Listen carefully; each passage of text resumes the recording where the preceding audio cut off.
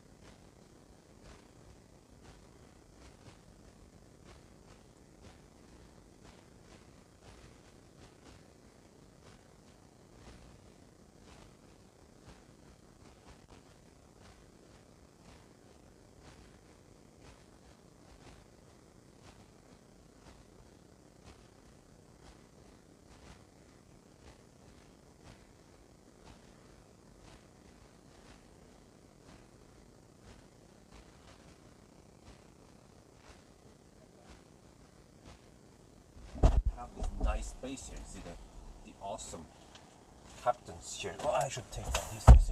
See here? And we also have 2 more seats in the back there. So it's a big car with nice features.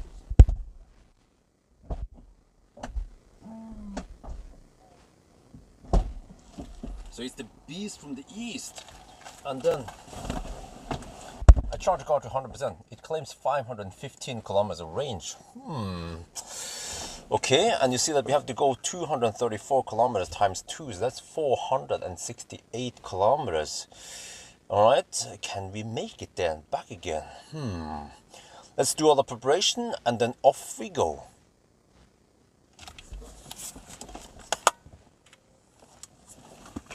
Okay, I'll start 2210. Have to reset and stuff here. Self reset. Okay. Now let's get ready.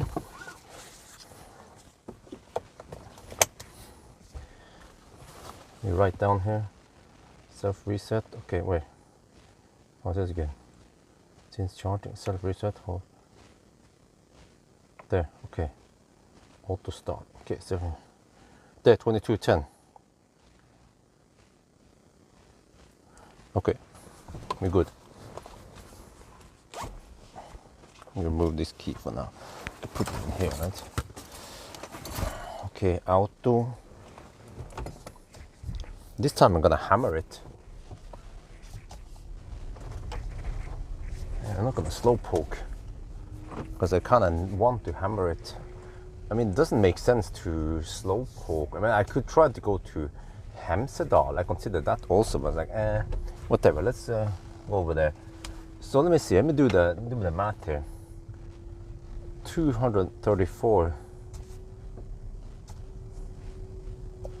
times 2 is 468. Okay, 109 kilowatt hour divided by 468 is 233. Okay, if we can average less than 233 watt hour per kilometer, then we can make it back to Gjesholm. Yeah. Can we average 233 though? That is the question. Oh, it's so nice and quiet here. in the car. Oh yeah, I like it. Didn't really spend that much time with it. It's a nice car. It's such a shame that I couldn't spend. Wait, I need to change the ambient light here. What the heck, man? It's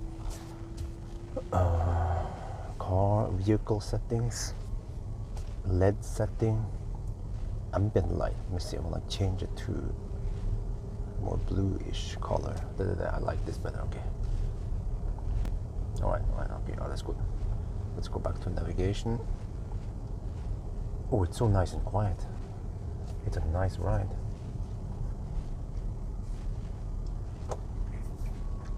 So yeah, can we make it to Geilo? We're gonna hammer it, you know? We're not gonna slow poke. I mean, we can make it to Geilo, but can we make it back again? But yeah, I haven't winter trip. No. I don't call it a Geilo test anymore. It's just a trip to Geilo and back again, you know. I feel like I want to spend some time with this Hongqi. I have to return it tomorrow. It's a bummer that I managed to borrow it, but I couldn't go on a trip with the family.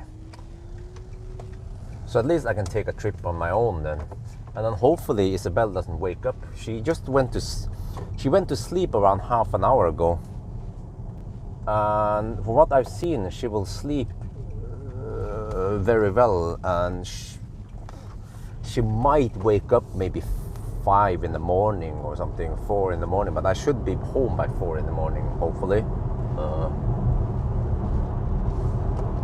So no slow poking today, we hammer it.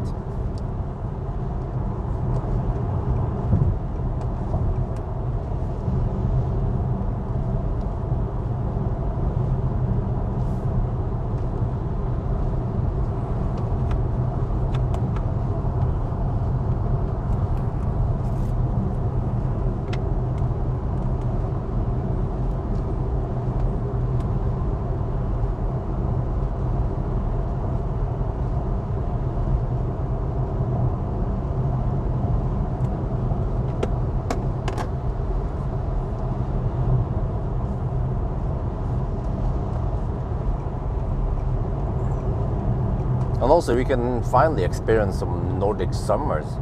We are close to the brightest day of the year in 2 days. Right? What was the day today? Was it 18? Was it 9? Yeah, so in 2 days it's going to be the brightest day. So even for far south here, the days are really long, and I tried to put Isabel to sleep around 9, and the sun was just blasting in, and I was like, no wonder why she's not in the mood to sleep. My consumption is 472 watt-hour per kilometer. Holy macaroni, this thing is thirsty.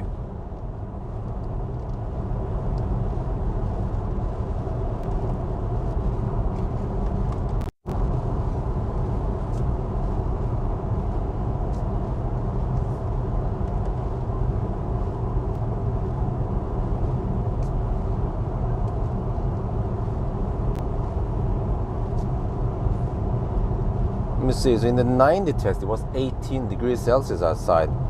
I averaged 240. What the heck, man? This thing is even thirstier than Fat e-tron. I need to average less than 233, which means that if I average 240 on this trip, then I'm not gonna make it. We're not gonna make it. We're not gonna make it. What the heck is wrong with the auto steer?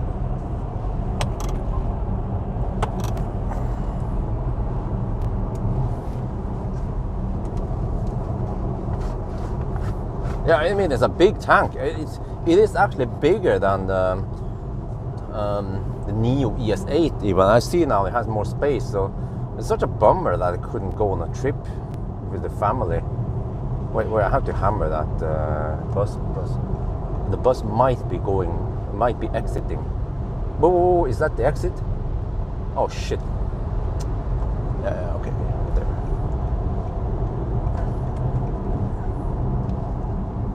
But man, it drives like a boat. ES8 is just so much more nimble in comparison. Okay, region. Well, okay, consumption is only 423 watt-hour per kilometer now. But damn, it's thirsty. Wait, where's the USB? Yeah, I can play some music. The sound system is actually quite good here.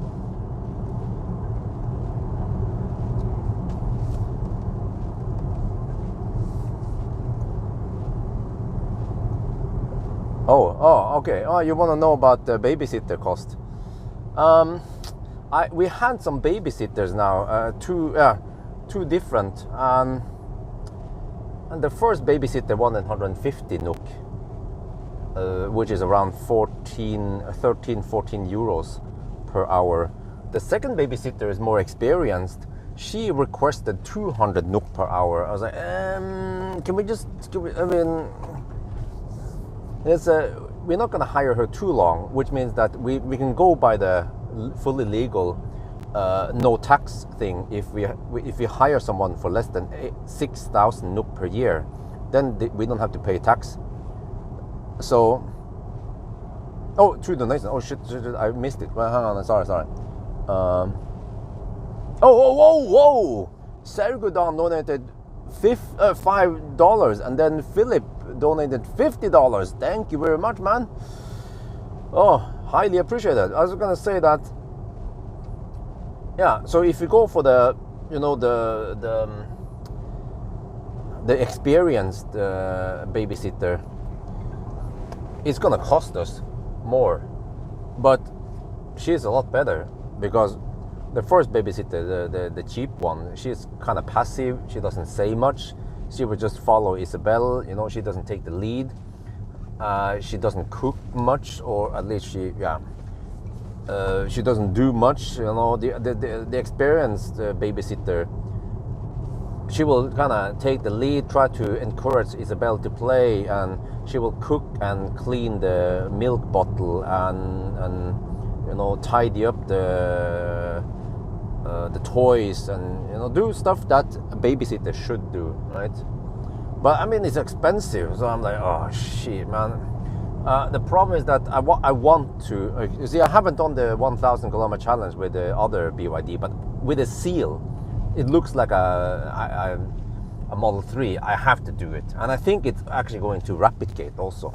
So the Model 3 killer is going to rapid gate, But I suspect that the seal should do it in maybe 10 hours or 10, 15, 10, 10. I haven't done the range test yet. So I already made an appointment. I booked that expensive babysitter. No, wait. There was a third one that we haven't met yet. Yeah. So that's actually kind of risky in a way because we haven't met her. She has not met Isabel. But what we're going to do is we're going to hire her for the night run, which means that she will come in the evening after I have put Isabel to sleep, and then she will just ninja into the bed, and then I hammer through the night, and then hopefully I'm back after 11-ish hours, right? And then she has to do some cooking and some feeding in the morning until I arrive, and then 200 NOK could help, huh? No, Anthony, I think you missed it. 200 NOK, which is around talking about 200 euros. 200 euros for a 1,000 kilometer challenge, and then add charging cost and some food. So the whole 1,000 kilometer challenge becomes a lot more expensive suddenly. So expensive that if I don't get enough views, then it's not worth it. It's actually worth it for me to just sit in the house and make a video and get 10k views from the 1,000 kilometer estimate. Okay, I need to hammer some people here because this is no slowpoke run, and this exclusive plus thing is fast like a beast. I can show you soon. Just have to wait for the clearance here. Well, it is a bit slow to ramp up. Maybe because I'm not in the hammer ultra mode power thing. Yeah. I don't want to hammer too hard, but I probably want to hammer this guy at least. Or did he just increase his speed or whatever?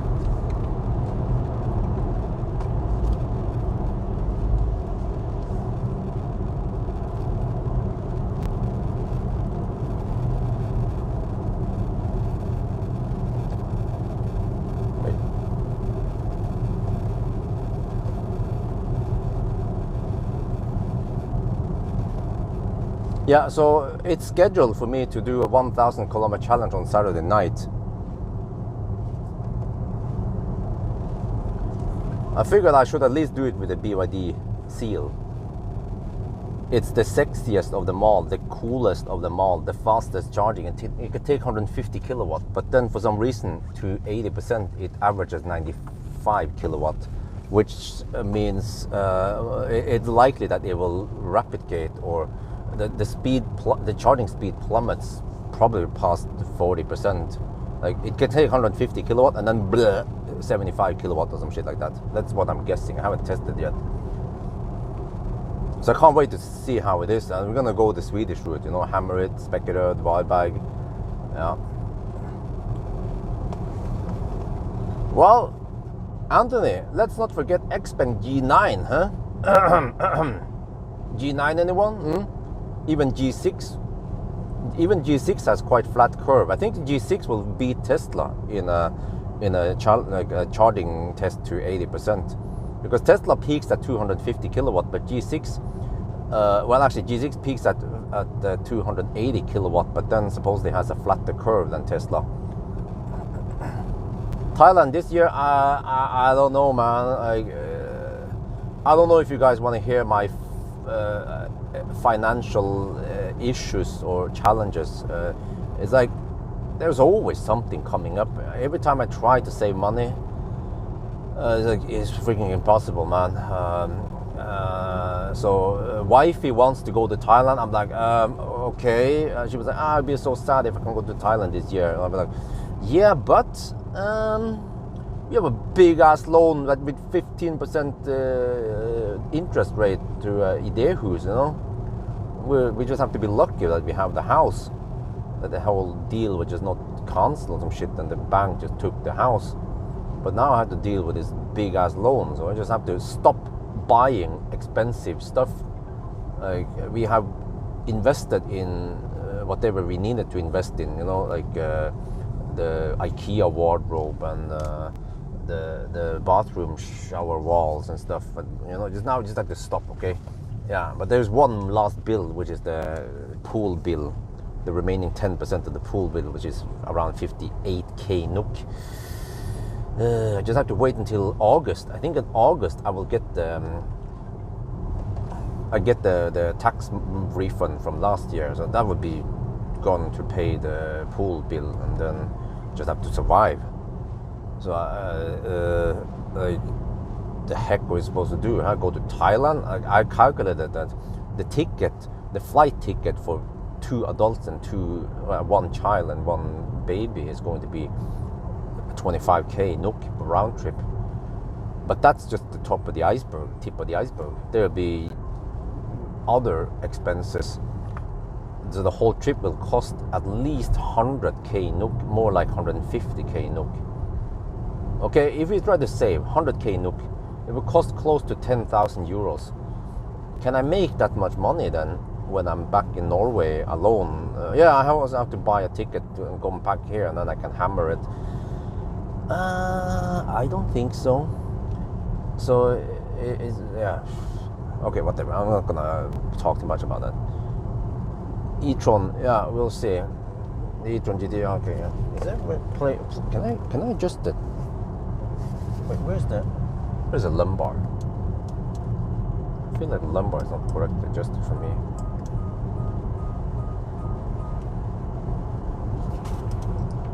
Okay, now to check GPS speed.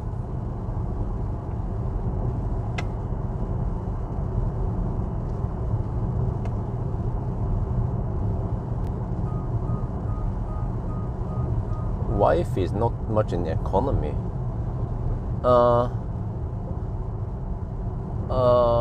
I'm not sure what to say. I guess you're right. Not only economy. Like I tried to explain to her stuff about the pool, and it goes in one ear, out the other ear. I actually learned a lot from the pool guy. The pool stuff is quite interesting stuff, man. I can tell you all about it if you want to know about this. I know Achtung Polizei wants to hear it. Wait, is he here? Not sure if he was here. I think I saw him earlier, right? Yeah, he's here. Achtung Polizei guy, yeah. They have sold 9 this year. E-HS. Okay, well, they're not selling much, but I mean, it's a nice car. The only problem is the damn software is kind of annoying. Okay, let me shoot some video.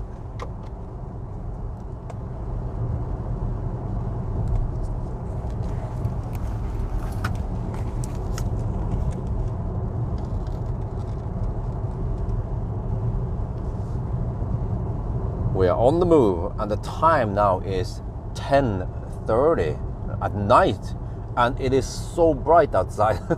We are 2 days away from the brightest day of the year. So yeah, that's going to be awesome. You can see how dark it gets. But I've done the math. This car has 109 kilowatt hour net capacity, and if you want to go the round trip, which would be 234 times 4, 468 kilometer, I have to average less than 233 watt hour per kilometer. When I did the range test in 18 degrees Celsius, what's the temperature now? Hour per kilometer. So yeah, we are cruising now at 88 kilometers per hour GPS speed. We're not slow poking this time. We are actually going a little bit over the speed limit. This is the speed the trucks will be hammering at anyways. I don't want to get trucks in my rear fender. So can we make it to Geilo and back again? I have my doubts. Let's at least see how far we can go then. But this beast, man, it is so awesome. It's so spacious. It's so nice. It is quiet. It has a nice ride. Oh yeah. And the consumption right now is 350. Oh, stop bugging me. Shit. There's some auto steer ish here, but the consumption is 354 watt hour per kilometer. Holy macaroni. This is the beast from the east. That's for sure.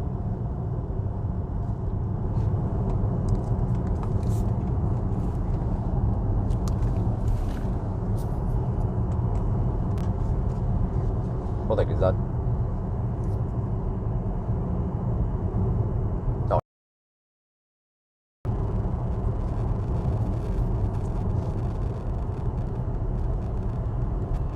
Well, I hope I won't get too many delays.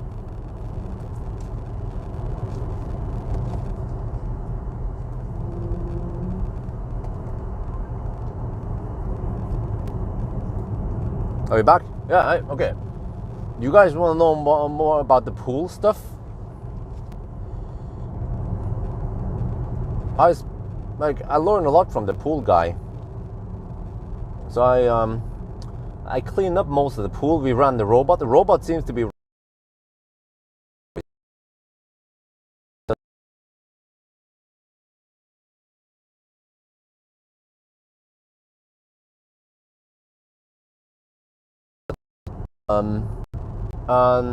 yeah, so I cleaned most of it now. I still need to do some manual vacuum cleaning. I just don't have time for it yet because I spend like today I literally spend all day just babysitting and let wifey rest so that in case she has to wake up for Isabel, she won't be too tired. Oh shit.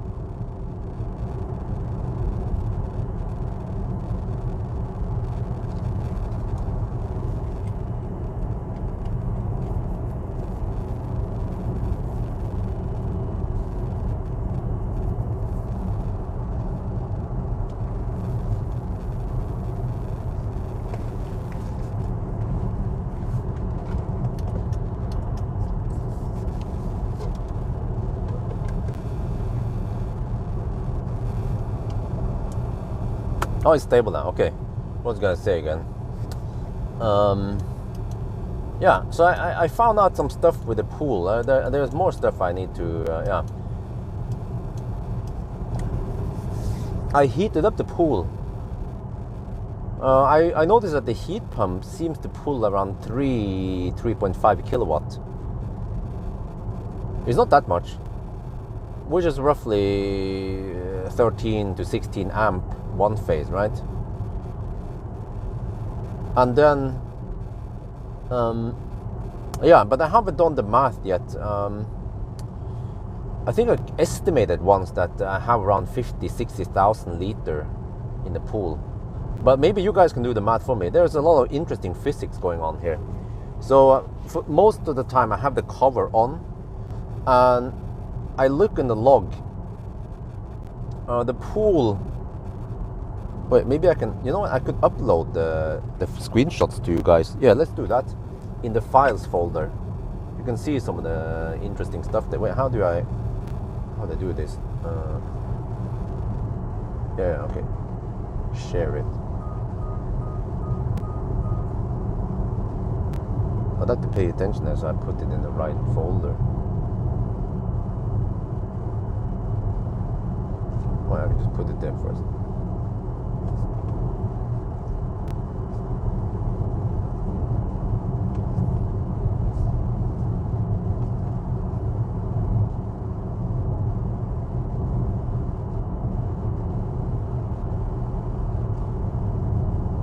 How they move it.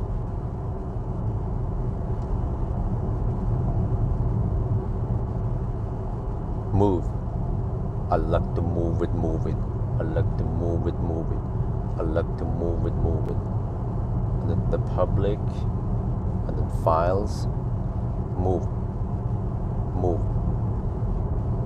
Okay, so there's a screenshot there. You can see there. But I mean, I estimated that we have, how is this again? We have roughly 9.5 meters, 9 times 4 meters, but it's not really 9 times 4, it's slightly less than that. 9 times 4 is 36 square meter, it's more like 35 maybe. And then the average depth might be around 1.6 meters maybe. Yeah, so that's roughly 55,000 liters of water. So if you assume it's around 60,000 liters, maybe we can calculate the heat pump power, because if you guys look at the screenshot, you can see that the temperature rises by 1 degree Celsius roughly every 4 hours. So actually, if I run it for 24 hours, I can supposedly increase the temperature by 6 degrees Celsius, given that it's linear. Yeah, I guess there will be more heat loss when the pool is hotter, right? But the thing is insulated. So this is what I want to ask Achtung Polizei about, because you are a pool guy, pool boy. Some guys in the comment section, he claimed that, actually I think it was several people, he claimed that it's not healthy for the heat pump to crank up the heat. I'm like, there is only one setting. I mean, they claim that it's not healthy if I set it to 27 degrees.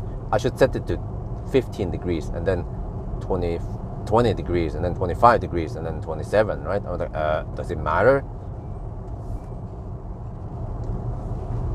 Well, no, huh?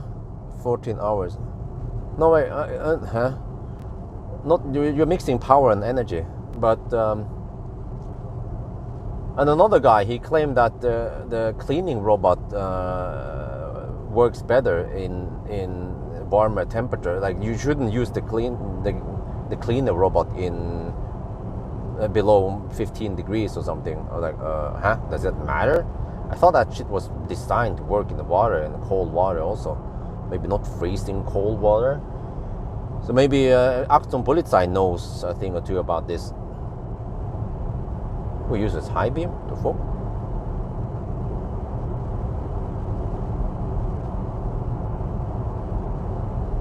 But yeah,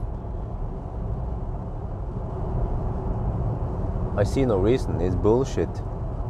But with heat pump, yeah, a guy claims that, oh, be careful about running the heat pump for too long, it's gonna freeze. I'm like, huh? It's gonna freeze? Okay, I know condensation. Not, huh? I was like, it's gonna freeze because condensation? But it is 10-15 degrees outside, actually 10 to 20 degrees. How the heck is it gonna freeze? I mean, in winter, yeah, it can freeze, but no, even heat pumps in Norway, they have a self-thawing cycle to avoid freezing on the outside. So I'm like, what the heck, man? Just sounds to me like there's, what is this thing on high beam? Oh, it's some kind of adaptive headlights. Ooh, sounds to me like a bunch of noobs who doesn't know anything about pool, and they come with advices. Wait, is it does this car have adaptive headlights? Because the high beam icon is blue, and oncoming traffic doesn't blink at me. To increase the temperature, yeah. I also calculated how much energy you need, right? So, so I already calculated that. How much was it again? To increase the temperature by 1 degree Celsius in the whole pool, I need to add. Wait, how was that? Oh shit, I don't remember again. 69 kilowatt hour for 60. Okay, okay. It was something like that. Okay, that makes sense. Around 60 something kilowatt hour, right? I don't know exactly how big the pool is, but the pool has probably a COP4. I'm guessing that's what we're gonna try to find out here. So, if you see that, okay, I can increase the temperature by 0.4 degrees per hour, which means that we are basically outputting 1/4 of 69 kilowatt hour. Are you guys following me? So we are outputting, at least 15 kilowatt, right, of heating power. Does that make any sense?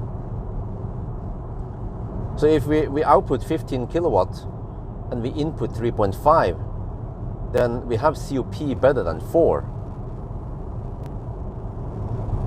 And I'm guessing that you are, wait, shit, I have to hammer, I forgot, I'm not slow poking. We are just taking 15-20 degrees Celsius. No, there's another thing we forgot to mention, forgot to consider. There might be some heat up from the sun, but except for that, the sun doesn't shine much nowadays. There's a little bit of sun, but then we also get rain, and rain, I suppose, chills down the pool more, but the cover will reduce the effect of it. I mean, I can do a lot of experiments with the pool. Like, there is so much fun I can do with it, physical experiments. For example, I can let it chill down without the cover on. But guys, can you guys guess? So if we know that we need to run the pool for 4 hours to increase the temperature by 1 degree Celsius, and we need to spend roughly 15 kilowatt hour to raise it by 1 degrees. Can you guys guess? I shut down the pool and I let it stay off for 24 hours. How many degrees Celsius do you think the pool cooled down? Remember that it is insulated. The walls and the bottom is insulated, and I need to hammer this ionic.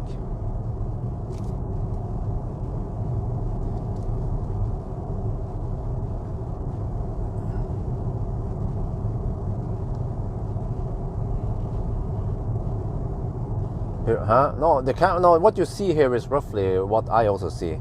It is actually very bright. Dude, the freaking Ionic stayed. Ionic cruised at 78 kilometers per hour in the 80 zone, and then the Ionic cruised at 78 kilometers per hour when it entered the 70 zone. Oh, freaking Norwegian Nissan, man. Oh, the leaf is about to fall asleep. The pumps do not need to run at least, huh? Remember that pumps need to run at least in intervals, huh? Okay, but I also noticed something else. It seems like the pump pulls around 700 watts, the circulation pump, 700 watts, and the whatever electrolysis or whatever. Yeah, 700 watt there, and then the heat pump pulls 3 something kilowatt, 3.5. I haven't measured exactly yet. Oh shit, Ionic goes that way. There's a possibility Ionic one, but I can hammer the Ionic soon. It's not like we are doing a time attack here, but I would like to not go too slow. Dude, you don't have to slow down that much, man. It's a sedan. It's not like a fucking SUV like me, a blue whale. You know, I'm slow.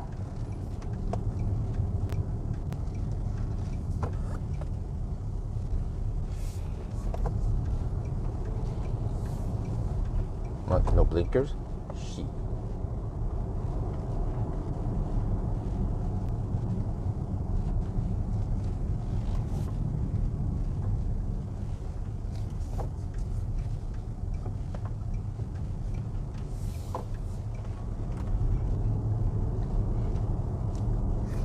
But I see on the weather forecast we're gonna get some nice sunny days now in the next week or so.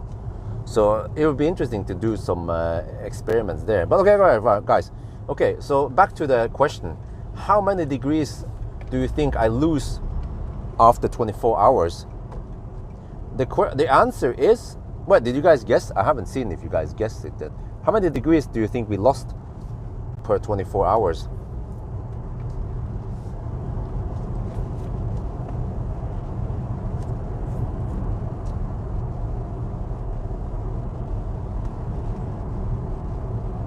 We'll see if you we'll have a little guessing game here.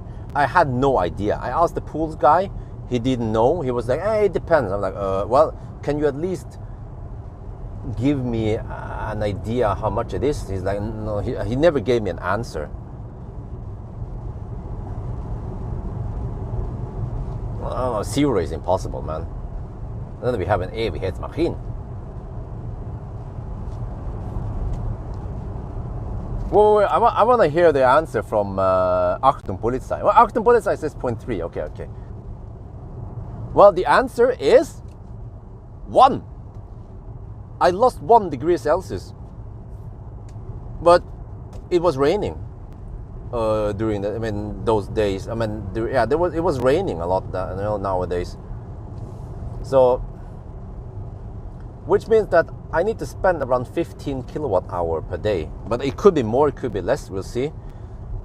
Which means that nowadays the electricity, you see, I don't have to, like, the heat pump doesn't have to run 24/7, right? It can run for 4 hours to maintain the heat.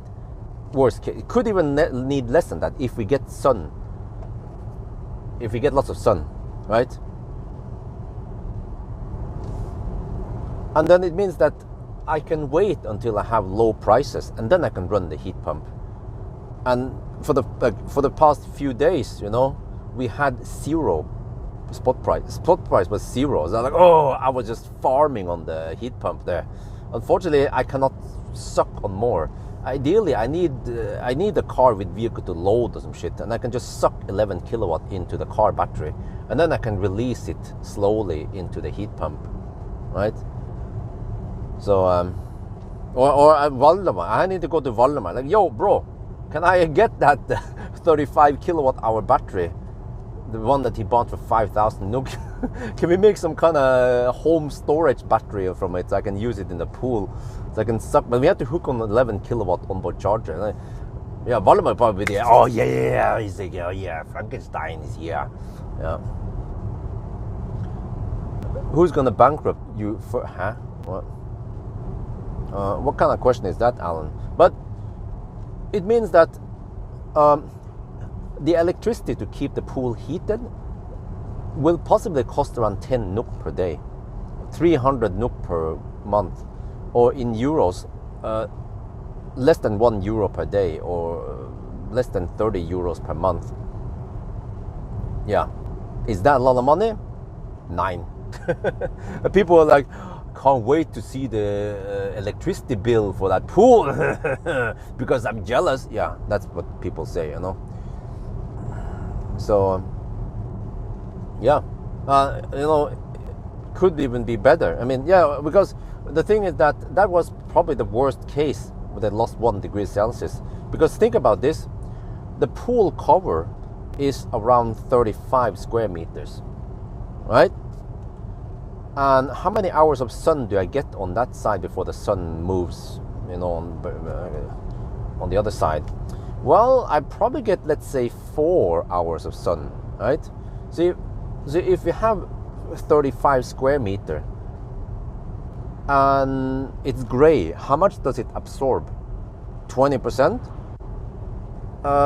If I get 200 watt per square meter, I can get 7 kilowatt for 4 hours. So that's 28 kilowatt hours. 7 kilowatt, that's like half the power of the heat pump, right? So it means that on a sunny day, I could reduce the temperature loss to only half degrees per day, right? So this is something I need to find out. I can do lots of experiments with that shit, man. Lots of physical experiments. And I can try to keep the pool open and see what happens, how much we lose there. And one thing I already noticed is that the pool is kind of, in a way it's open-ish. So when it's raining, the water level rises. So suddenly I noticed that the water level is too high and the pool cover wouldn't close properly. So I had to pump some pool water out. And I didn't know where to put it, so I just dump it out in the nature. So because I didn't, but maybe someone can tell me, is it legal? Is it illegal? How are you supposed to get rid of the water anyway, right? Yeah, of course, it would be better to paint the cover black, but no, I don't want to. Actually, it looks nice to have the gray cover. But then how do we figure out how much it absorbs? But there's so many interesting questions here. I asked the pools guy, for example, when the sun is blasting on the cover, it heats up that area. But remember that hot water rises, right? So it means that the hot area will only be staying at the top. Oh, we have $5 from Anthony. Thank you very much. A donation, another donation. No, wait. What? Oh, it doesn't show up yet. But here's my question. Wouldn't it be better if we mixed it? Which means that if it's sunny, we can just keep we don't have to run the heat pump, but do we want to run the circulation pump? Because the circulation pumps will then mix the water so that the heated up parts will be evenly distributed around everywhere. Is that better or is it worse?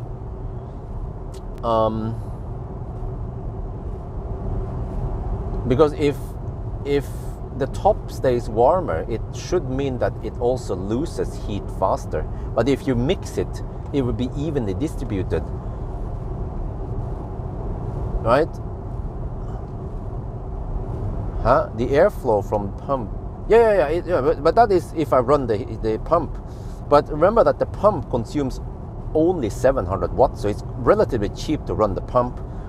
And if you can receive 7 kilowatts from the sun, those hours, that is heaven. I need to measure how many hours I get the sun. But the sun is kind of low in the morning hours, but then at least in the daytime we get quite high sun. So actually I get sun around it already starts around around 5 in the morning nowadays, and I get it from 5 in the morning all the way until around 1, 2 in the afternoon. So that's actually a lot of hours of sun.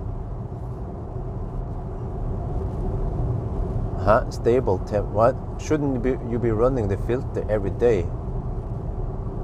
Oh, I run 4 hours in stable. Oh, okay, but I don't know. I want to ask Achtung Polizei, since you are the expert here. The pump has been off now for 24 hours. Should I start it, or what should I do with the thing? Leave it 24 hours on. It's best for pool and okay. I will do it. All right, thank you. But that means that during 24 hours, it will consume. How much is that? 24 hours times 2, 7 times 7 for 1.5. It will consume 2 kilowatt hour. Okay, that's nothing, really. But I also wonder if it helps it to mix the thing, so that if we get sunlight, it will mix everything better.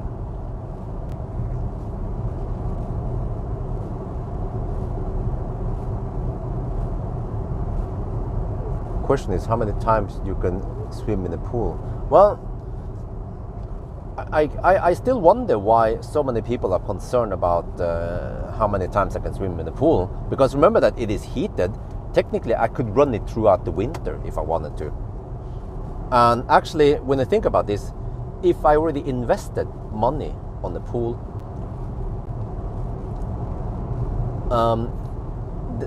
the more times I use it, the better it is. So actually, the longer I use it, the more I swim there, the more money, profit, what do you call it, bang for the bucks you get. So in winter, I could keep it at 15 degrees Celsius. It is still livable. You know, huh? Sand filter. It's a circle. I mean, it's a cylindrical thing, and you can just rinse it off. That's what the other pool guy from Pools did show me. Because I'm planning on swimming every day.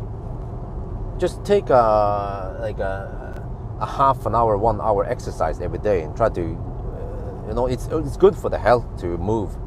And I always consider running, but running you might damage your knees, or what you call it, meniscus, or other parts. But swimming is really good because you utilize the whole body, and you don't put too much strain on a certain part, and you don't land on anything. You just swim, you know. But I haven't started yet. I'm just still semi-waiting-ish. Plus that nowadays I don't have too much time. But once Isabel starts on kindergarten, I will have 8 hours, possibly 8 hours of free time, where I can shoot videos, go on range test, shoot banana boxes, or take a swim.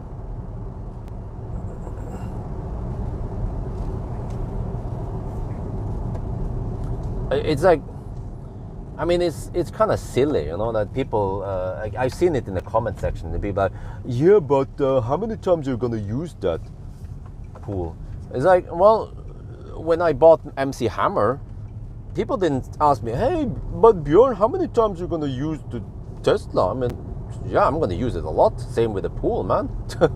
I invested money on it, of course I'm gonna use it. And since it's heated, you know, it can be 10 degrees Celsius outside, and it's fine.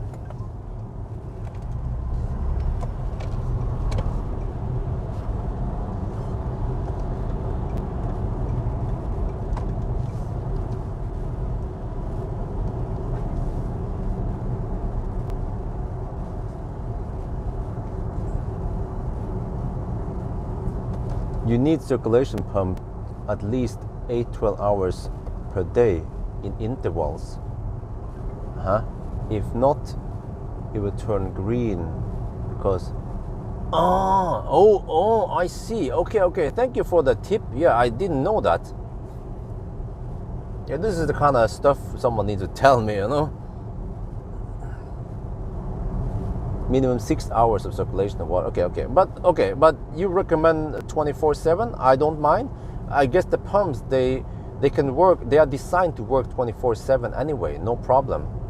It's not like stuff is gonna break down or wear out or some shit like that. So okay, I'll run it, no problem. But I think you can. I mean, someone could Google about this, right? You can probably burn lots of calories by swimming. Just being active in the water. You know, you don't have to be a freaking professional swimmer or have the best technique. Just get the move going. Just move in the water. I think that would be healthy for me. Especially if you heat the pool, okay? Exactly. Jealous people, you know? But it was quite refreshing, you know? There will be a video coming out in a couple of days where I jump in the pool for the first time. It was 18 degrees Celsius. It felt a bit cold. But it was quite refreshing because after I got up from the pool, it wasn't that hot outside, but I was like nice and warm. So I'm a Viking after all. But I'll see. I think I don't mind keeping the pool at, let's say, 25 degrees or whatever. And in case we see that, oh, okay, in a couple of days. I mean, yeah, if wifey prefers slightly warmer, we can just preheat it. We can just keep it at lower temperature, because then the heat loss should be less. And then you see, but also I can also experiment with this. In theory, the hotter the pool is, the more heat loss you will get. But on the other hand, I want to heat up the pool when the prices are low. But I can manually start and stop the heat pump from the app. It's even better for the pump's life. Oh, okay. Yeah, even 18 degrees. I can have it at 20 degrees, no problem. 20 degrees is usually a lot warmer than what you can find out in the nature, out in the wild. In the wild, I'm guessing it could be 10 to 15 only. I was guessing 10 degrees Celsius in the water, and it was 10 degrees. So I don't know, if you go in the lake or in the ocean around Norway, it's probably around 10 degrees outside. I mean, in the water, it's freaking cold. And I mean, Norwegian Vikings, they still swim in that temperature, no problem. Even kids, they swim in that cold water.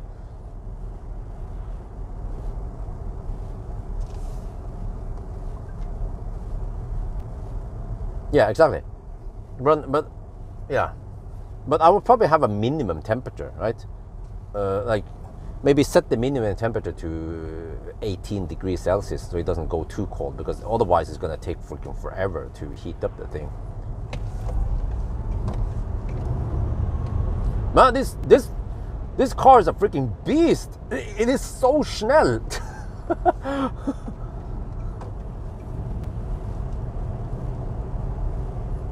I remember it was one night I was, that night when I did the range test of this car last time. It was last year. Some Tesla wanted to challenge me at night. I just got his ass handed to him, or whatever you say. I mean, yeah, I outran him easy on Model S. Oh shit.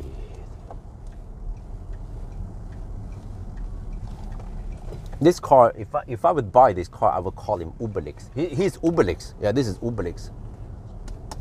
Yeah.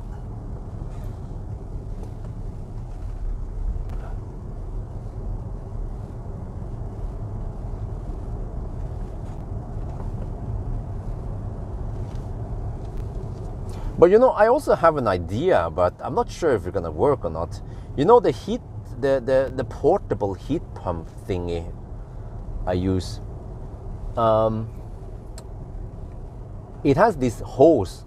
It pumps out air, right? It pumps out, it's somewhat warm, maybe 40 degrees Celsius. If I extend that hose and I dip it into the pool and then out again, so you know what I mean? I just extend it, right, with the same size hose. It seems to be around 6 inches wide or something. I mean, the yeah, whatever it is, it's big hose. 18 perfect. Yeah, okay. But if I can channel the air via the pool, just a very simple thing, no radiator or stuff like that, just channel the air. But the problem is that you have to push the air quite far, like 10 meters, and every time you push something through a hose like that, you will lose wind speed.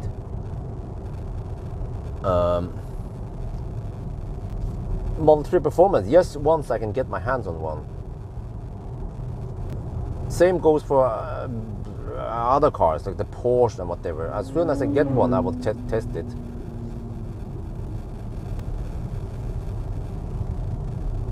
Electricity, yeah. So I mean, the kind of the energy that the heat, the portable air conditioning produces is probably just, I don't know, 1 kilowatt, or I could maybe scavenge 500 watts from it, or it's probably a drop in the ocean, literally. So I'm not going to bother. But the pool cover seems to actually help a lot for absorbing the sun, and also for insulating. And also I heard that some guy claims that the reason why you want to have the pool cover on is because it reduces evaporation, and evaporation cools down the pool.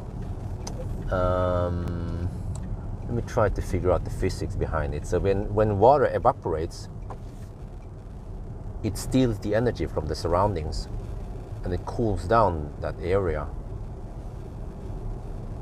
Yeah, it makes sense, right? Especially if it's windy also and it blows over the water, it should evaporate and then cool down the...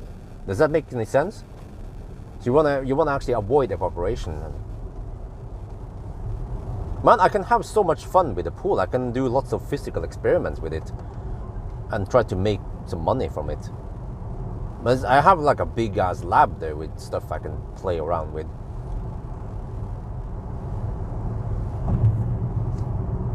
Yeah, body heated pool. Well, that I can generate maybe when I'm active, I can generate 150 watts of power, which is nothing really. Because when I want to swim, I have to then keep the pool open, which means the heat loss is greater.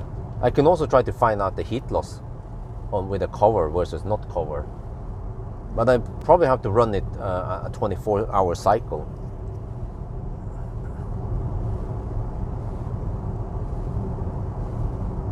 Injector, yeah.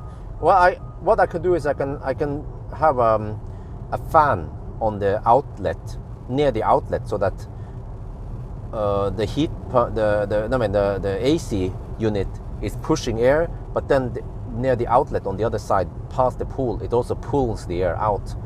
But it's probably not worth it, and also it's just extra complexity and stuff, and yeah. But I have to say, man, lately we haven't had that hot days, and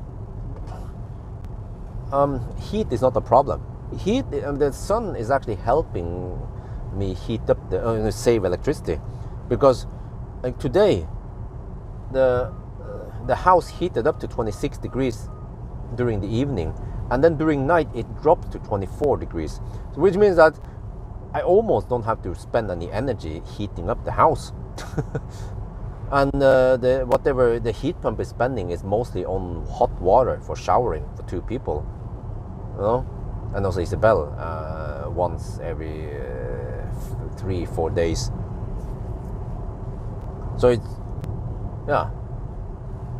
it's really interesting. We get the heat rises up to the 2nd floor. I open up the door to the bathroom and Isabel's bedroom, so that they get passive heat there.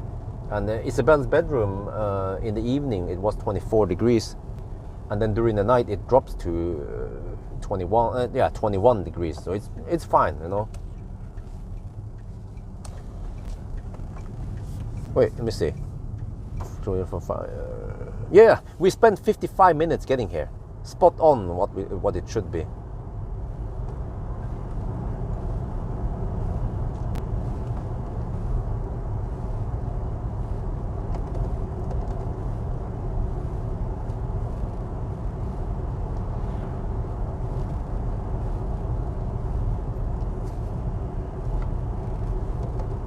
I could do a lot of cool physical experiments with the pool if I put an object in there to observe what happens, or not sure what it is, but after Polizei, I have a question. In Deutschland, when you have your pool, is it legal to pump that water out? What do you do when the pool level rises from rainwater? What do you do then? For me though, after several days of raining, I noticed that the pool level suddenly went up by around 2 centimeters. And that became a problem for the pool cover. So I had to pump it out. Well, actually, I didn't have a pump. First, I tried to use the vacuum cleaner, but then that didn't work very well. It sucked 8 liters, and then the tank was full, and it's not the Lenzepumpe. So what I did was that I use the hose for the vacuum cleaner thing, right, which is long enough. And then since I have this slope, I put how did I do it again? I lay down the hose in the pool and the other end down the slope so that it would be lower level. But then you have to initiate the water, and then I use the Ryobi vacuum cleaner, and the hole actually fit. So I just squeezed it in there, and then I started the vacuum cleaner, and it sucked the water into the hose down there, like a meter drop or something, and then I could disconnect the hose and it would just drain by itself, physics. But eventually I want to buy a Biltema hose pump. The guy from Pools, he recommended me to just get the Biltema. They work great. Just pump it out in Switzerland. Goes in, okay, but it contains chloride. Is that going to be a problem? It's going to kill the fish or whatever life in the creek. Yeah, there's a little creek running down down the slope. So is it going to kill fish and shit? Or maybe the concentration is ultra low, so it doesn't matter. But I have this, what they call it, Schluk. I don't know if you guys noticed, there's this metal thing that I could pump it into the drain. I think if I get a pump, I will pump it into the drainage instead. Oh, okay, Schmutzbar, yeah. I don't know what the heck it's called, Kum or Schluk or whatever, the thing, the sewer thing.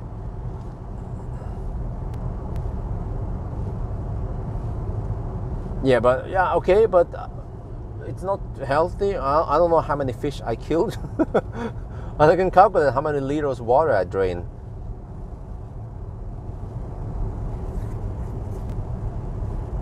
But I couldn't close the cover, so I just have to do a quick hot fix. But eventually I need to get the pump. So I forgot to buy it. I have to go to Biltema and buy a pump. But I sent an email to the Pools guy asking about is this pump okay, or do I buy something else, or maybe he has some advices so I don't buy the wrong pump.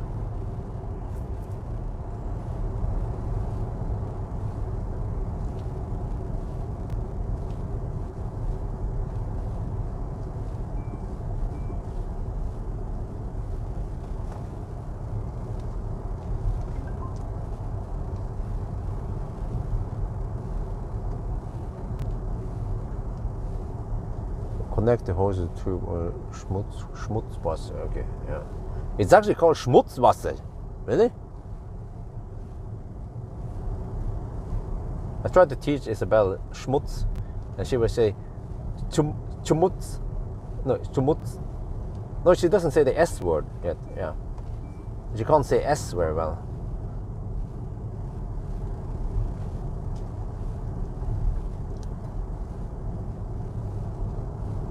Abwasser, okay.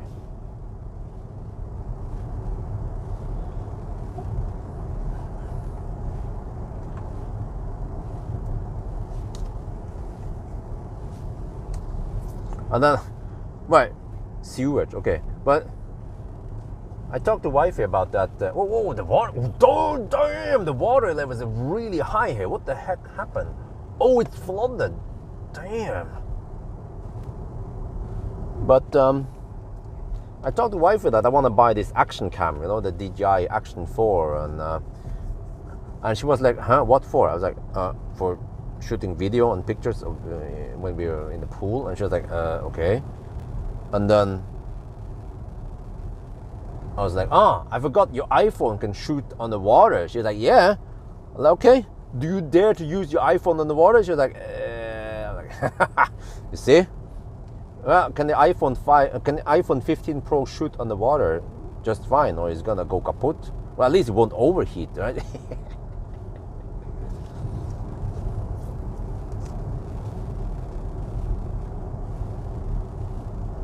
But guys, afternoon Polizei, I have to ask you, the chloride level in the pool there, It's 700 something. I don't know what the heck the number is. RX number. But I feel like the pool, when I jump into it, it felt a bit salty. Is that true? And also, is the chloride level there lower than a typical public swimming pool? Because I feel like in the public swimming pool, the chloride is a lot stronger. You can, like, if I just dip in there, I can smell the chloride in my skin.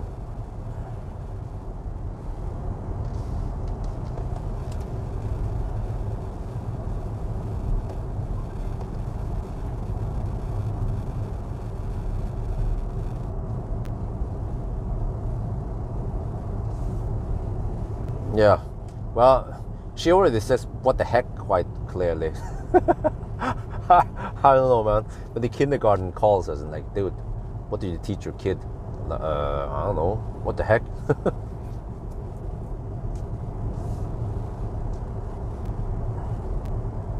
It's a lot lower. Okay, but how much? But Achtung Polizei. I guess that scale is linear, right? So in the public pool, how much is that RX number over there? Public pool is dirtier. Well, are you saying that people outside your home has more schmutz than people at your... Wait, so if you shoot in the water and it goes kaput, can you then claim it on warranty then?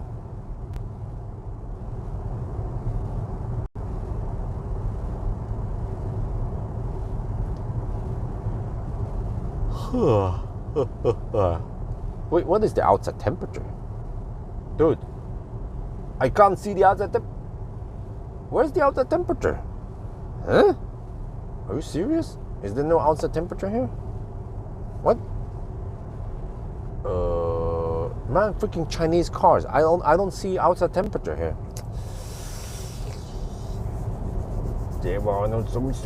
What? The consumption is 271 watt-hour per kilometer. What the heck, man? Shit. Hey, Neater, do you want to do a distance check? Okay, status update. 271 watt-hour per kilometer. 86 kilometers done. And we have 78% left. This ain't looking good. Why is it, huh? That's why it's little salt, huh? Just that's because you gain the chloride from perlose. Okay, that's why it's a bit salty. Okay. But I heard that they salted it, huh? Okay. So there is a little bit of salt in that, but it's not like salt water. It's not like seawater. And then wifey needs to go check if she can swim soon because the wound needs to be safe. But it's now it's not more than 6 weeks. Well, she had a surgery on the 3rd of May. Wait, dude, which day was Axel born again? I'm confused now because the hospital messed up some days. And then that also got me confused. I'm not sure if he was born on 2nd or 3rd of May right now.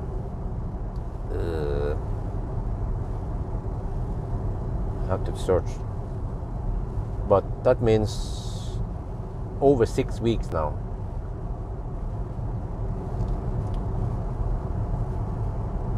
At 0.4. Huh? What? Wait, huh? What? I'm confused there, that number. But what is that RX number? Whatever it says, 700. I don't know what the heck it is.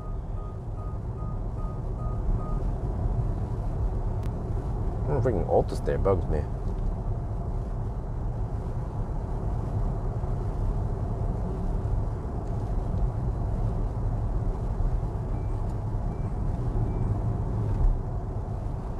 Auto stay here sucks balls, man.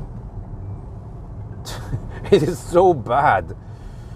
Bugs me. Unfortunately, they turned down the bling bling bong, but they didn't fix the auto steer. It's just super annoying and bad. But whatever, I'll shoot a video about this eventually.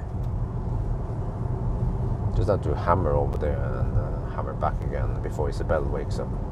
Or if she wakes up, then at least I shouldn't be too far away from home, right? Is that guy gonna finish the overtake? Yes. Okay, good.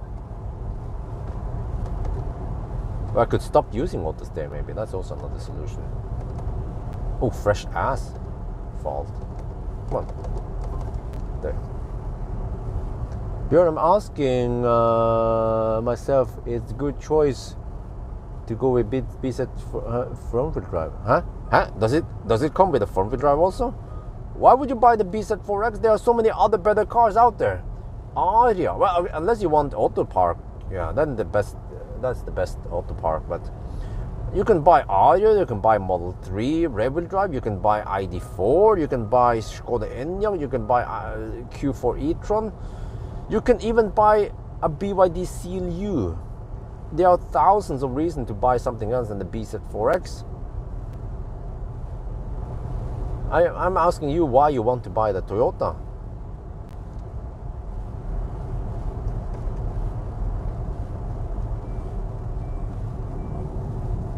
Please take over the vehicle. Holy shit, also. Right, can I disable that overspeed thing? At least it's not bugging me, but let me see. System setting, vehicle setting, driving safe. Okay, let me see. No, there's a bunch of 3-letter acronyms. It doesn't say anything to me what the heck it is. What the heck is FCA? What about LDW and LDA? And what about BSD and LCDA? You know, what the heck is this shit, man? Dude, no wonder why they don't sell many of these cars. Shit.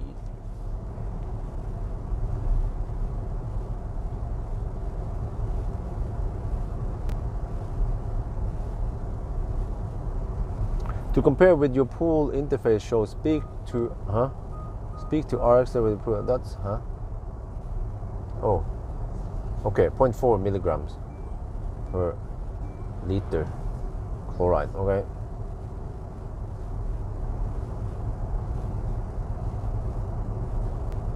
Model 3 long range. Oh, good choice.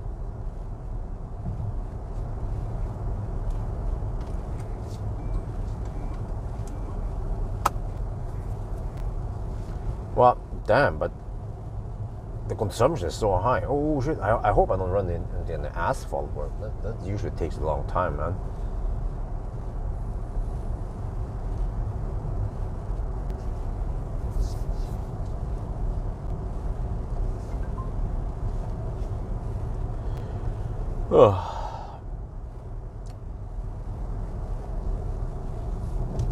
But man, I need to tell you guys, man, the past few weeks now has been crazy. Like, because we don't have any babysitter, then we have to spend so much money on we don't have the in-laws anymore. That's what I meant. Then we have to pay for these expensive babysitters. I don't know why they want to why they want to charge that much money. Because when I Google it, people say, yeah, babysitters, they usually take around 100 to 150 NOK per hour. Okay, 100, 150 NOK, okay. And then suddenly these guys, they want 200 NOK. I mean, and the babysitting is quite chill work. Damn, this stuff is flooded over here.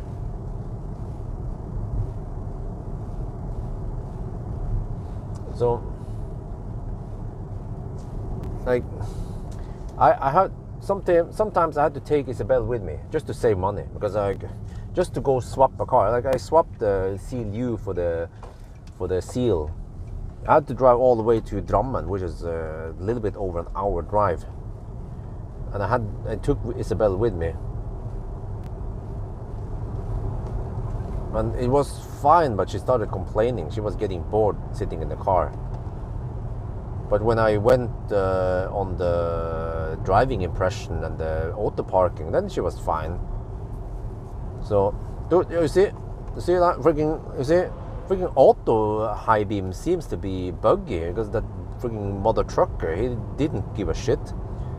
The auto, how do I turn off that auto high beam shit? Because it's gonna bug me. I mean, it's gonna bug other people, and then they're gonna bug me. Well, it's kind of bad manner from the mother trucker. He could have just given me a gently flash, but he just kept this damn high beam on. So let me see, where do I change the high beam shit? Vehicle setting, LED setting, intelligent high beam off. Oh, dankeschön. It's not very intelligent, is it?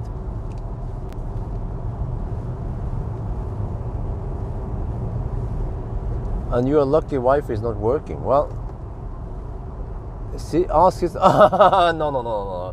Okay, I'm not gonna bring too much family matters in here, but let's just say that Maya, no, I don't want to tell you guys too much. Okay, it's just family stuff, but no, yeah, I think it's enough now. Maya came here several times, but no. But we are actually now in the progress of inviting Pilin. You guys remember there's another older sister. She came here 7 years ago. We wanna go for another. Yeah, we give it a shot. She wants to come here. We're like, okay, well, yeah, great.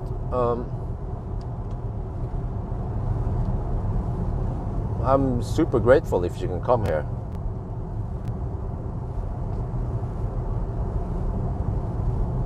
But like I had some events, you guys know, right? I went to Xpeng test drive event, and I went to Neo event, and I don't remember what else I had to do.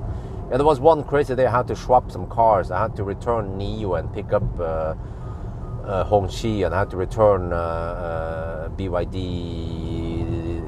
Dolphin and pick up Seal U. So I was like, oh man. So Emil, it's bad auto steer that blings at me. Like there was just a slight curve, and the car says, "Please take over, take control." Yeah, please hold the steering wheel and some stuff. It's super annoying shit, man. And they haven't fixed this. They should. Why don't you take? You mean au pair? No. Au pair is heavily abused. I disagree with that, but I think they're actually going to ban that shit, because it has been abused a lot, you know. I'm not going to be a part of that abusement. You know what au pair is, right? Au pair is exchanging culture. It's not a freaking maid. Like, I'm totally against how it's been used in Norway. Oh, distance. Okay, I'm gonna give you distance. Okay.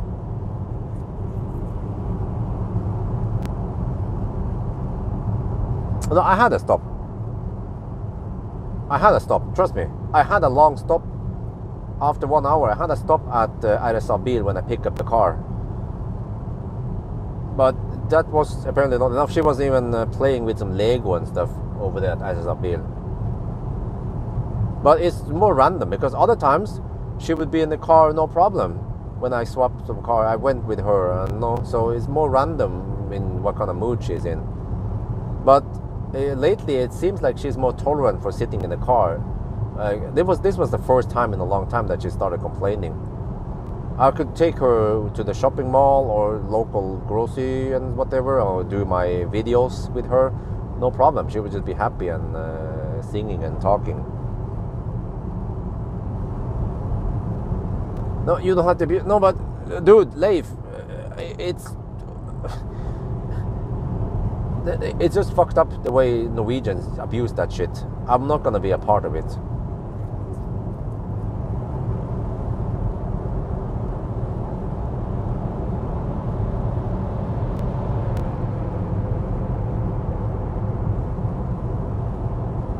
Okay, let me see.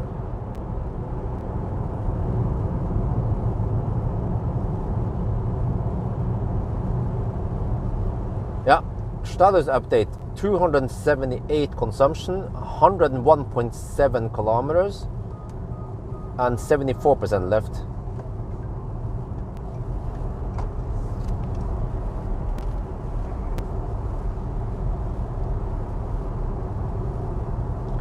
But yeah, so far I have spent around 7,000 NOK on Babysitter. but it was only for around, I think it was 6 days total. So it's like 1,000 NOK per day, you know. I was like, okay, I hope it's worth it for the videos I generate.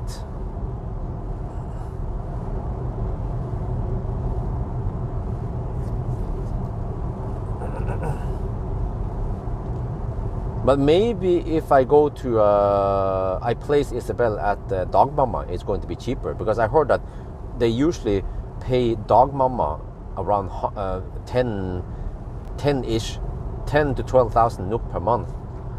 And then it's different, because at Dog Mama, you place them at their home. Dude, what the heck is the car trying to do?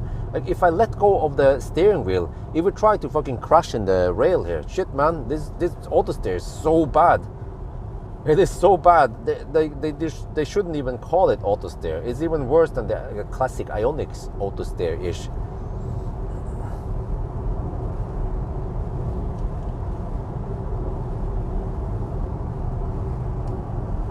Wait, let me see. 2.5% underreport. Damn! That's a lot. Okay, so it was 234 kilometers according to Google. I will check once we are at Geilo what the distance is.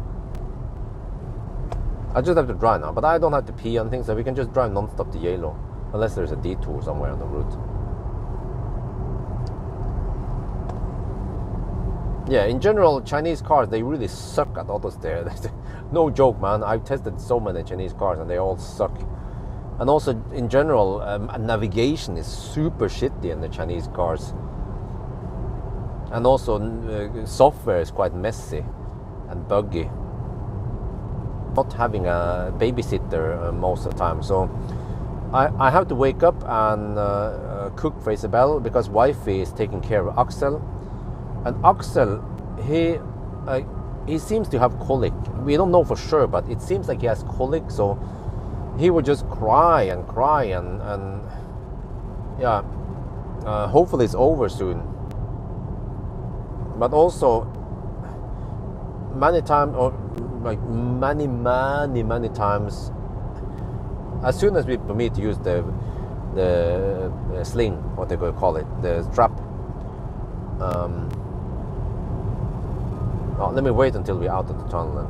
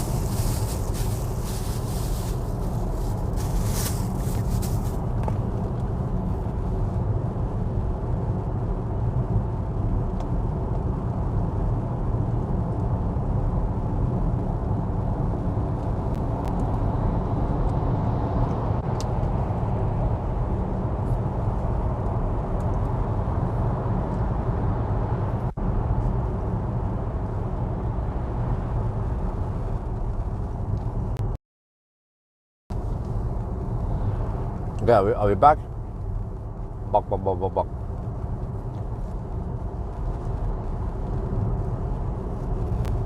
Uh-oh. I smell asphalt work and convoys and delays. Oh, I see the asphalt truck, yeah. And also I smell it from far. We are following an asphalt truck. So eventually I'm going to catch up with the asphalt truck. And then there will be, what the heck, man? The car slowed down to 60 kilometers per hour. That's a new record. Oh, fresh ass over here. I've seen it on Google Maps that there are some massive delays at night in this stretch. So it's a matter of time before we run into it. They are doing some asphalt work. Maybe someone can find out.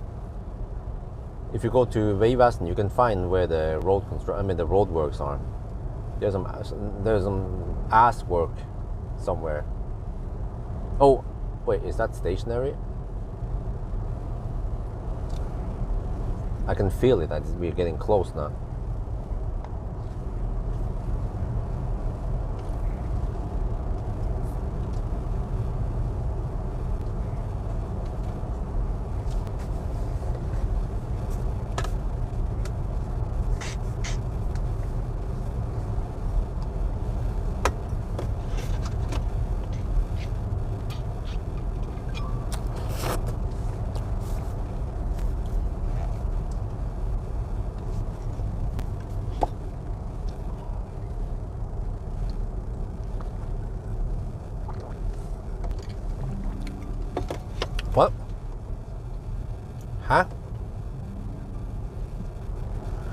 Are you kidding me? I need to film this.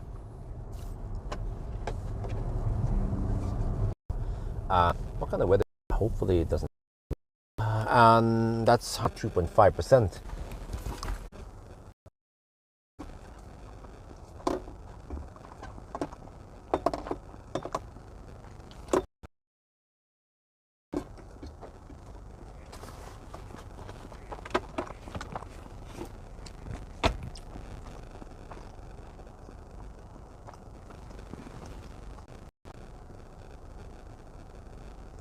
Oh, the internet is kind of bad over here.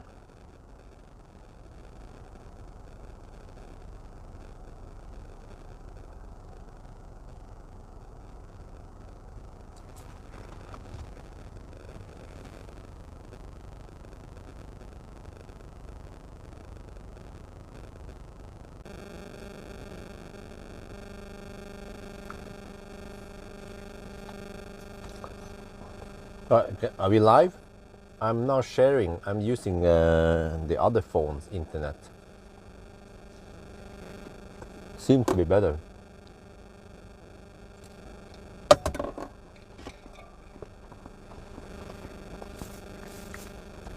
But can someone check Babysitting.no? Where do we have the roadworks? Is it only here or is it more?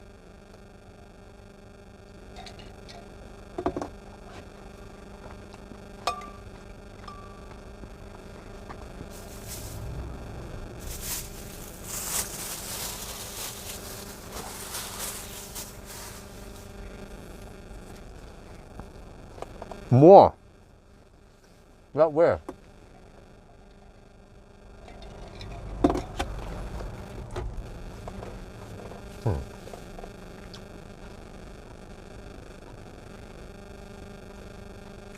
They don't use electric cars for those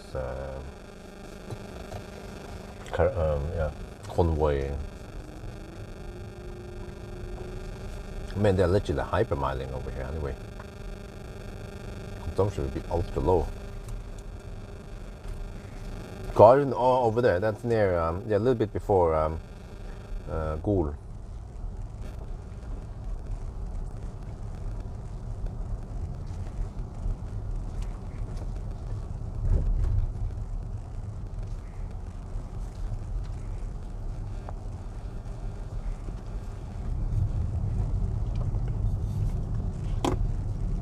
There's supposed to be an attraction over there, a meteorite. But what is the difference between meteor and meteorite again?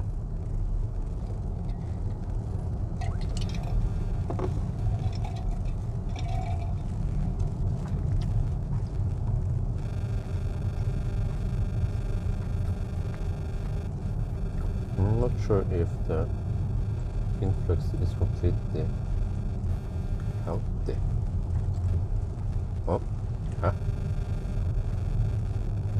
What healthy? What?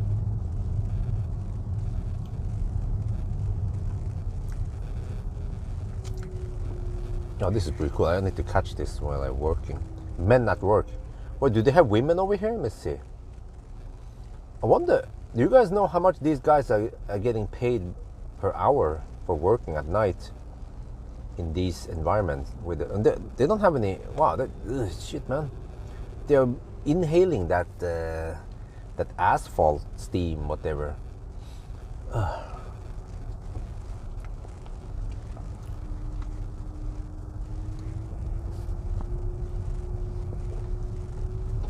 Meteor coming through.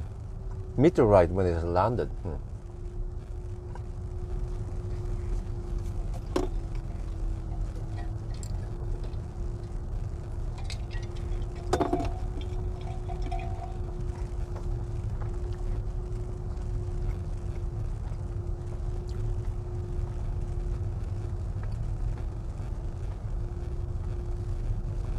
Way too little compared to how harmful it is. Yeah, I bet it is, man. I could smell those asphalt trucks from far. I never caught up with one, but I could smell it in the tunnels, especially because it tends to accumulate in the tunnels. Or, I mean, it doesn't escape, in the tunnels.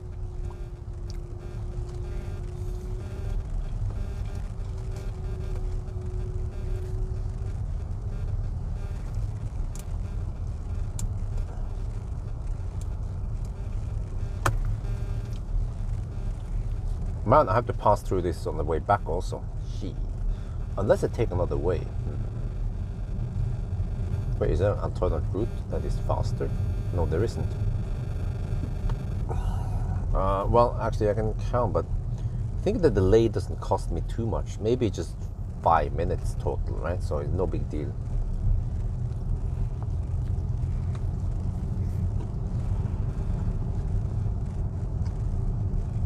There are more roadways. On the way, yeah. Supposedly a little bit south of Geilo.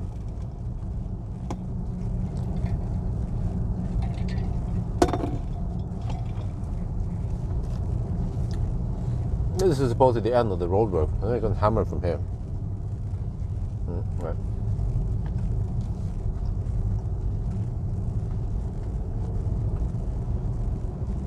Okay, bye-bye.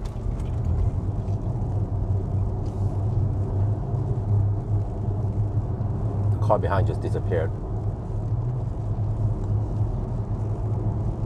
Right, what the heck, man? The screen is too damn bright now. Where do I set it? What the heck is VR set? Oh, it's a freaking Hongqi thing. No, I don't want that shit on. Voice recognition set, I think that's called. Com set, what the heck is that? Okay, where's the display? Vehicle setting then. LED setting. Ambient. What the heck is the display thingy? Comfort maybe? Dude, where's the... I'm about to crash here. I'm trying to turn down the display brightness. It's too bright, man.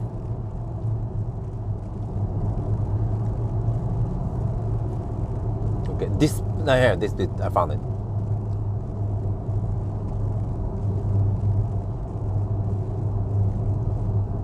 You know, it's kind of funny. Even in the lowest setting, it's still too damn bright. I don't know what's up with Chinese people and the bright displays at night.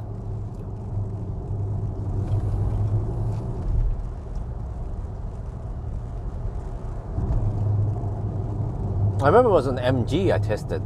Maybe it was the MG5 or some shit. It was so damn bright. The instrument cluster was too bright, even at the lowest setting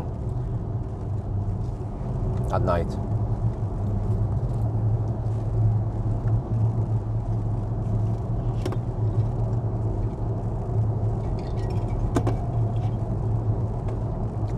Can't just ask the car. No, I'm a man. I don't ask for directions. Okay.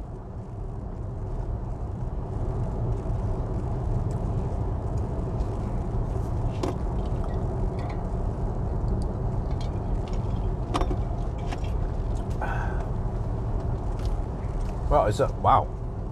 It's almost midnight, guys. Look at this. Huh?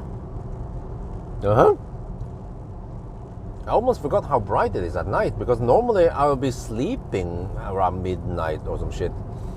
Yeah, I can tell you guys how it is nowadays with the whole baby child situation thing. Is that typical day for me is to wake up at 7-ish. Actually, it depends. Some days I wake up around 7:30. Some days I wake up at 4 at night. Or even 3 at night. Usually 4 maybe. It depends. And if I wake up that early,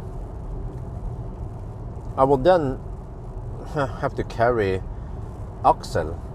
And sometimes I let him sleep on my tummy. He likes that. Yeah. Maybe for an hour or so. And I found out one thing that works, which is that I can use the strap-on thingy. Baby, what do you call it again? Algo baby strap. I strap him on, and then I can actually sit in the sofa and edit videos at night, right? Bringing 4 at night. And I can get 1 to 2 hours of work before he wakes up, and then he wants milk. He wants to suck on the titties. So that's how it goes, you know. I only have time to edit videos at night. When Isabel is asleep, I also try to sleep, or I'm busy outside the home or some shit, or yeah.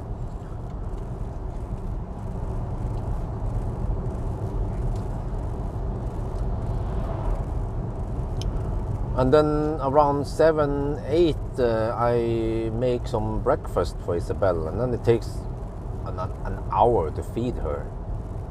Yeah. And then what? And then I usually need to do something, or it depends.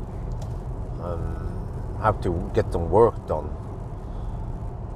But I usually can't get much work done in the daytime, so it's just alternating between taking care of Isabel. And I don't have to walk Dolly, yeah. And but nowadays I let also Isabel walk with Dolly, so she will get the exercise. I suppose the kids, they need to discharge some energy, so they sleep better at night. But also you want to keep them active, so they develop the physics and the brain and the coordination and all that. So, and especially now that it's summer, it's better, easier to take them out than during winter.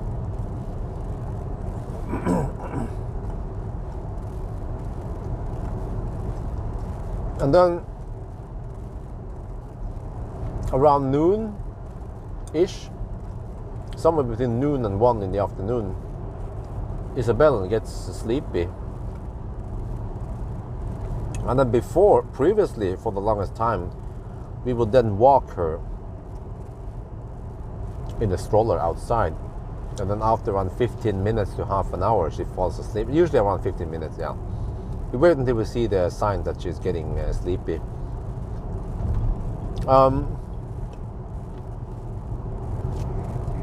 But then she will sleep in the garage. Oh, I'm getting hammered. Interesting. Maybe because I slow down so much in the curves. Wait, need to catch this. Oh, I'm too late. As I'm bringing Volvo with a trailer hammering me. The fuck, man? I was too late to catch it. Like, how the heck? I'm doing 88 kilometers per hour in the 80 zone, and this Volvo decided to hammer me with a trailer. Okay, my life is over. Yeah, it's so cute. Isabel is walking Dolly. And oh!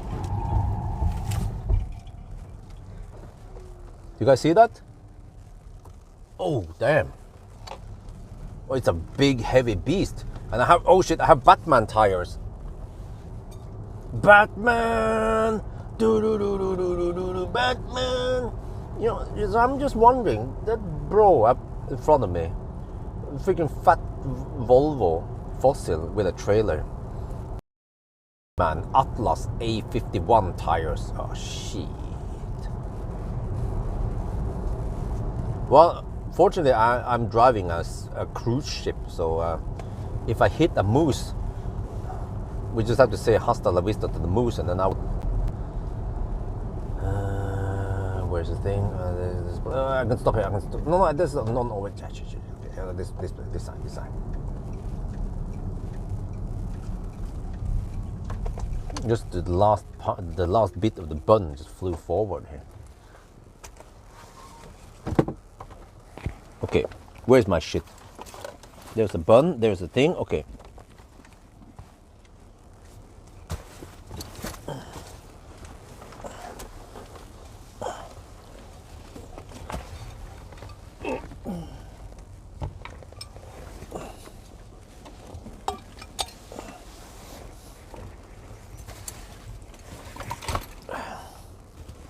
Okay, fortunately the camera was well secured in the...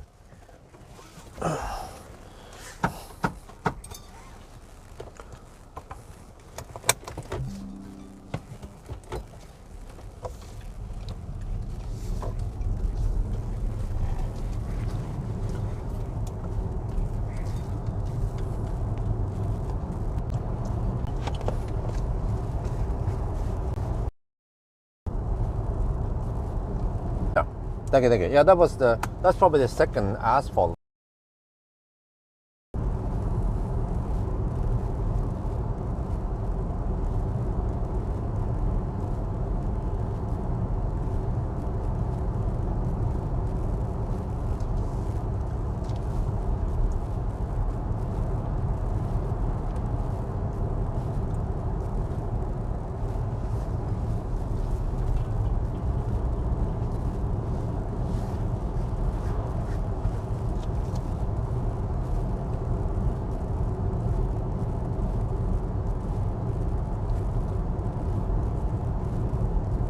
Okay, it's almost midnight and Isabel is still asleep. I checked down, but it seems like Isabel prefers me rather than mommy at night. It has turned like that now, because I'm usually the one who puts her to bed. Yeah. But I mean, we are no, it's gonna take some time, but we are roughly she's more like 5 hours away from. Shit, are we gonna be home by 5? I hope not. I'm hoping for at least 4:30, but there's these delays though that cost me 5 minutes each. The Baustelles, the asphalt work.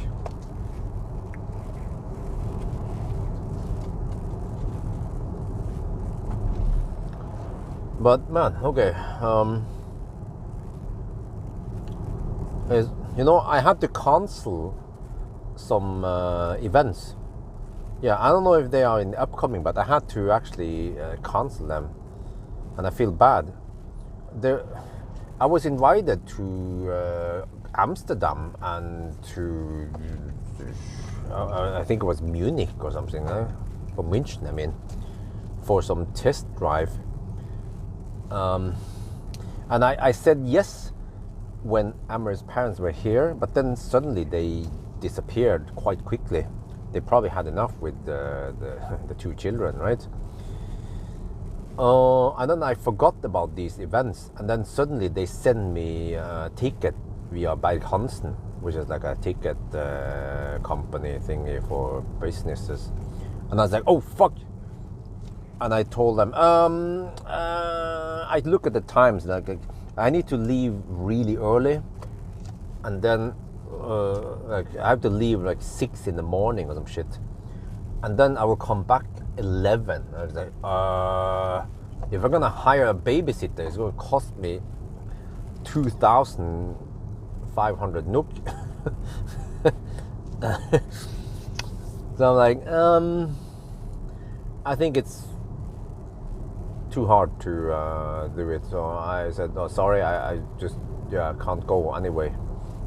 But do you guys know, when they buy those tickets for businesses, I mean, it's not business class, it's economy class, but they can cancel, they have full refund, right? I hope so. They don't buy non-refundable tickets, right? Because anything can change. So I hope that they get all the money back, and I don't cause them any big losses there.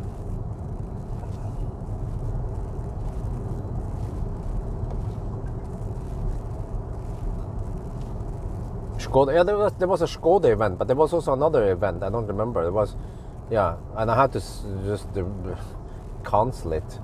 Should have canceled it before they bought the ticket for me, of course, but my mistake there. Just that Amaris parents, they just decided to disappear so fast. I remember when we called Thai Airways and they asked, yeah, okay, so when do you guys want to leave? And then Amaris dad said, tomorrow. I'm like, fuck, man. Did we really treat them that bad? Or was Isabel that grumpy?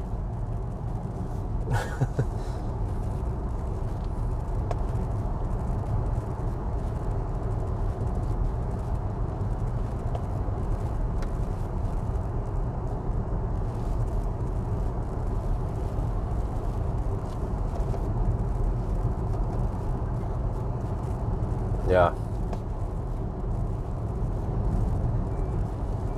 But I mean, I kind of understand, because Isabel is in the, they call it the terrible 2 or whatever, you know, it's a trossalderen, yeah, so, but actually, for, the weird thing is that she was like, you know, a lot when the in-laws were here, but after they went back, then Isabel is in a way happier mood, because she will have her complaints, but it's way less now suddenly.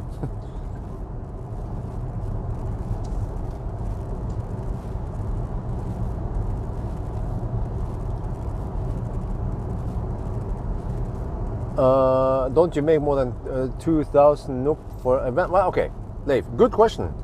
We can look at Google. Actually, you know, you already get some tip if you look in the first. I had a video not long ago about the BYD Dolphin. Why I don't do BYD Dolphin 1,000 kilometer challenge. There you actually get some interesting insight in how much money I'm making. In general, you can look at view count, but it's actually watch time that counts.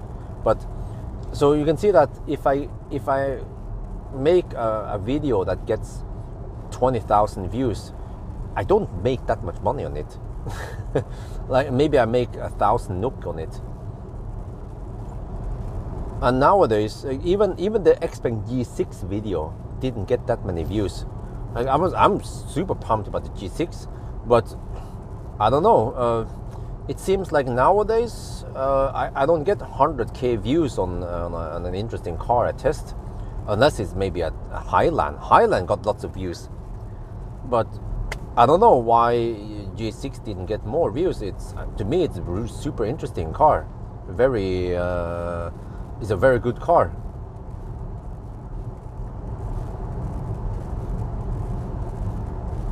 And also Neo ES8, I was quite pumped about it, but then it was just a stationary, static view of the car, not driving it, so then not that many views.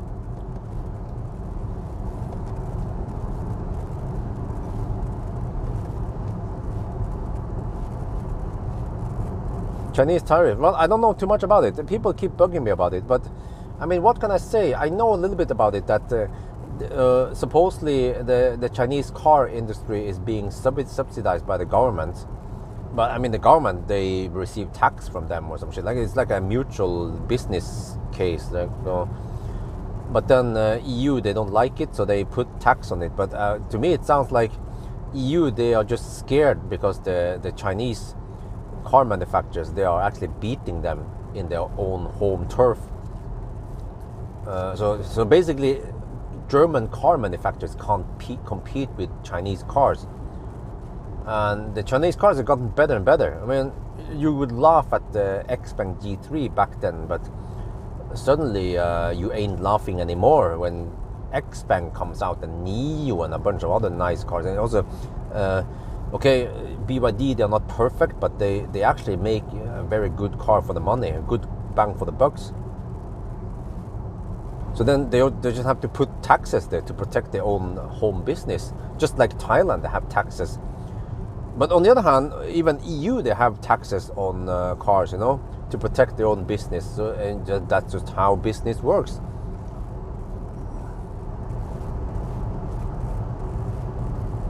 Chinese cars aren't that popular, huh? Yeah, because of tariff, yeah.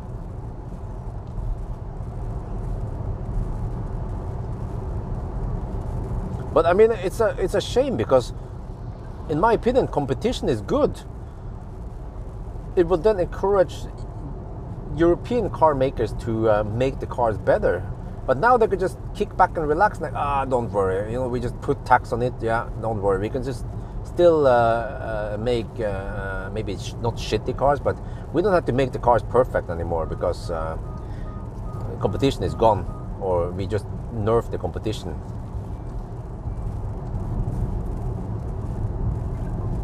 Well, I mean, by no means. The Chinese cars, they are not perfect, they are not outstanding.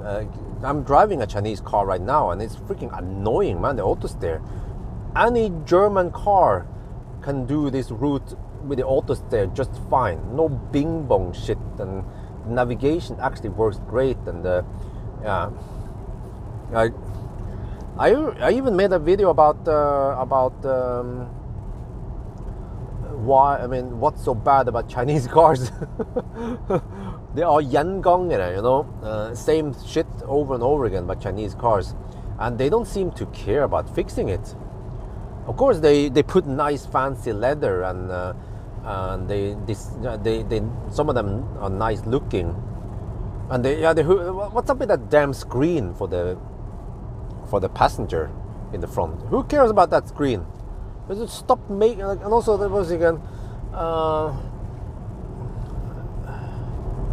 Voya, they had that dashboard that can raise and lower the screen. Like, what is the point?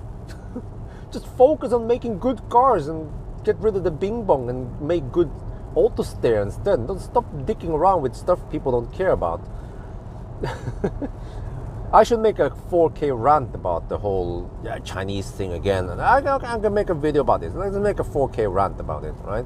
Just have to wait until we are. I think we're gonna make a rant when we're on the way back, because I think light conditions are better, so I don't get too much backlight. But I actually don't know too much about the whole story behind the EU tariff thingy. But I can tell you how it is in Thailand. They have something there, the taxes, and it is bad for EV development, because what these cars and the Korean cars, nice Korean cars, they're also too expensive. So then what happens then? Thailand is flooded with a bunch of Chinese cars, like the brands you guys haven't heard about. Deepal. Have we heard about Deepal? We heard about Volt. Lots of shitty Chinese cars are flooded into the Thai market, but it's because the system might be corrupted. The Chinese and Thailand, they benefit each other by selling China. It's fucked up, man, the system.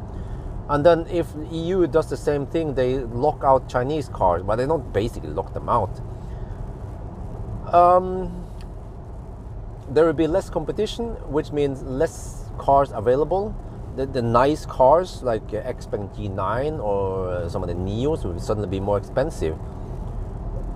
So then people, they have to, people care about price, so they end up with a not so nice car from the German manufacturers or Stellantis or some shit.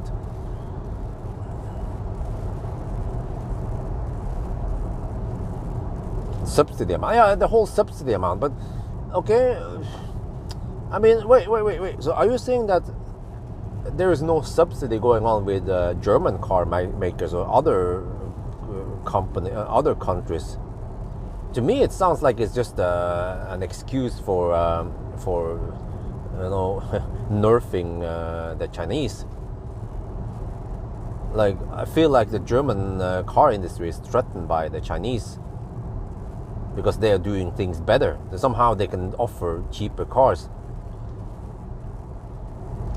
But to me, though, they might be cheap because they didn't put too much R&D in certain things, like software.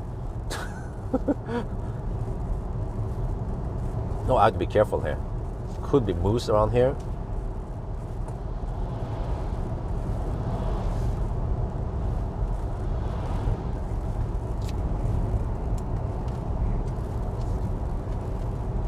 Okay, I'll make a 4K rant.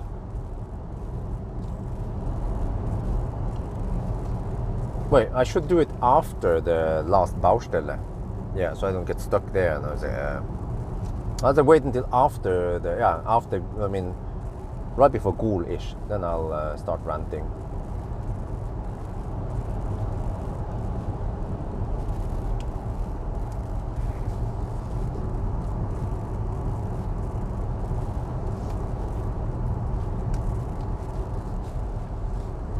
But I mean, I don't know how that shit works. What is the whole deal with it?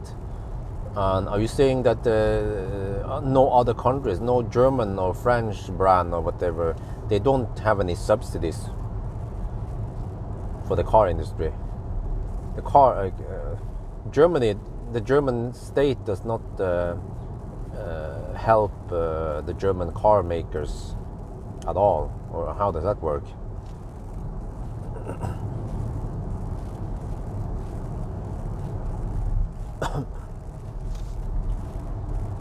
Oh, I didn't know this was going to be freaking foggy over here, man. It's a bit scary for moose. Well, at least over here, no danger of moose. No Moosgefahr. Nicht Moosgefahr.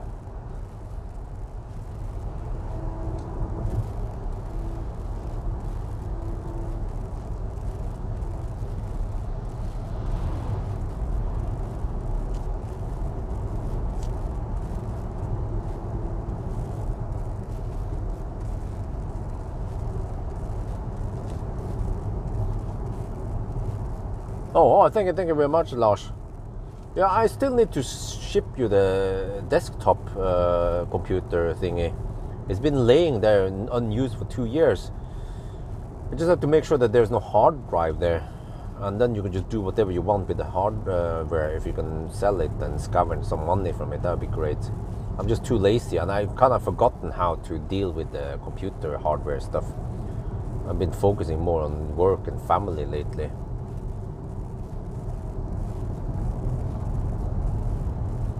And the same, I have a Lenovo laptop, the old one I used.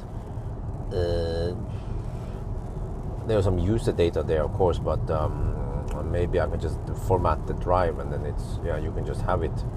Or if you can sell it, scavenge some, like you can probably scavenge 1,000 NOK from it or whatever. Maybe you can split the money in half.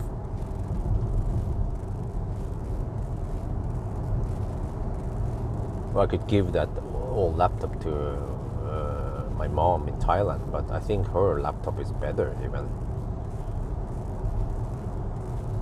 Well, she got an Acer laptop. This is Lenovo quality, IBM quality, yeah.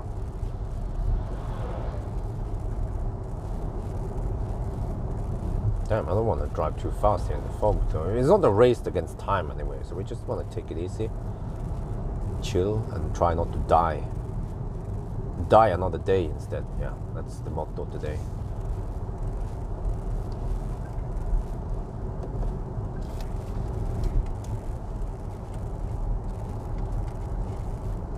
The Germans did not want the tariff. Oh, there's an interesting atmosphere over this with the fog. It's like a perfect setting for a video game, like a zombie apocalypse and shit.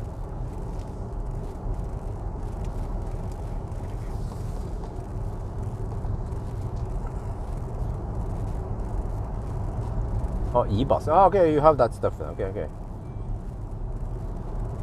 I mean, there's no critical information there anyway. I could probably just, well, I mean, if I delete the file, you can always undelete the file. But on the other hand, the files over there, they are not critical or whatever. You know, who cares if someone gets a hold of some old pictures or video files? What is this?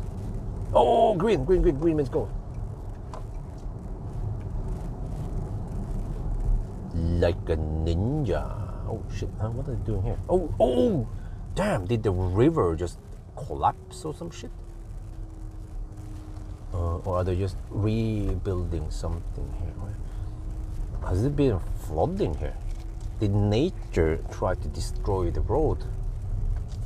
I think they did. I mean, I think that's what happened. Why else would they suddenly fix this part? Oh, it's the milkman! We found the milkman! Shit. Okay. The thing is that, do I dare to hammer the milkman? He needs to deliver the milkman. I need to film this then. It's not often we see the milkman anymore. It's a running joke anyway, so.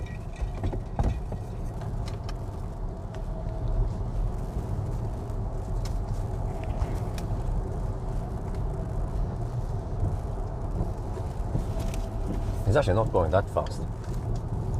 Need to film him first before I hammer him.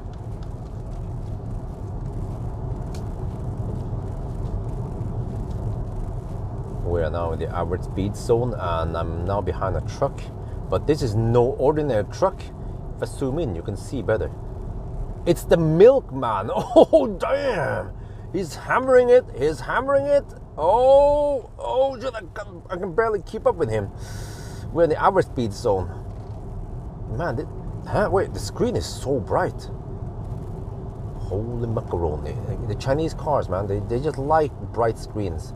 I turn down the brightness to almost the darkest, but it's still so bright. Oh, shit. Okay. Let me hammer the milkman.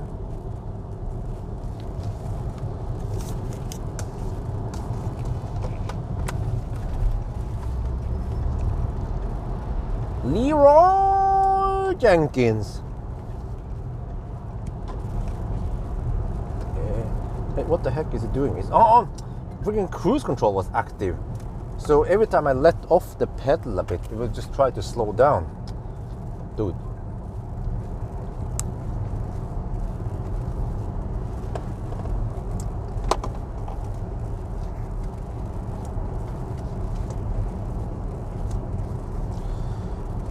Yeah, I hope this works because I hammer at night. I left home around 10 and I'm hoping to be back by, because of the delays now, 5-ish.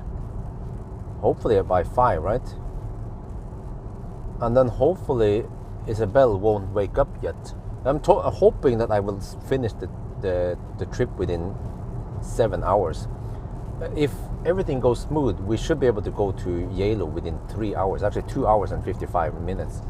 But then because of the Baustelle, then yeah, a little bit over 3 hours each direction, plus a little P-stop and charging stop-ish. Wait, another thing here. What? Man, these slowdowns, it means I can hammer. Yeah, you see?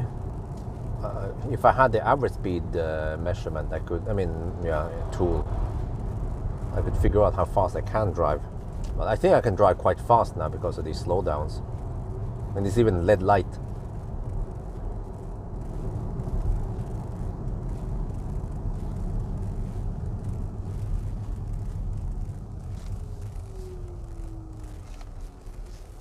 Okay, status update.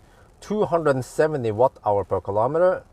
157.5 kilometers and 60% left. 60% over here. Dude, we're not even at Geilo.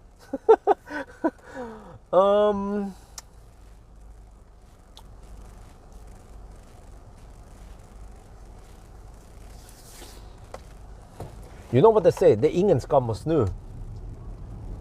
Wait, I'm supposed to... Wait, I'm supposed to be in which lane I'm supposed to be in now? I'm not sure. Huh? Was it just? It was just one little thing there. Huh? What the heck was that all about? Oh no, I see. Okay, I see now. It's on this side, of course. Wait, did the road go kaput here? Because we had so much slowdowns.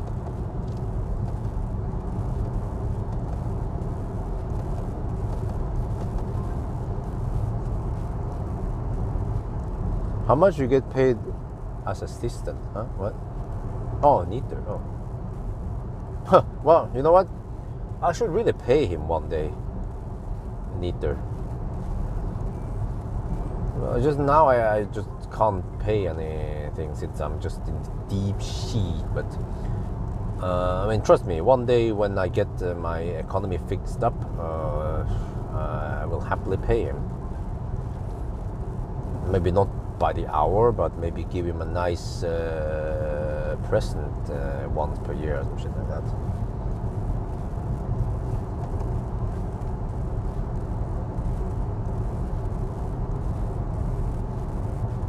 But it's more like, just for fun. It's not like, once I pay him, I kind of need to, and then he feels obligated to join. Otherwise I'd be like, oh dude, I paid you. Why didn't you show up on my live stream, So just wanted to be like, okay, chill, you want to join? Awesome. You don't want to join? No problem.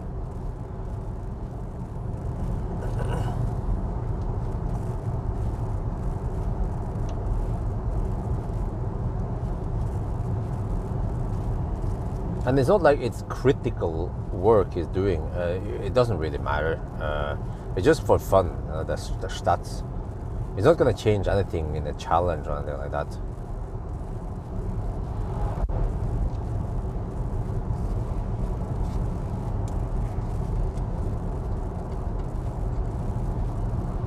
But yeah, guys, I'm going to ask you guys something. Alright? Which is that I managed to scratch the rim here on the Hongqi. It's a press car. So, how do we do it? I have to pay the damage, right? That's fair and square. You damage the press car, you damage, you buy, right? Is that how it works? I caused a curb rush on one of the rims. It's a front right rim has a curb rush now. Oh damn! The water level is so high right now. I think my viewers don't care anyway, but at least.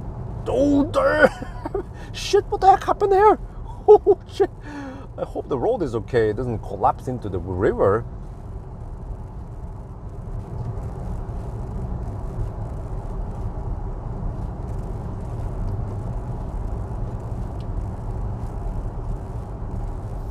It's a big car and I couldn't handle it. Yeah, but what do you guys, I mean, a curb rush like that usually costs maybe 2,000-3,000 NOK to repair. It's not a super critical. It was during a parallel park that the curb rush occurred, right? So me, who loans the car, is of course responsible for it. And if I cause damage to the press car, then I have to take it as a man.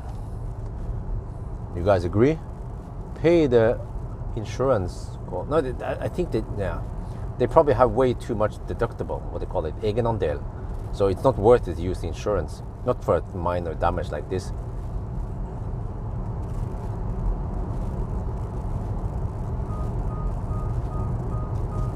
I once a press car, label not okay. Okay, here's the twist. It happened during the auto parking test.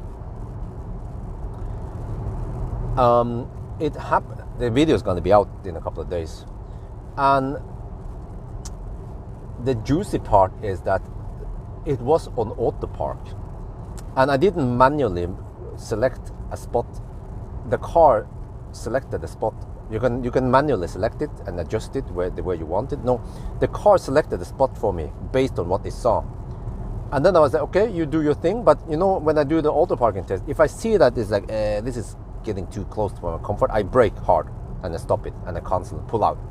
This time I didn't see it because it was the front rear tire. I was watching over the front right tire had a curb rush. I was watching over the rear right. I could see that in my mirror. I was like, okay, it was getting close-ish, but that's fine. So, whose fault is it then? Because I was trusting the car, you know? And also because I didn't see it. If I would see that could be a curb rush, I will of course just cancel it and then make a fuss about it. But then I didn't see it, and then it made the thing and moved a little bit back and forth, and you know, and it wasn't a hard rush. It was like a 5 centimeter rush. So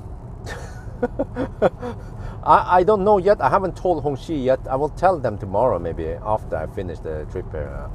So I'm like, okay, I'm trying to make up for this, and I'll take a trip to Geilo for you guys. Okay, make a video, hopefully get some views. Try to say some nice things about this car and say some not nice things about the car. No, but usually, you know, like I said, it might cost 200-300 euros to get this fixed at some felgrettings company, a rim company. They can fix this. It's not, you don't have to replace the whole rim. It's just a rush that can be easily fixed. Especially if you can do that job without paying VAT and stuff. You take it as company expense, right? But if you use insurance, they usually have like a 10,000 NOK deductible, you know, like egenandel is very high deductible. And from what I've seen, press cars, they get some beating. I'm not saying that I'm gonna be careless about press cars. I'm always super careful with press cars, and there's like almost nothing that happens with the press cars that I borrow. There was one time I actually caused a curb rush on a Volkswagen, I think it was, or I don't remember. It was one of the Möller cars. I was at the Ionity, and those freaking Ionity aisles at Ionity Dal, they are scary because there is like a metal thing on the near the ground that you don't see, and usually they have those poles poking up, so you easily see that's the corner you want to avoid. But then some of the poles were disappeared. So I didn't see it, and I took yeah. And many people have scratched into that place. So that is something that Ionity or Circle K should fix, so that not more people get curb rash over there, because it's really easy. It's like a trap. If you don't know about this, you could easily scratch your rim there. But I told Muller about this, like, oh, sorry man, I didn't see it, it was my fault, so just send the bill to me. But they were like, okay, fine, we just take it on our bill. Like, oh, thank you.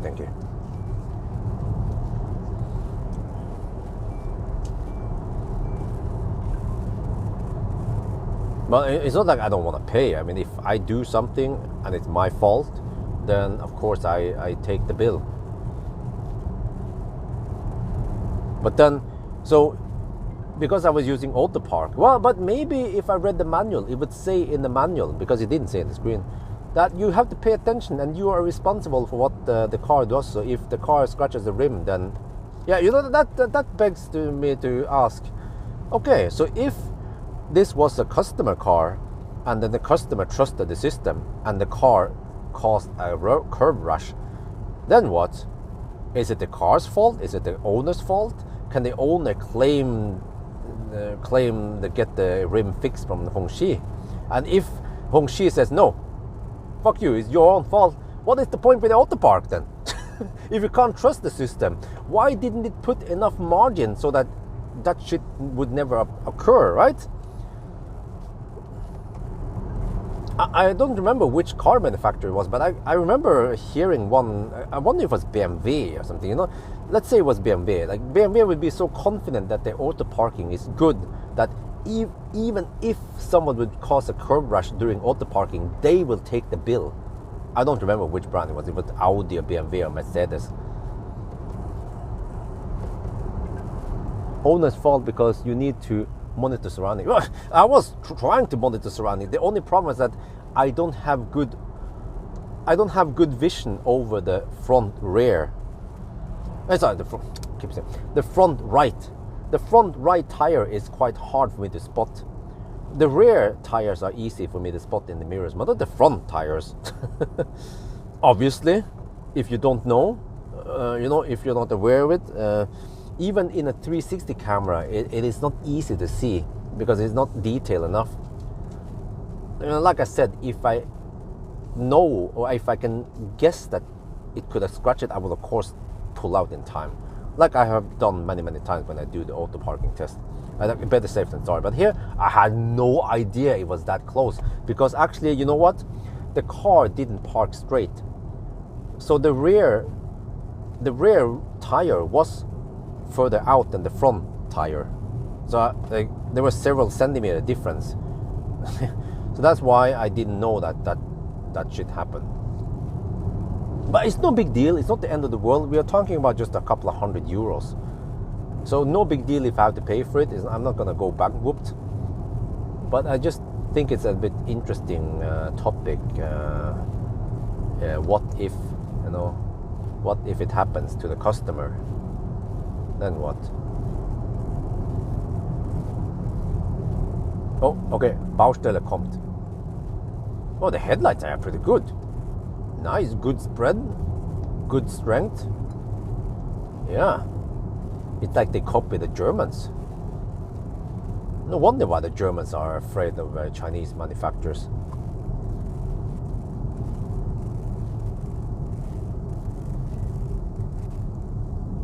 Should I use the high beam on him?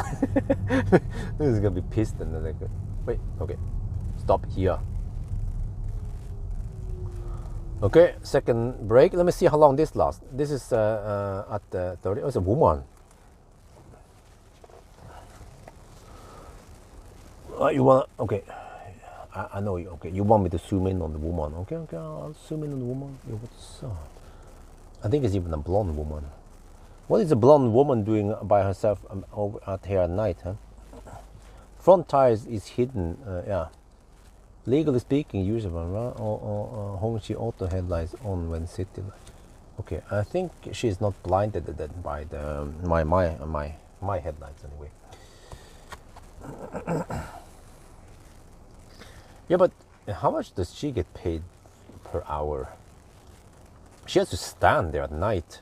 And, well, I don't know the temperature here, but, okay, status update.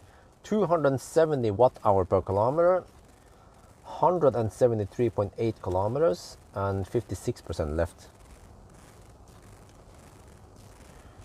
Maybe she gets, I don't know, 300 NOK per hour. And if she's local, she doesn't have to travel that far. No, actually, it might not be local, or I'm not sure how that works. But man, would I bother standing here at night? What if a freaking bear comes and eats her? Or she gets bitten by a snake, you know? So, but on the other hand, there are not that many dangerous animals around Norway. Yeah. No, she has to pay attention. She can't just sit there with her phone, you know, and check Facebook. She has to pay attention. If a car comes, she has to raise the thing like, halt, stop here. Wait for the caravan, for the thing. And also, I also wonder, that blinking thing there, how long does it last? It runs on batteries, right? Does it run on 1860-50 cells? Or?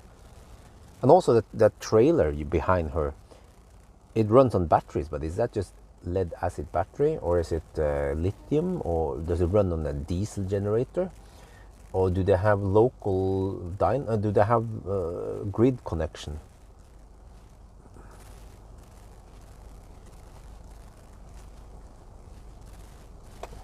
Well, the only bear around here is me.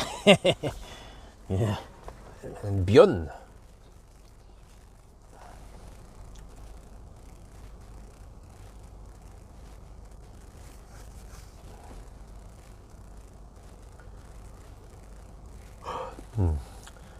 But you don't need much education to do this kind of a job. It's like a summer job, you know. She could be 15 and make 300 NOK per hour or something. So in one night, she can make several thousand NOK. I think that's actually good pay for someone who's not in the, you know, yeah. Use an ACP that keep 3 days. Damn. Wow.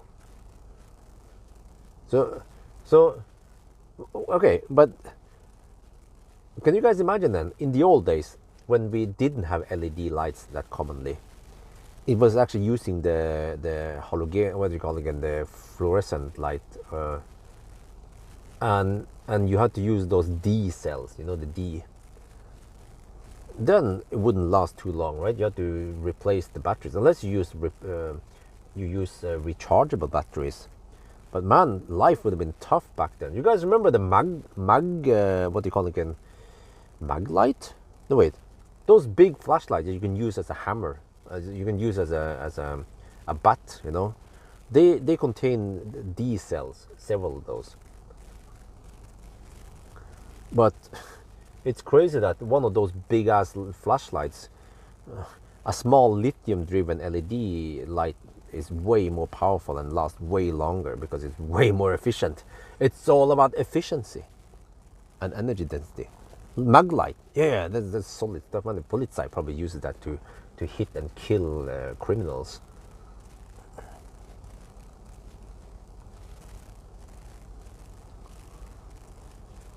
Sedan Hongqi coming. Yeah. You know, RM, I was invited to some Hongqi event, but I had to decline it because I was busy. Ooh, you know what? I wonder if I was busy because of some kind of. I don't remember if it was. It was probably some family matters or something. I mean, birth or something. I don't remember exactly, so I had to decline it. That was a bummer. I wanted to see that. Yeah. Wait, there is the. Oh damn. Caravan is coming. We've been stationary for 5 minutes now. Oh, okay. It seems like I'll be delayed by maybe half an hour total. It depends, of course, how lucky I am on the way back. Unless we take another route, but that involves driving over Golsfjellet. Or if I take...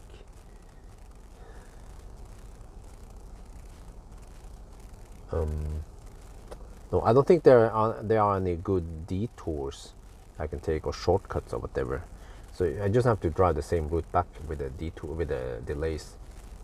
This is the downside of driving at night, because they do the asphalt work at night. I remember Optimus Prime. You guys remember when I did Nimber Task? Holy macaroni. Every summer I'll get stuck in these asphalt works, man. Yeah. Optimus Prime in the trailer. Oh. I was about to say good old days, but that was a lot of work. And I was away from home a lot. That would not work today. Oh, shit, I'm on the I'm still on that Wi-Fi here in Tettering. Let me just turn off.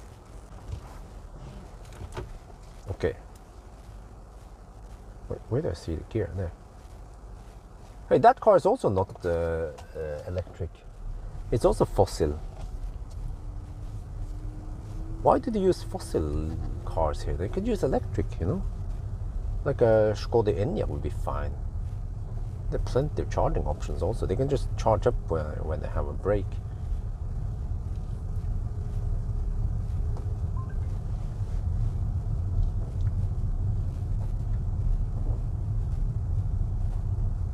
Yeah, I drove it a lot, man. Like every 2 weeks I would drive here because we had so many tasks going to Bergen. Yeah.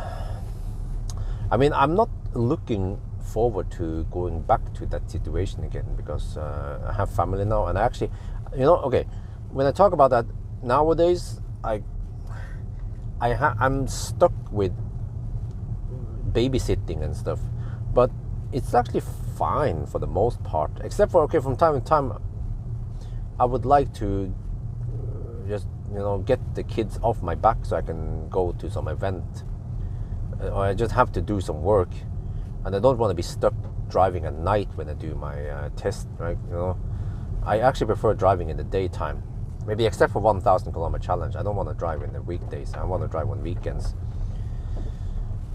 But like this kind of trip here, I would prefer doing it in the daytime instead, not at night.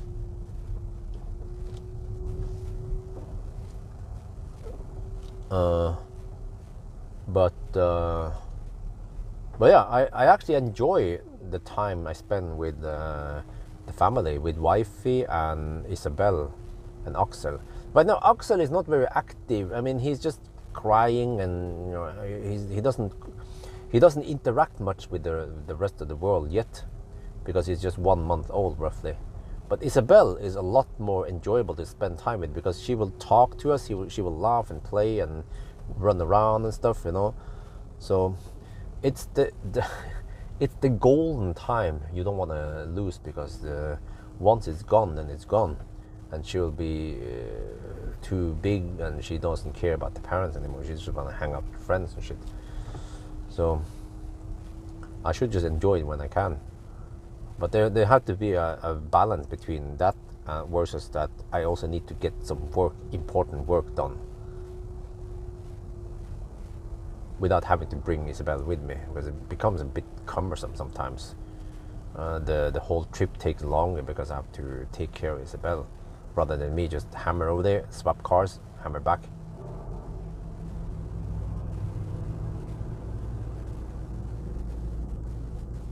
On 1st August, I will doing YouTubing again. Oh, okay. Oh.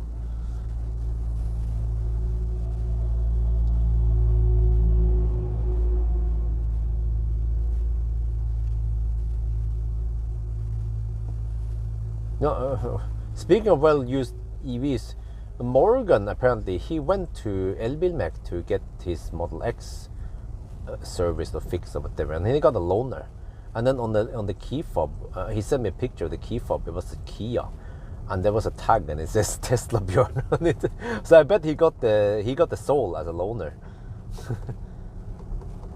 But yeah, from next Monday, I need to get the Soul back, because then, or I'm not sure how we do it.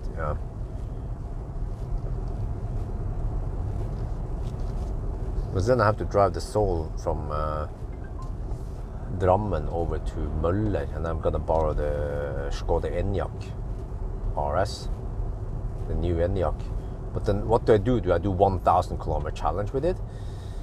I bet lots of people want to see me do that, but then I have to spend a lot of money. But we have, okay, this Saturday we hired this woman that we haven't seen yet. She lives in Gjøvik. She has a car, which is plus, big plus. And she lives just 5 minutes away from us, drive, maybe even shorter. That is big plus. And the deal is that she will come to us in the evening after Isabella has gone to bed, pretty much. And then she will just sleep with Isabella. And then if she wakes up, then she will have to deal with that, try to solve the problem. And then I will hammer through the night, Saturday night. The heck is going on there?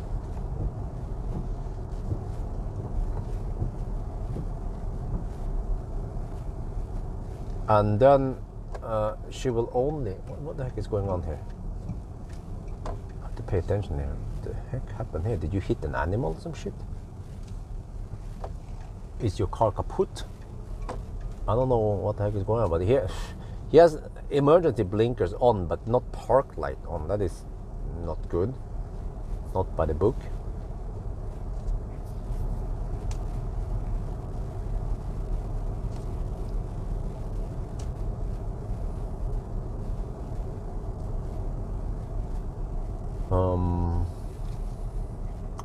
Yeah.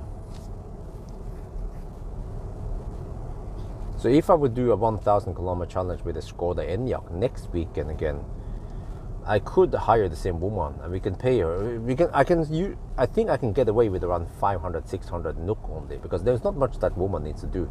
She just needs to sleep, pretty much.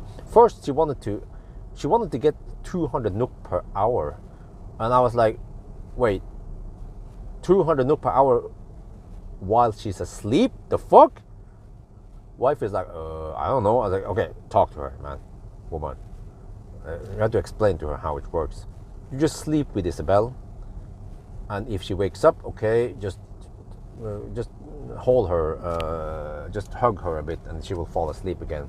You don't even need to get up. You know? So it's yeah. So, but then in the morning, okay, you might have to cook for her and feed her for an hour or so until I'm home, and that's it. So I think 600 NOK is a fair price. Don't want to underpay anyone, of course, but also don't want to overpay, man. Like she's asking for 2,500 NOK by just coming over to sleep.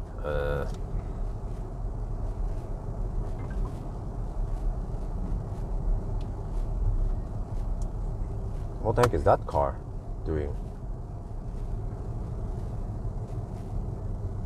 I think I'm supposed to overtake it, right?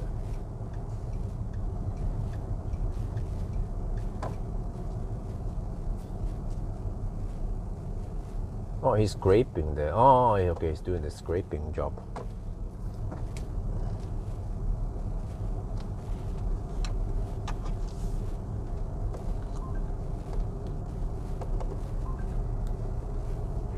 Okay, let me shoot another video here.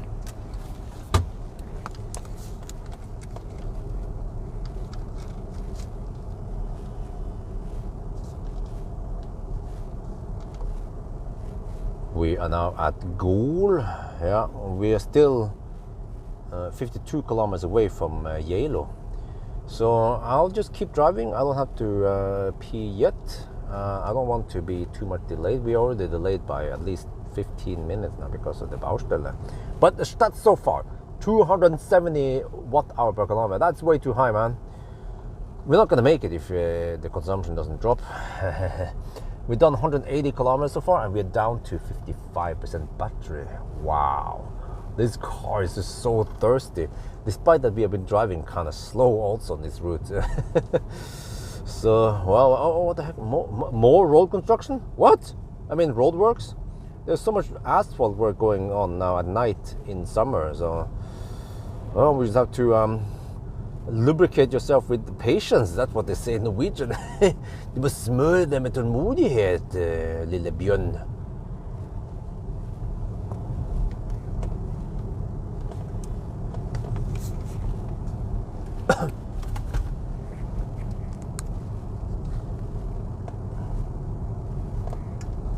Professional sleeper, yeah.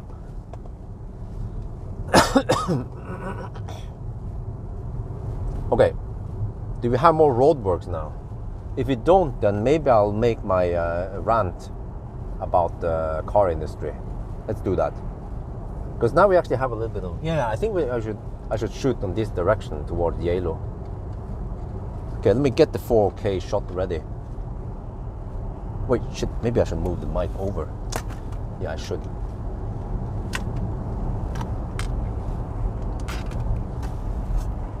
Ah, come on. Dude, why is it so hard? No.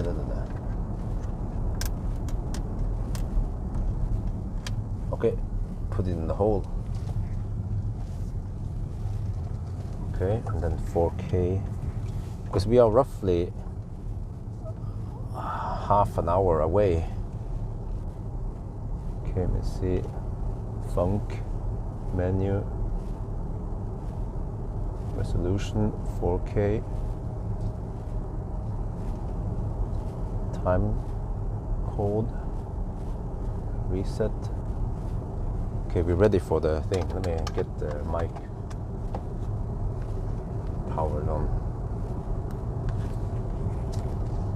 Wow, over here it seems nice and clear. Oh, nice. Okay, let's get ready for it.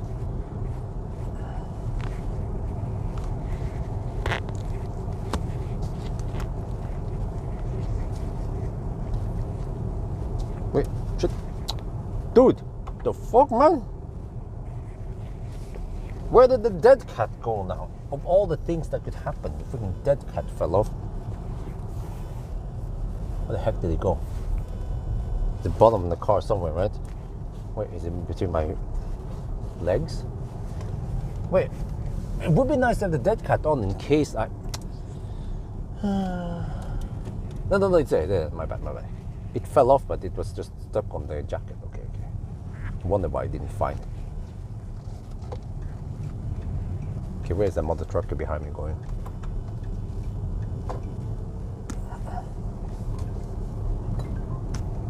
Okay, it goes the other direction.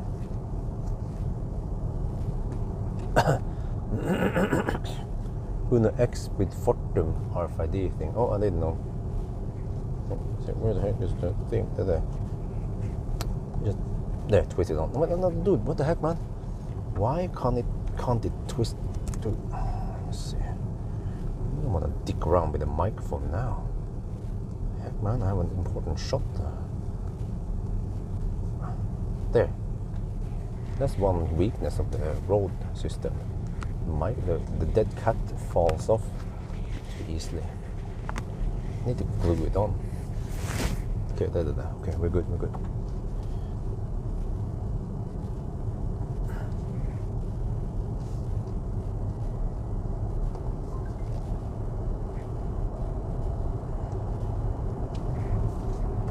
Yo, what's up? We are now sitting in a Hongqi E-HS9 Exclusive Plus.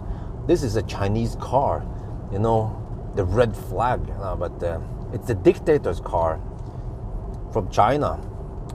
And it has 120 kilowatt hour battery. It's freaking humongous battery. Yeah, and I'm on my way to Geilo now. Look at that. It's almost 1 at night and it is so bright. Oh, look at these headlights. Damn, they're good. Oh, good spread, good strength. Wow. No wonder why the Germans are shaking. But okay, so today I want to talk about the shitty auto steer in Chinese cars. No, I'm just kidding. I want to talk about that EU tariff that people have been talking about. What the heck is it? I don't even know what the heck they are talking about. People keep bugging me in the comment section about this. So I had to Google a bit and I read some articles and I heard about this, that supposedly Chinese car manufacturers, they are subsidized by the Chinese government. And then the German car manufacturers, they were like, wah, unfair. Yeah, so that means that Chinese cars, they will appear to be cheaper so to compensate for this, to make competition fair, EU, they will then put tax on Chinese cars. I wonder what will happen with Norway, because Norway is not part of EU, but we tend to still follow many of the EU directives. So even though we are not part of EU, we don't use euro even, but many things, I mean, it is like EU. Okay, whatever. But okay, enough about Norway. But back, oh, sorry for it's not that yellow around here. It's just the white balance is a bit off right now. But if you hear some weird bing bong in the background, it's the really shitty auto steer in this Hongqi. It is doing one of the worst jobs ever. Sorry. At least they tuned down the noise and the bing bong level. But it just, it's okay, whatever. Back to the whole tariff. So supposedly it depends which brand it is, how much they get taxed.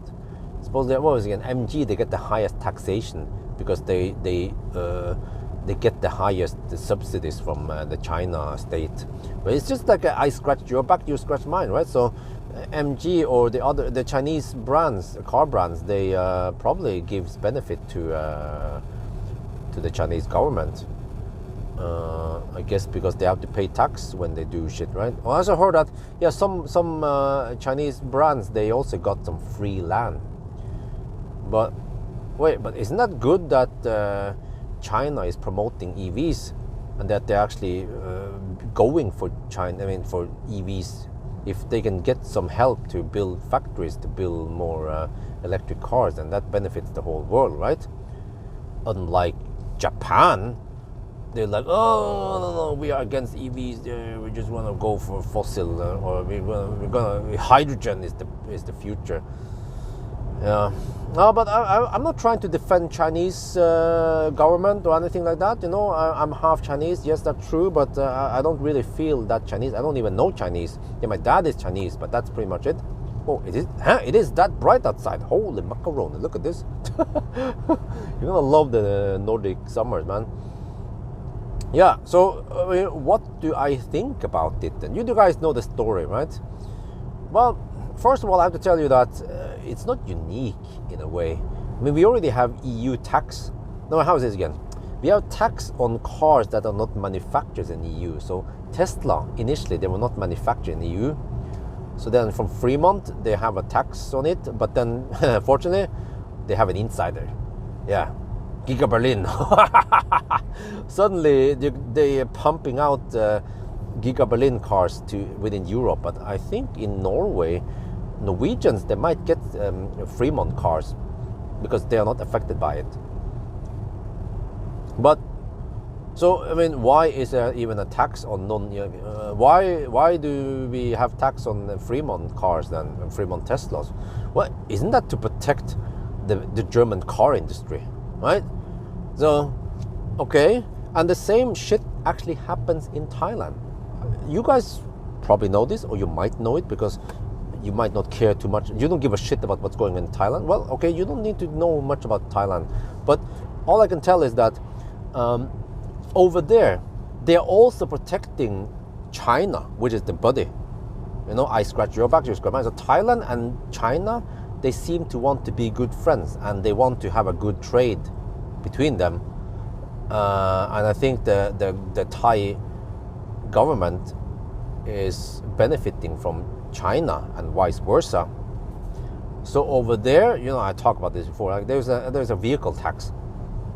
So if you want an EV that comes from Germany, for example, you have to pay 80% tax, and this is complicated. It's like a tax, and there is a excise tax or some shit or some whatever, and I don't remember, man. But basically, what it means is that a fat e-tron that is manufactured in, wait, is that in Ghent?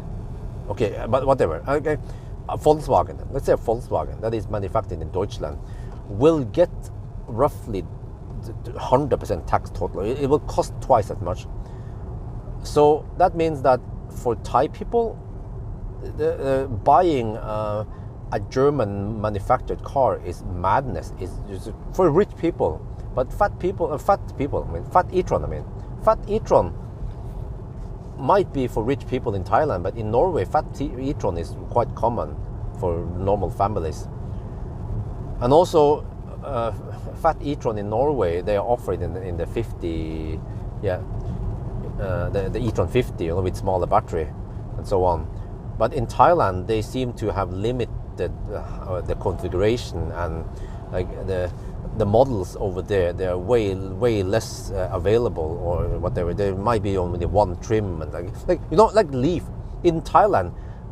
The first of all, they only offered 40 Leaf, not 62 Leaf that we have over here, and they only offer them in one trim and one color, and it's even in the shitty downgraded trim. I don't remember what they included. I was like, huh?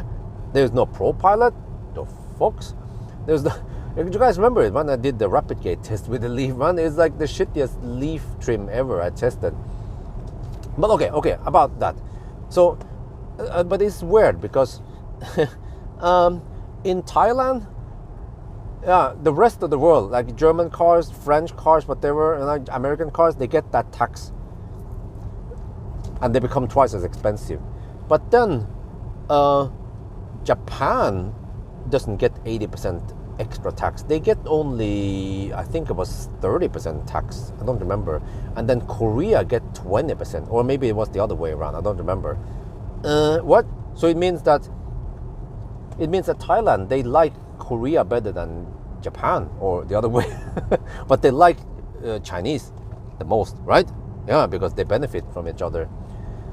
So it's really weird, man, like a fucked up system. And what it means in the Thai EV market is that you can go to something called EVAT. It's called, I think it was EVAT, EV Association Thailand. Yeah, if you search for EVAT and then EV Thailand something, you'll find that. And then you switch to English, and then in the menu there's something. There's a menu about EV situation today, and there's a big PDF file. You have to zoom in.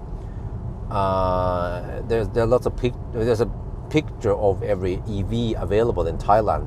The fat e-tron is represented there. EQS also, Tesla, and then suddenly you will notice that there's a bunch of Thai manufactured EV, kind of shitty, but cheap, because made in Thailand stuff, sold in Thailand, doesn't get any import tax.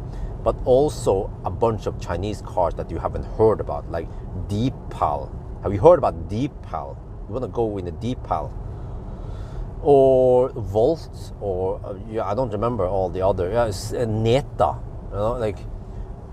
So then Thailand is then flooded with, well, I wouldn't say flooded, but Thai people, they have no choice. They can't just go and buy an ID3. It would be too expensive over there. So then they are just stuck with the freaking Chinese cars. And I'm not hating on Chinese cars, but many Chinese cars, they're not that great. And they still have very annoying auto steer and software and bugs and shit. But competition is healthy, competition is good. But in Thailand, most people, they just go for Chinese cars because they have no other choice. And that's what might happen at some extent in Europe, because with the tax, I feel like the Chinese brands you can get now today before the tax, it's fair. I mean, it's not. I mean, okay, you can say no, it's not fair. No, but I mean, okay, you get actually a good car for the money, right? But I would personally not buy a Chinese car in Norway, but in Thailand I might have to do it one day, because I don't want to waste too much money, right? But Chinese cars, in my opinion, they still have lots of flaws. Software is messy, super clumsy, bad translation, no big deal really, like lost in translation. Really shitty auto steer and bing bongs. And in general, at least I'm kind of annoyed that there's no trip meter. And even this Hongqi I'm driving now doesn't show outside temperature. What the heck, man? So in my opinion, okay, you pay the lower price for a Chinese car, but just know that you are missing out on some features or whatever. So in a way, I think it's fine, before the tax thing. But now, if after they apply the tax, then it's a no-brainer. Why the heck would you be bothered by buggy software, or and you have to pay the same or more for a Chinese car versus a German car or Stellantis or whatever, right? So that's my opinion about this. Yeah. So I don't know, man. I know that they do this to compensate for the unfair competition,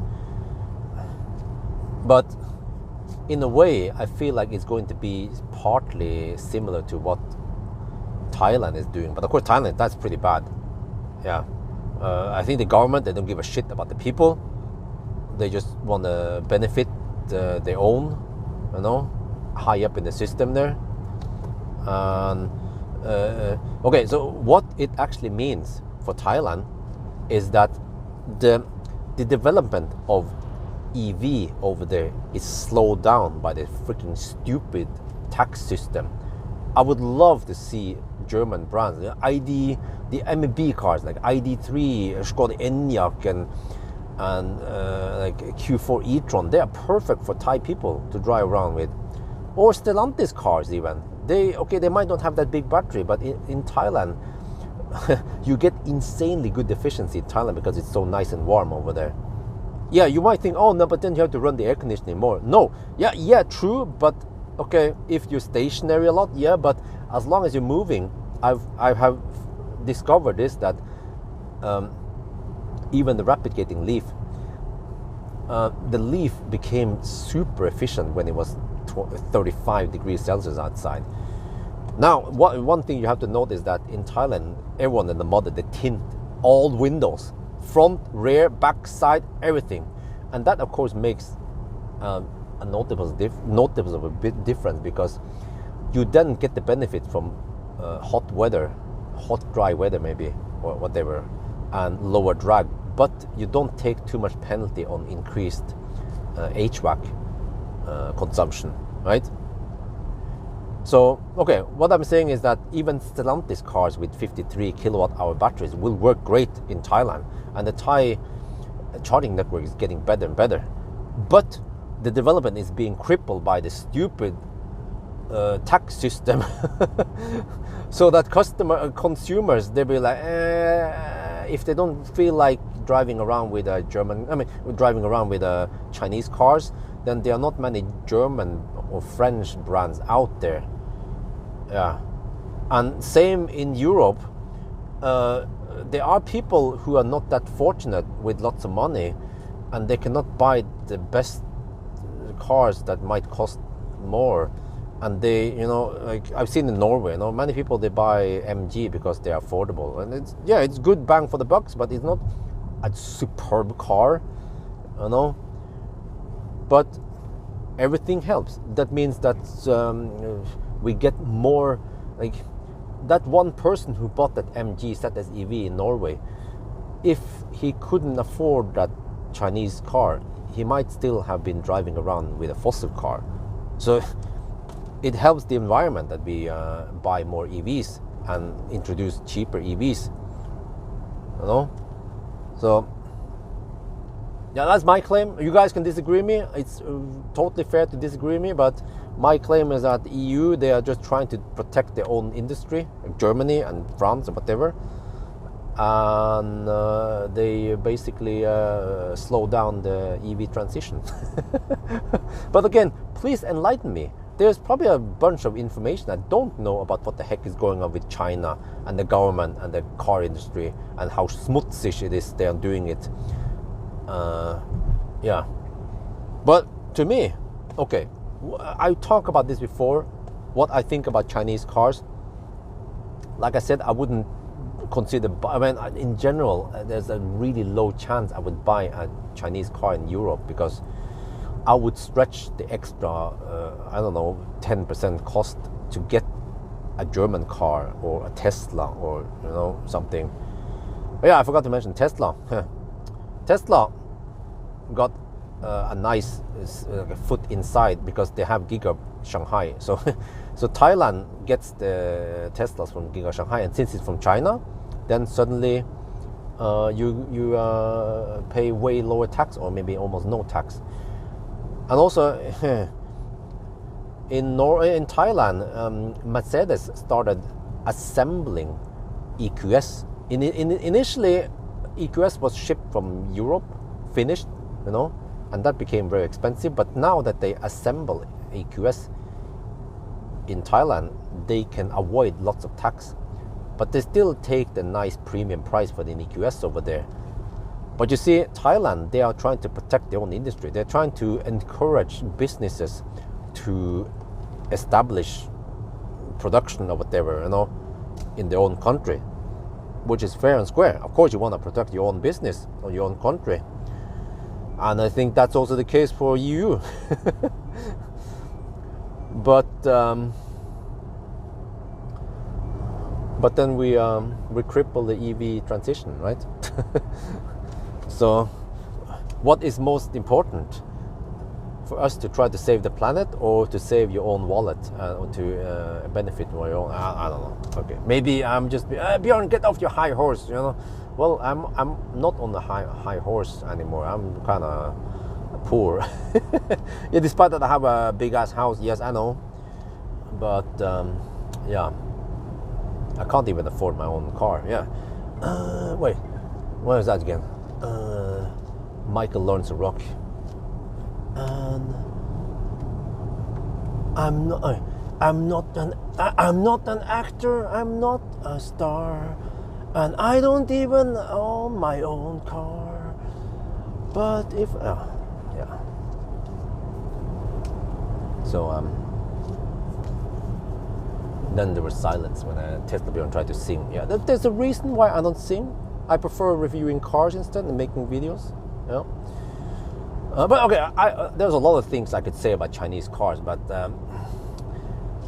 some brands, like some brands are good, like XPeng G3. What used to be, that was a shitty car, man. I tried it. I was like, Chademo, they didn't try hard enough. Even the P7, the old P7 was thirsty. It looked nice, but it was not very practical. The headrest was too big. The car was thirsty and was charging slow. So they improved it, and they brought out G9, and now G6 is. I tried it now. It drives incredibly well. And I'm like, damn, Tesla should be worried here. There's no doubt. I mean, they're not going to kill Tesla, but the G6 will take a chunk of the Model Y sales. That's for sure. Well, until now, maybe, or until the tax comes, and then Dankeschön, yeah. Elon will, thank you, Deutschland. Yeah, we love you. Ich liebe Deutschland. Right? So, but and also and also fortunately, more and more car manufacturers they try to adapt to the European market. So even this Hongqi, you guys barely hear the bing bongs when the car bugs me about shit. But it still fails to do basic auto steer in these roads. A Tesla, an EQS, an EQA, for example, a poor man's Mercedes, or I don't know. I have to try to find some cheap cars, cheap European. Many affordable European cars, they can do auto steer, no problem. They don't bing bong at you. They actually have a nice infotainment, and so on. So, but there's one thing maybe you want to be worried about with the Chinese, is that they seem to adapt quickly. Just look at XPeng. XPeng is quite young company. They are around 10 years old as a automobile. Whoa, the headlights are really good. Damn. As an automobile company, that is very young. It's like a baby compared to Mercedes and BMW, right? But they have gotten so far already. They have figured out somehow to make the cooling better. The HVAC, I mean the cooling system in the battery. They designed the battery better so that they can charge way faster. And they have improved the ride quality, the noise level, and the interior feel quality is like, it is incredibly good. Like for example, X-Men G9 or G6 or Neo. Neo also damn good cars, man. Fast, yeah. Like, did I mention fast? Like most Neos, they can outrun many Mercedes and BMW and Audis out there. It's almost laughable how slow the German cars are compared to Neo, right? And sound levels also, they are incredibly quiet. And also the interior just looks nice and slick and good feel when you touch the panels and the door closing sound. And yeah, and also they're getting more and more efficient also. And that's also something I tested and found out. So there are many reasons for the German car industry to be afraid of the competition from the Chinese, because they are adapting and improving so fast. But they are still not perfect. Like this freaking Hongqi, man. Oh, they haven't fixed this yet. The auto steer annoying shit. And the navigation is a disaster, man.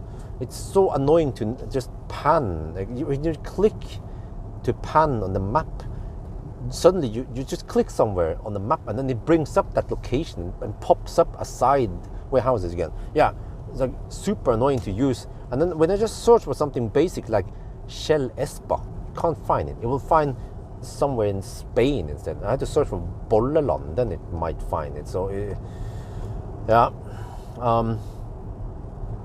And what else is it with the Chinese cars?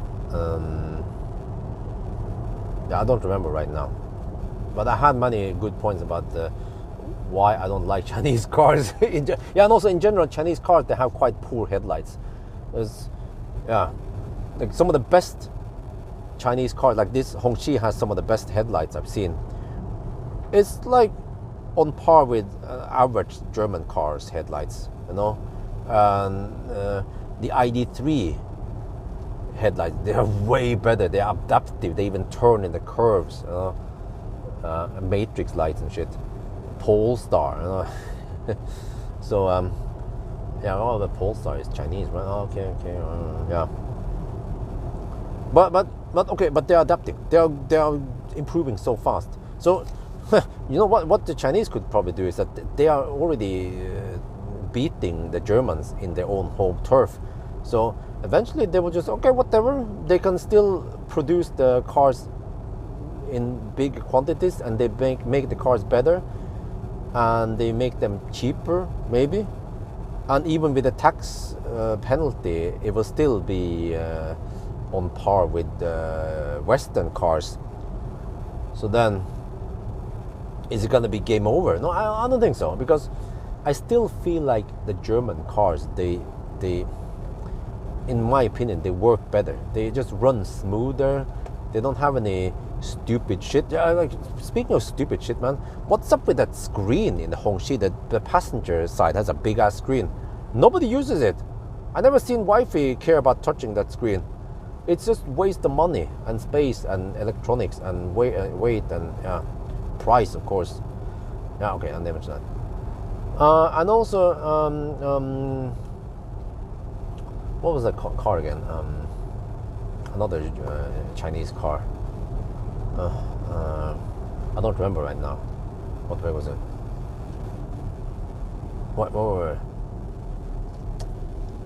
Oh man, how can I forget that name? But okay, whatever. It is another Chinese car where the dashboard can raise and lower. You know, like what is the point? Voya free, yeah. What is the point to have the, like, you put it in sport mode, the dashboard will lower or some shit, like, you know, as you can see over. Just design the dashboard so it's not in the way then. It's like a useless gimmick, really, a totally useless gimmick. Just focus on making your damn autostay work better. Yeah. Or improve the soundproofing or the suspension or the ride, and stop making front-wheel drive EVs. Make rear-wheel drive and all-wheel drives. You know, free up some space. Don't make a big-ass front. I mean, front that doesn't have a frunk and some shit like that. You know, so. But it seems like some Chinese brands, they are stubborn. I talked to Xpeng. No, yeah, I talked to Xpeng. During the Xpeng event, I talked to one of the Xpeng guys, and he could tell me that the boss of Xpeng, what's his name again? Liam? No, Lee. Wait, no, what was his name again? Man, I'm so bad at names on different companies. Wait, was that William Lee? Was that the name? Or was that Neo? Maybe I'm mixing up. But okay, whatever. The boss of Xpeng, he was so damn stubborn with the G3 that he managed to get that alien camera. You know what I mean? That camera on top of the G3. It was useless. It was a freaking useless gimmick, man. You know what I talk about, right? There's a camera that you can raise up and you can take some photos and videos and shit with it. But it was useless because he wanted it. Yeah. But is that important that the CEO wanted it? I guess it is, right? Because Elon wanted the Falcon wing doors, but at least many people, they like the Falcon wing doors. And yeah, for many years, people bought Model X because of the Falcon wing doors. But eventually nowadays, I feel like, yeah, I mean, how great are the Model X doors? Tesla has lost its edge over there because there's too many big SUVs in that price, I mean, that size range now. So, but Tesla probably realized that. They just gave up on that. They were milking Model X while it was worth it. But nowadays, they just focus on Model 3 and Model Y. That's where the money is. Model X just becomes a nice flagship for some people. Or more like a show-off, what is possible, right? Wow, these headlights are so great, man. So, yeah, but okay, but there are also some really shitty brands, Chinese brands out there. For example, Maxus, man. Holy crap, Maxus, like that pickup truck I tried. Oh, it's like the most bare bone pickup truck ever compared to Lightning. Yeah, like Lightning and Cybertruck and Rivian, they are just so much better. Like the Maxus is like how can you even call that shit pickup truck? It doesn't even have all-wheel drive, and the ride is horrible, and the infotainment is shitty, and the car doesn't even have cruise control. It doesn't have dumb cruise control. But no problem, because all you need to do is just floor it, and it maxes at 120 kilometers per hour. And then the error is so big, so you're cruising at 115 kilometers per hour on the GPS speed. Yeah, that's Maxus. But they are getting better. Also, the Maxus E-Deliver 3 was so noisy. And same there, really basic. And the heater is like, you want to have sauna, heater is basically just on and off. There's no temperature control there. You can blast in, I don't know how powerful it is, like it feels like 3 kilowatt of cabin heater. Bam! Or you can turn it off. Yeah.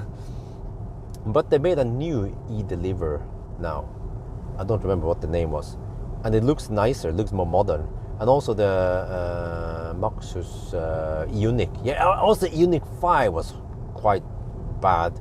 I don't remember what the problem with that one. It was bad ride and noisy and whatever. Probably also slow charging. But they improve it supposedly. I need to try the new one. But you see, I'm not a Chinese car hater. No. But I'm also not paid by the Chinese brands to promote any Chinese, because I don't know what the heck is wrong with the haters, man. They're freaking noobs. Like every time I say something nice about Chinese cars, something like I like the BYD Seal and the Seal U, and now also I'm testing Seal, they are actually nice cars. Yeah, I'm not gonna lie. But I have been in the BYD E6. I'm like, damn, what the heck is this shit? It's thirsty. Has a relatively big battery. It was not premium at all. I never tried to drive it, but I could imagine it was probably also shitty drive and ride and quality. But they have improved, and the BYD Seal performance, the overdrive I try nowadays, it is incredibly good. It has the ride quality like a Highland or a BMW i4. I'm like, damn, the Germans should be worried, man. You better put that tax on it right away or you're gonna die. No, okay, I'm not gonna die, I'm just kidding. There will always be people who want to support the German car industry, but like, when I find something nice, when I test something nice, I give them thumbs up.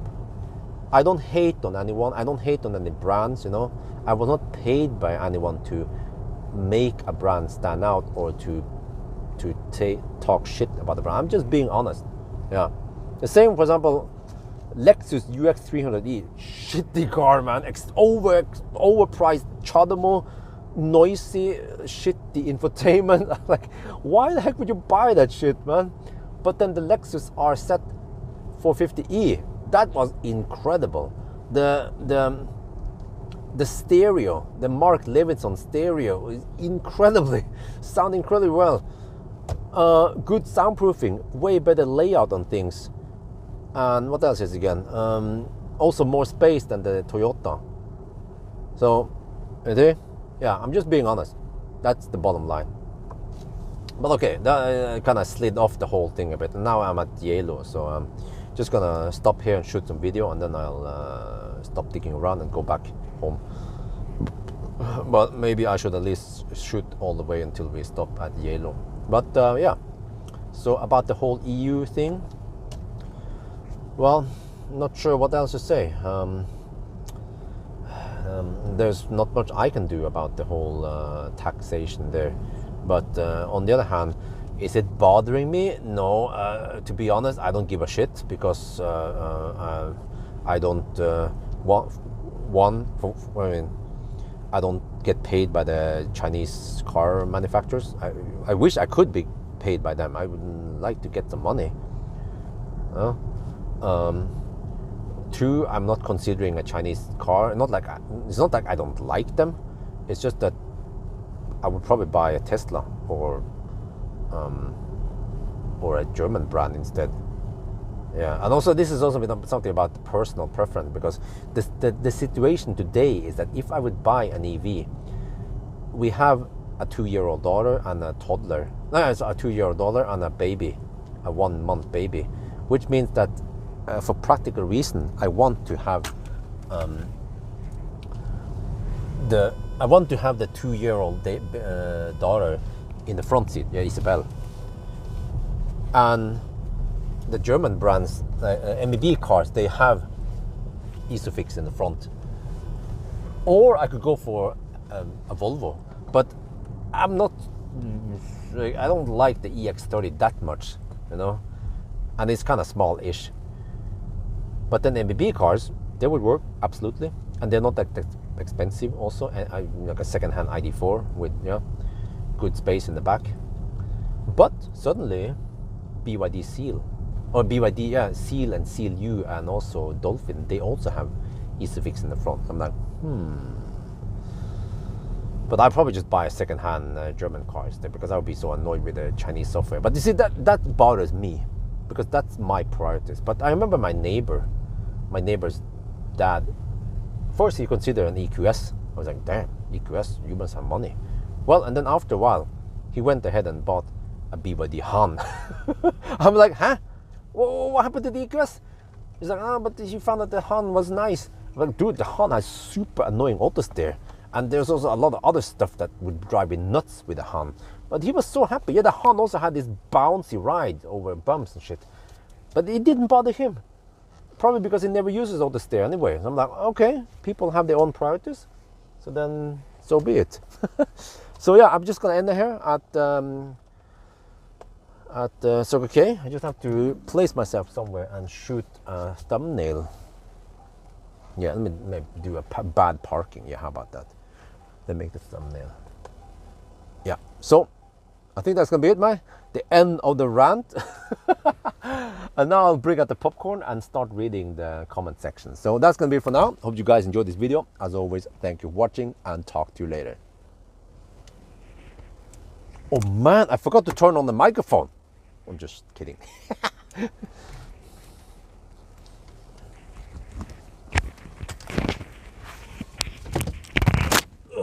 the mic over.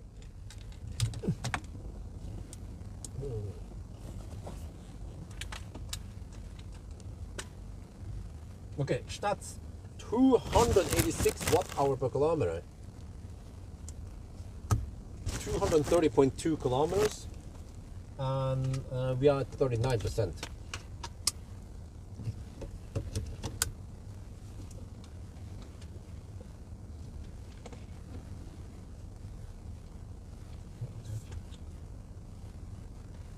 Wait, didn't we get power from the ship? Oh yeah.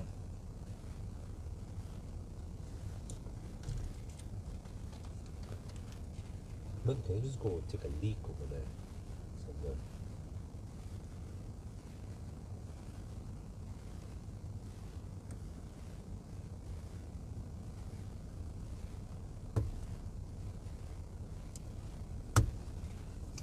Okay, let me shoot the video first.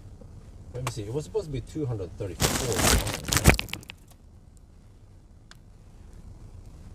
Just see here, from here to home.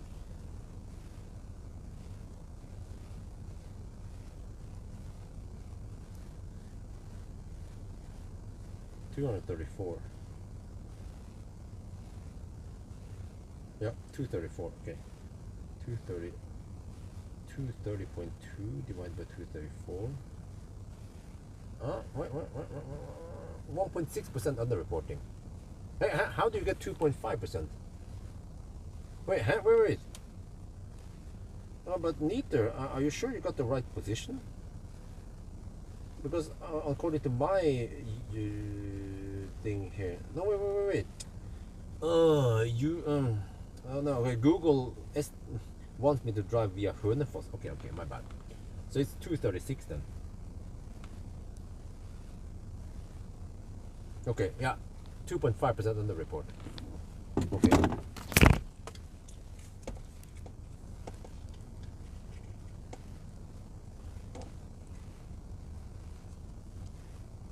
We are now at Geilo. Oh yeah, it's nice to be back here. Oh, it is so bright outside. Okay, but let me show you guys the stats.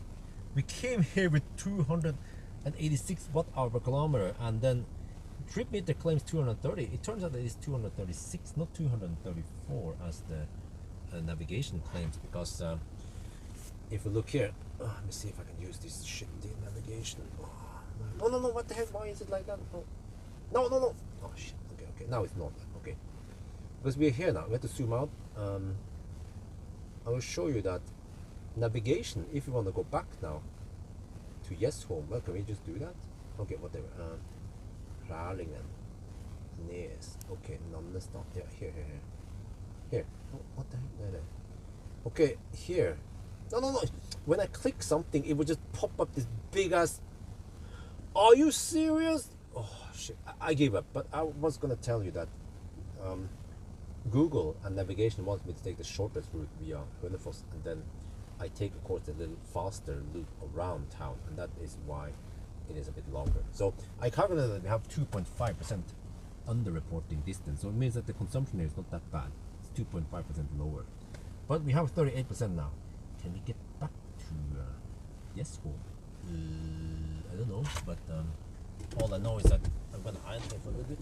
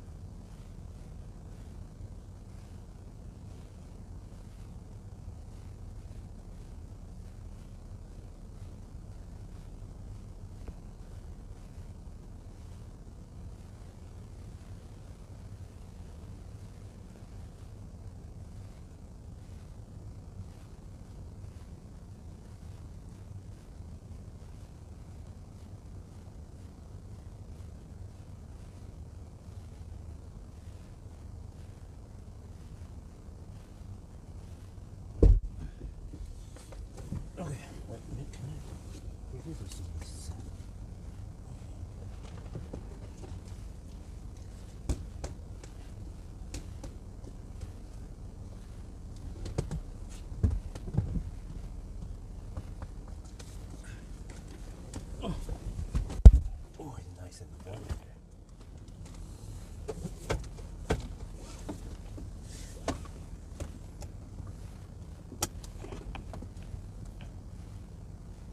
Okay.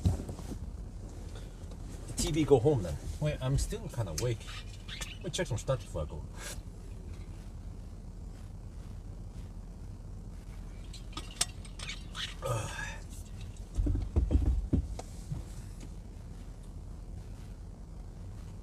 Wait. I have to do the signature pull out. How did you afford? No. I worked. I talked about this before.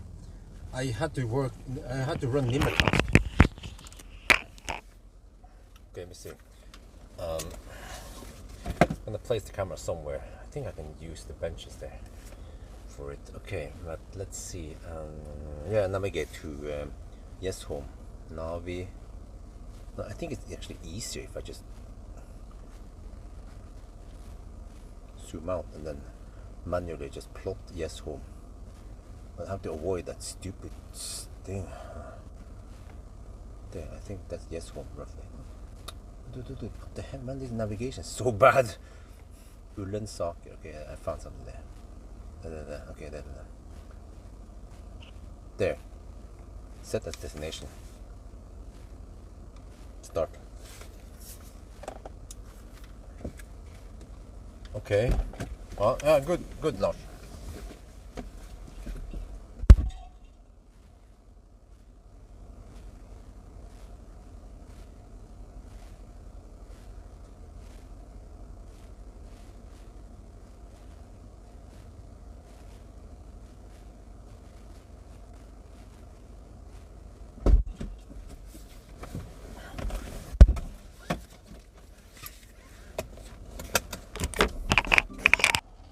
Look natural.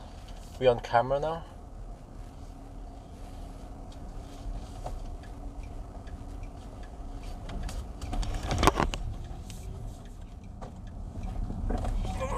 And then we go back for the camera.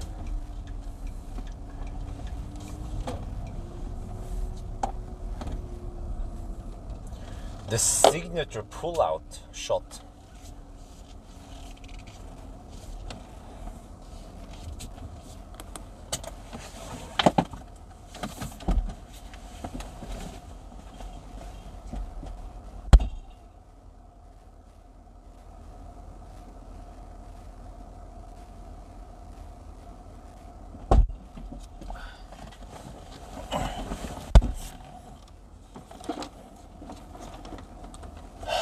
Well, it would not be worth it for Nimbering if I didn't make a YouTube channel, because then I basically just consume the value of the car, because the car devalued a lot by gaining lots of mileage.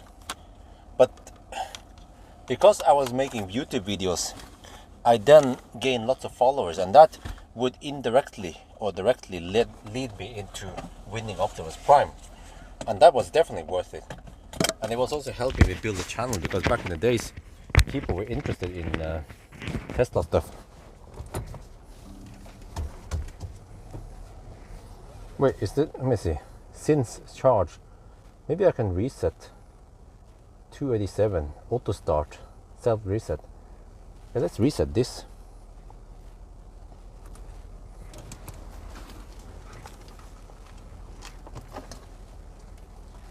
We have self reset. We can reset. No.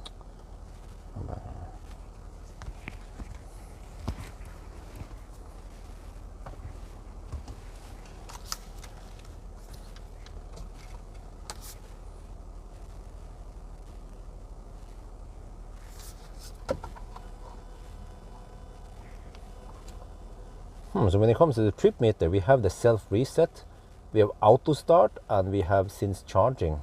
Well, I don't need to keep all three because they're the same. So I can reset, self reset, press and hold. There, and we can see what consumption we get on the way down. So we're just gonna head back now, back to Yes Home. Yeah, let's go. And then I use the pull-out shot, and then that'll be epic Tesla Björn style.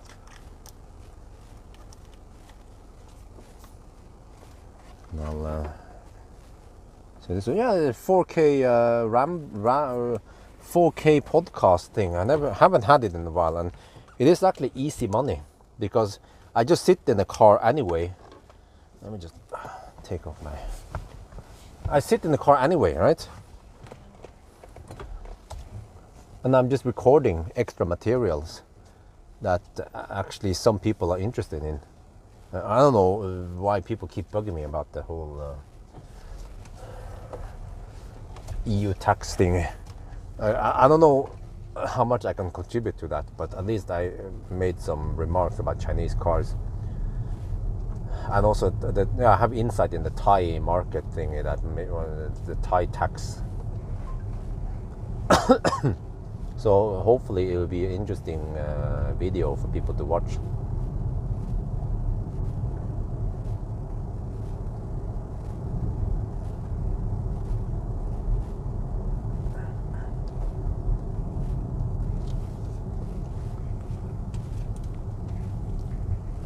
Only need advertising on it and boom. Huh? What? Advertising what?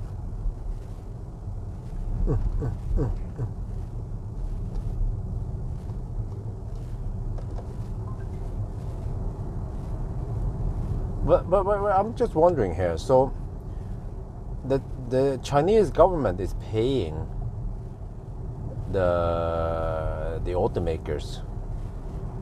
Okay, so the money flows that direction. But what about the tax in EU? Who takes the money? The EU countries?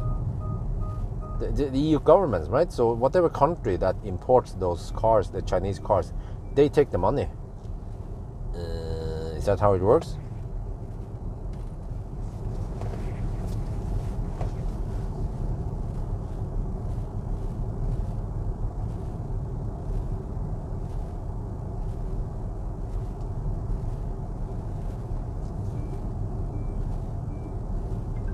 Well, okay, I mean, as long as I bring some entertainment or useful information to my viewers and I make money on it, then why not? Nowadays, man, I don't know, I feel like it's better for me. I mean, I make more money by shooting a house update or a pool update rather than going on a 1,000 kilometer challenge. And also some of the other videos like acceleration test, they get ultra low view counts. And I think I agree that it's not super interesting for many cars about acceleration anymore. So yeah, but I still want to do it because it doesn't take too much time, and at least I personally want to know how quiet a car is and also how fast it accelerates. It turns out that the CLU is a lot faster than spec. They claim 9.2 seconds or something, and it does 0 to 100 in around 8.4 seconds. But the seal is supposed to do it in 3.8 seconds. I couldn't achieve it. It was almost 4 seconds, 3.9 or something, or yeah. So I'm not sure what's up with that. But it's still beating the Highland, long-range Highland, but not not Model 3 performance. So in a way, you get I mean, you pay. Actually, the seal costs slightly more than Highland. I mean Highland long-range. But you also get something that is like it's like a Model 3 long-range with acceleration boost in terms of speed.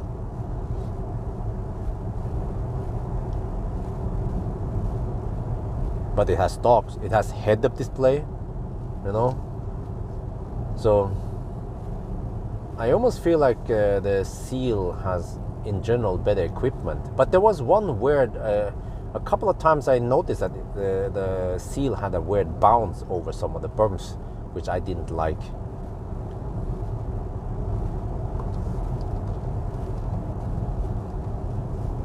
So yeah, I'm gonna. Hopefully, I will get some nice views on the seal videos.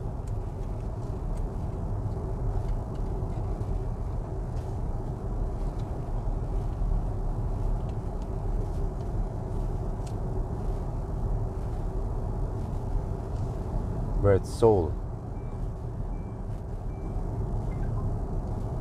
Okay. But so about the whole babysitter situation, I mentioned it earlier. Lynn, or what there is called Lynn, Pilin, but Lynn, the other sister, the bigger sister, the older sister.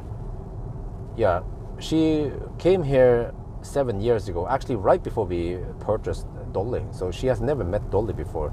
She wants to come here, and I actually asked them. I asked wifey also a long time before even Amber's parents came here. I asked her, hey, how about inviting Pilin over here? Yeah, P means big brother or big sister, so we will usually call P and then Lin, or P Tam, P, yeah, PM, you know, if you're younger. So yeah,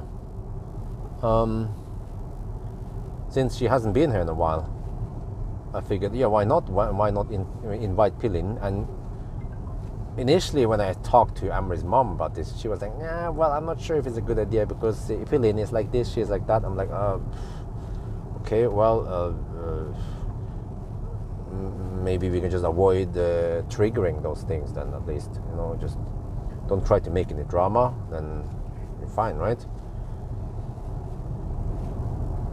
And then suddenly, supposedly, she wants to come, and I'm like, okay, well, that's great, because we need the help, all the help we can get right now. But it's only temporarily, because eventually, once we start in kindergarten and stuff, it's going to be better. And also, once Axel's colic is over, hopefully Axel will get a more, I don't know, a better sleep, and he's not crying all the time. So wifey can get a bit of rest in between, and maybe it's easier for wifey to take care of 2 children while I'm gone for a couple hours. Like, for example, if I need to go and swap press cars, the way it works today is that I don't know, like tomorrow, or basically technically today, I don't know what the heck I'm supposed to do. I have to take this Hongqi and return it. Okay, normally if I return a press car, I am then arranged so that I pick up another press car. So I could bring Isabel with me, and in the car seat, and the Isofix, and I just swap cars, no problem. But today, I have to return this Hongqi, but I don't have any other car to go back with. So there are options. I can take a taxi, but the taxi will cost 1,100 NOK from Alnabru, Risløkka area to Gjesholm. Like, damn! Or I can take public transportation, which involves almost 2 hours of travel time. I have to take a bus or walk a little bit and take some train and some shit, and then take the R13 train to Gjesholm. But then from Gjesholm station, I also have to get home to Teslabjørn Mansion, which means another taxi, or I can walk for 20 minutes. Yeah. And then what about Isabel? I can leave her home there with wifey for what will probably take 3 hours, yeah. But if I bring her with me, then I have a car seat and Isofix base, and possibly also a stroller I have to deal with. And how do I bring that shit on the train and bus? Well, I can take a taxi. They have Isofix points in the taxi. Yeah, but then it's going to cost 1,100 NOK.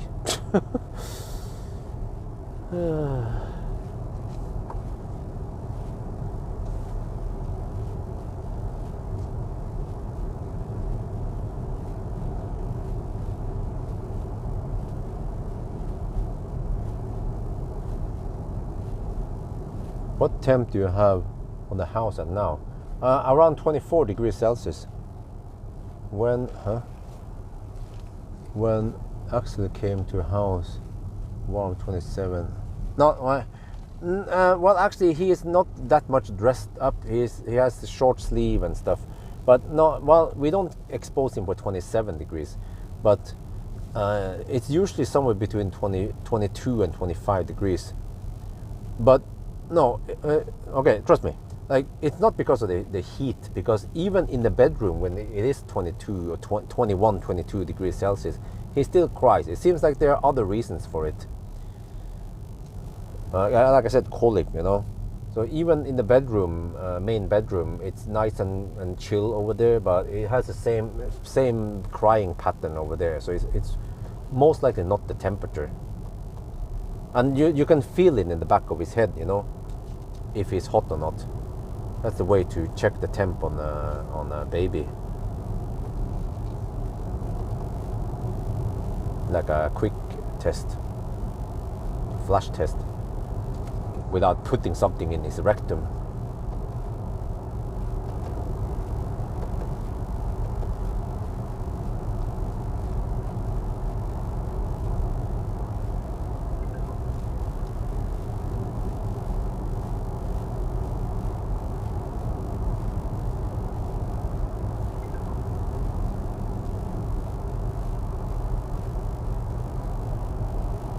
Yeah, there's a bus stop coming there. But the status about the omkjøringsvegen is that there's a place called Skogmo in Gjesholm. They are now working on the final part at Skogmo, and there is about 100 meters of stretch of the new road that has not been finished yet. And it takes way longer time than estimated, because there is some kind of undervann, whatever they call it. There's some water underground or some shit that makes things harder.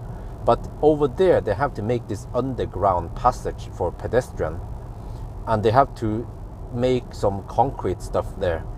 But the new road around my area, my house, is way easier to build, supposedly. But that last part there takes a lot longer, and they have scheduled that the new road will be finished by November this year.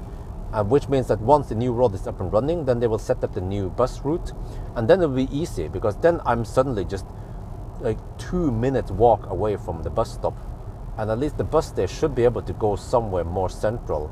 Not sure the bus route they have planned, but then it's way cheaper also to get down to, any bus that passes there should go towards the train station.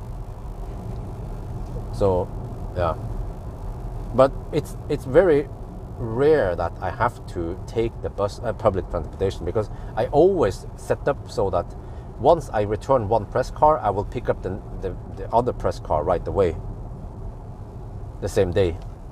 Yeah.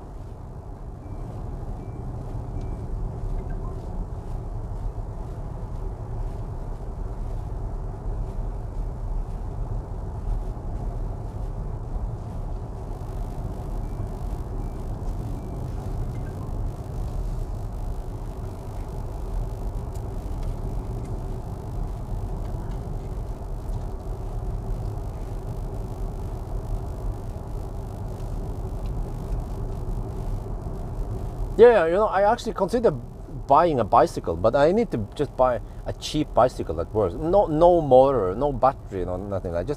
Just a manual bike. Yeah, but the thing is that I normally don't want to park a bike there for too long, right? Because it could be rain and shit, and then the stuff starts rusting. So I consider some foldable bike. Or you know what, even just a manual sparkesykkel, you know, would work. It would speed things up, because I measure that it takes 20 minutes to walk there. But if I have a kick bike, I could at least cut it down to around 10 minutes.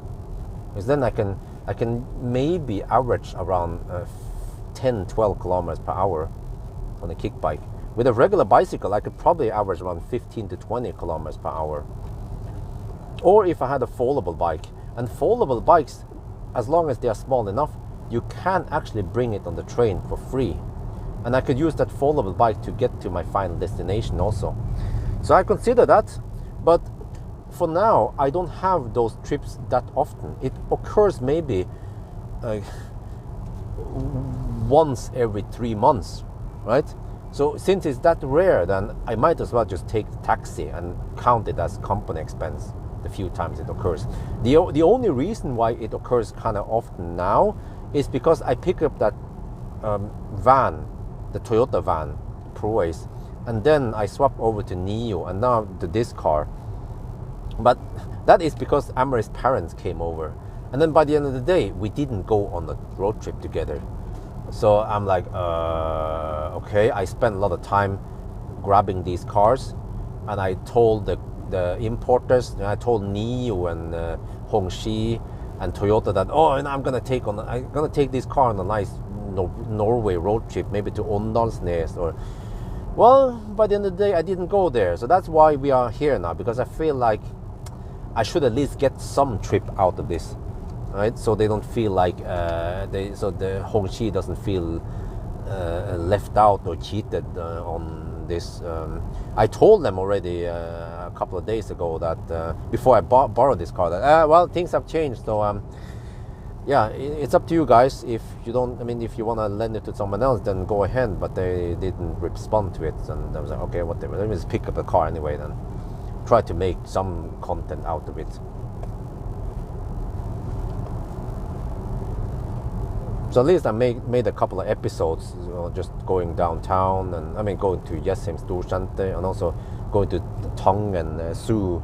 That video is coming out soon. And then this Geilo trip, at least. So, yeah.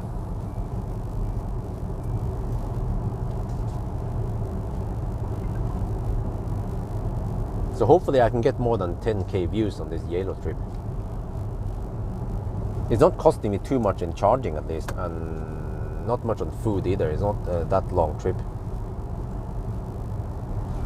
Man, the car just slows down on every damn curve. Oh, is this how Chinese people drive? Really? There's a slight curve. It's like, slow down by 5 to 10 kilometers per hour. Holy macaron. This is one of the reasons why I wouldn't consider a Chinese car. This thing will drive me nuts, because I use adaptive cruise control a lot, and Norwegian roads are like this. Like, if you want to go anywhere, right? Yeah, even on the motorway it acts annoying many times. And another thing about Chinese cars is that many Chinese cars, the auto steer doesn't work past 120 kilometers per hour. What's up with that? That would not be accepted in Germany.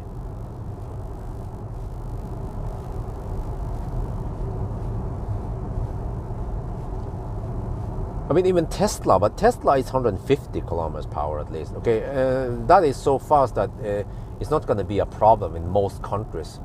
And even in Germany, even when you cruise 150, it's still not slow.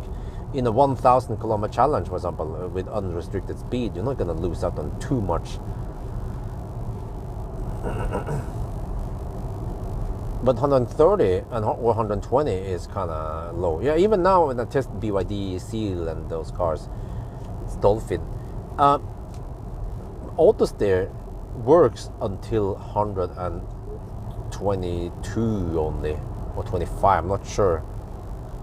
At 130, you can use adaptive cruise control, but there's no auto steer. It claims that you cannot activate it because of the current road condition. I'm like, huh? You mean the speed is too high, right? Yeah, that's what it's saying, but it's just bad translation. Overall, just quite bad the way software has been set up, or the language, or the user experience with Chinese cars.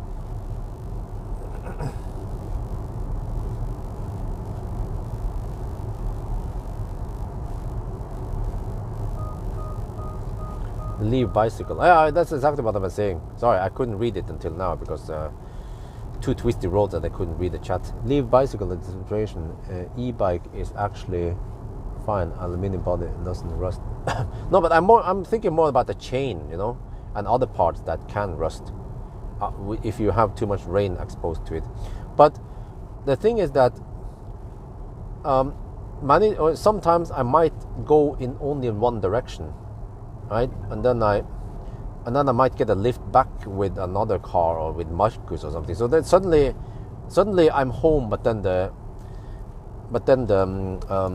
bike is at Yeshem station, right? So that's why I'm thinking a full-size bike, nah. A foldable bike where I can take it with me, or whatever car I pick up, I can fit in the car. That would be the best solution. And it doesn't even have to be electric. And wifey has a foldable electric bike, Kringla. It's quite cool, but I don't know where the heck the key went. So we cannot start the electric part of it. We can bicycle it as a dead bike, that's it. I don't know. I asked wifey, where's the key? She was like, I don't know. I was like, fuck, man. Okay. And she hasn't used it for a year or so. So I'm like, okay. Well, I mean, I think longer than a year. I think she hasn't used it for 2 years. But we can't sell it because we don't have the key for it. And wifey doesn't want to sell it. Okay. Well, it would be nice to free up some funds, free up some space since you're not using it. But she's planning on using it one day in the future. In the future, in a far galaxy away from us.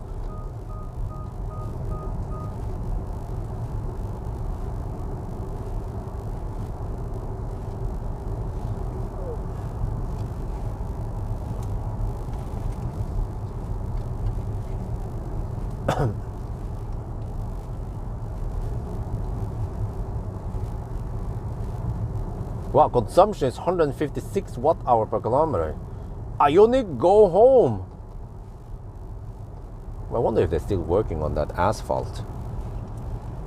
And then how is Isabel doing?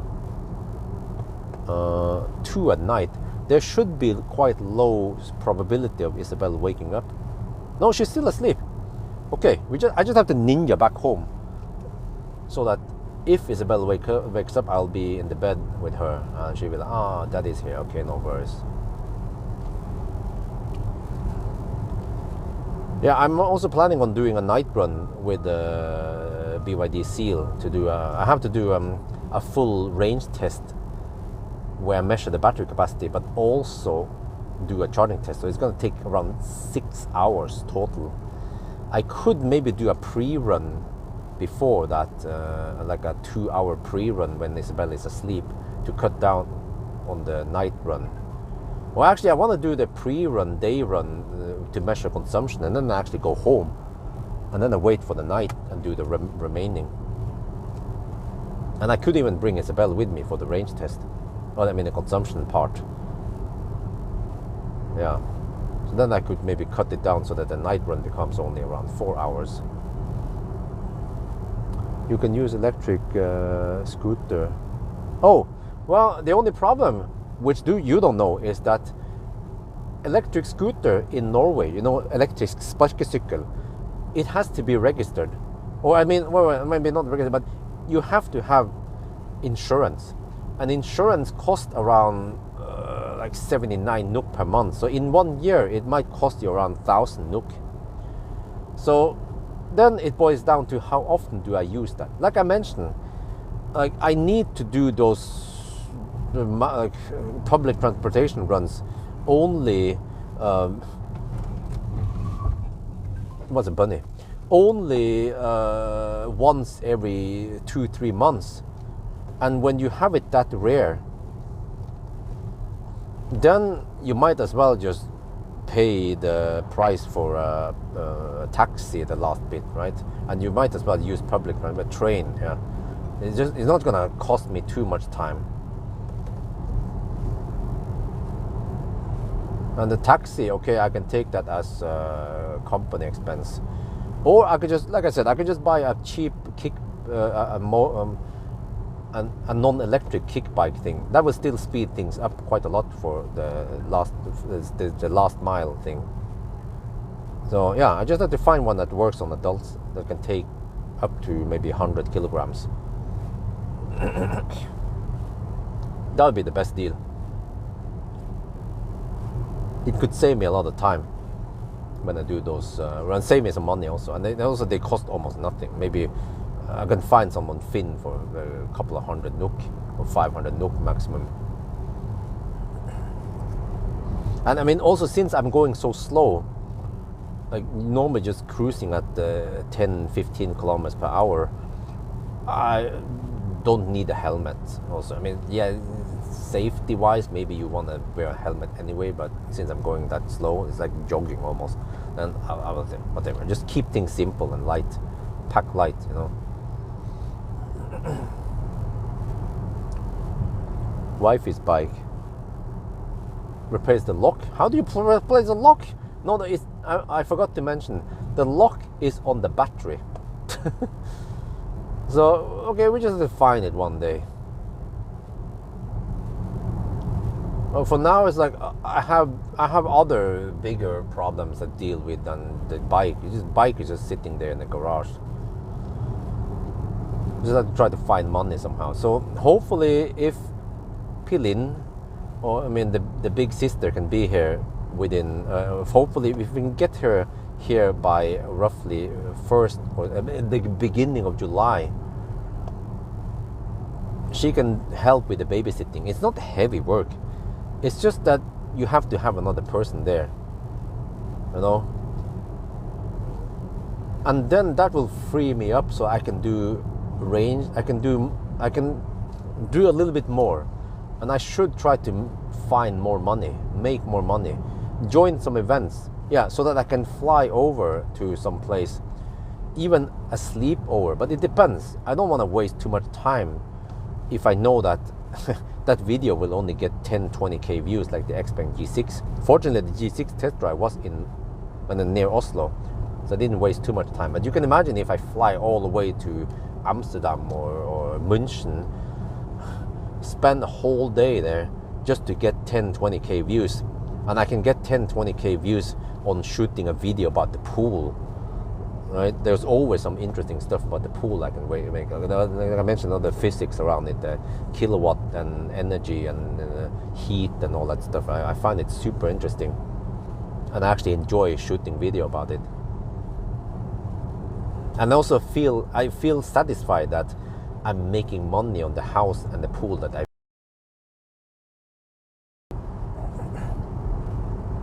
Yeah, but 1,000 kilometer challenge, I can totally go back to that. I could even do it every week, you know, 1,000 kilometer challenge every weekend. The only problem is that it still costs money for charging. I could stop the Tesla subscription and go for the ultimate Ionity subscription that costs more, but more per month, but then the kilowatt hour price is even lower than Tesla. But then I have to go for only Ionity. Dude, make up your mind. Oh, it's the wall. Yeah, the bunny is confused because the wall is there. It's like, oh fuck, what they do? Okay. The Batman tires saved me, or saved the bunny. Save the bunny. The bunny is safe. Just to be eaten by a predator.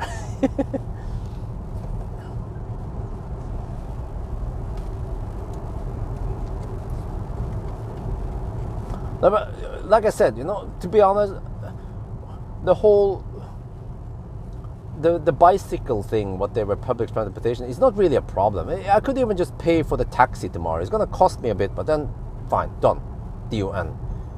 And I don't have to take public transportation in a long time. Like I said, it was just for the family road trip thing I did this, and then it was, by the end of the day, it was a waste of time and money because they didn't want to go on the trip anyway. So I'm like, okay, whatever.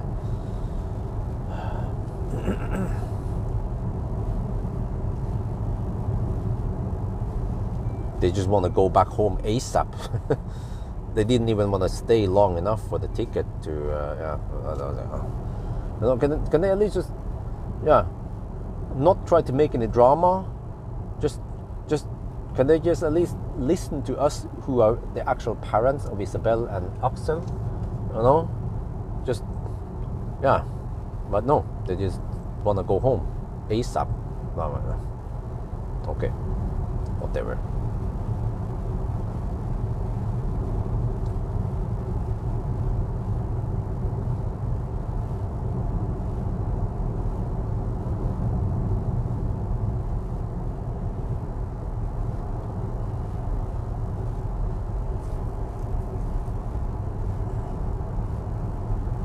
You should have kept leaf for train stations. Well, the thing is that the leaf, I got 20K for it, and I needed the money. And also, I have to pay insurance for it. Remember? So the leaf was costing me some money. But I have to repeat again once more that these train runs or whatever I talk about, it only occurs once every 2-3 months. So I mean, when you guys say that, one of you guys, I don't remember, said that, oh, you know, wifey doesn't know economics. Well, this might be case for you guys also, because it doesn't pay off to keep a car ready for something that occurs only once every 2-3 months. Then it's better to just take a taxi or just walk or whatever. If it occurs more often, then okay, that would be a different story. And I can already borrow a car for free from Elbilmek, and I think we can make a deal with Elbilmek so that I can maybe rent it for cheap or something, right, per month. If I could just pay for the whatever something, a small amount to him, or better, maybe even easier, actually better, if he can, I can lower the monthly sponsor money, so I can borrow this car for free, kind of, you know. That would be the best deal. Well, actually, maybe he wants higher expenses. That's true. And I could just give him money under the table. Yeah, that's even better. Yeah, cash. He would prefer cash then.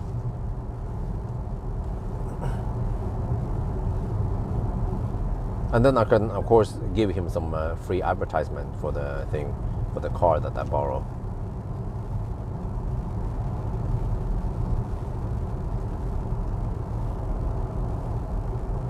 But I noticed that even the auto parking and parking nearby, yeah, well, it costs 40 NOK per day parking at the Jessheim station. So over time, over a week or so, it will become expensive. So I mean, I know all the conditions, and that's why I figure, okay, whatever, just take taxi or whatever, or I could just, you can take the time, you know, I can take the time for public transportation. No big deal. But many times I find myself getting stuck in traffic anyway. So it's not like it's going to be that much faster than taking a train.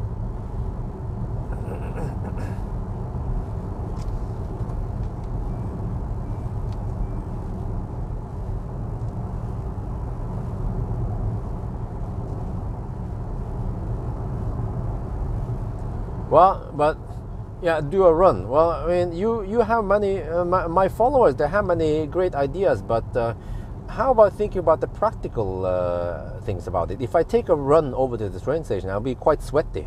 First of all, the other passenger might not appreciate that there is a freaking sweaty, stinky man in the train.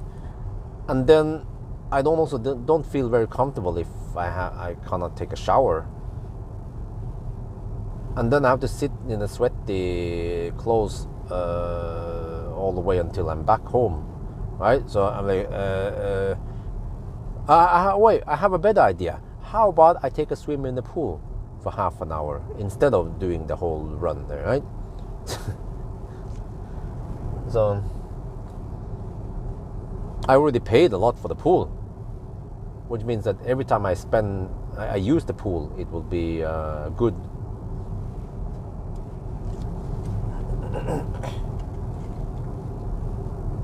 You can say that, how much does it cost to take a swim?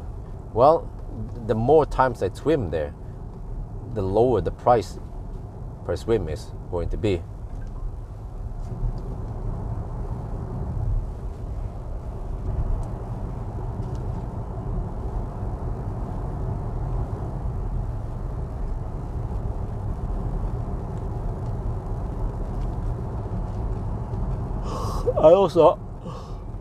I remember some noobs, they were saying that, oh, but that pool is useless, or you shouldn't have gotten the pool. Just go to the beach instead. I'm like, dude, bro. He obviously doesn't. Way too small. I don't know what the heck the municipality were thinking when they set up the parking lots there.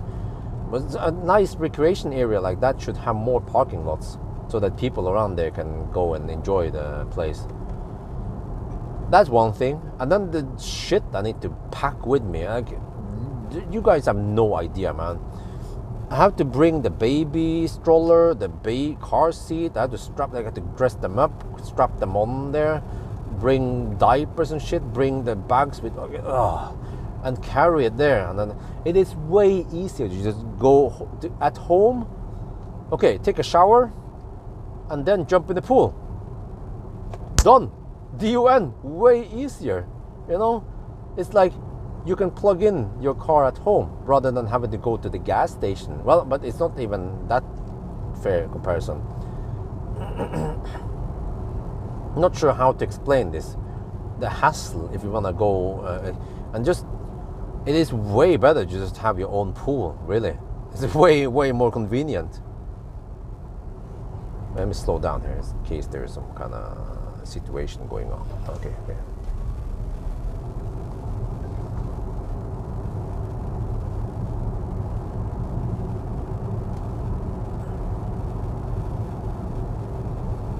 And also the other advantage is that the pool can actually be used when it doesn't have to be like soaking hot outside. Even if it's 15 degrees Celsius and I feel like taking a swim, then no problem. I can just dip in the pool and I can crank it up to 25 degrees Celsius.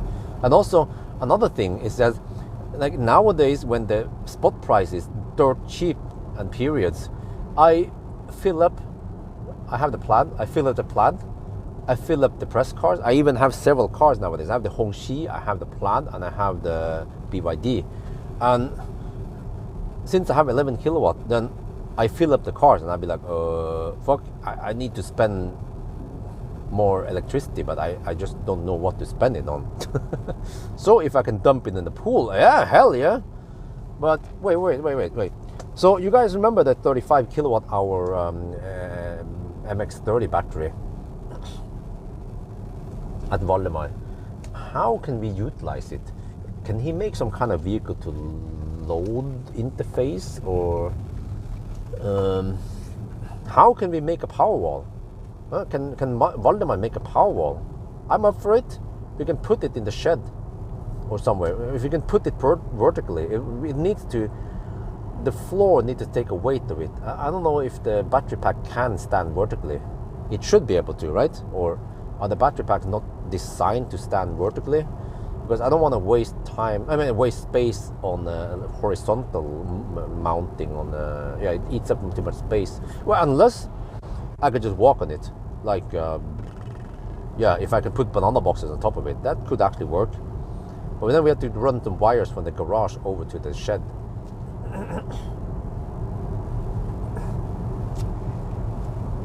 But okay, so I need to somehow control that thing. So we have to put an onboard charger on it, 11 kilowatt. Yeah, I don't want to pull more. 22 kilowatt becomes expensive for the power tariff. So if I can just pull 11 kilowatt on it, Valdemar can scavenge some onboard 11 kilowatt chargers should be easy to scavenge nowadays from somewhere. So he hooks it on, which means so if you switch on, if you enable it, it will just start charging the battery. Okay, and then we need to be able to take power out from it, which means that we have to transform DC into AC. But then there must be some kind of switch somewhere so we can choose between pulling from the grid or pulling from the battery. This is the part where I don't know how it works. I have to go to Valdemar and discuss this over a lunch and a burger at Tex Burger.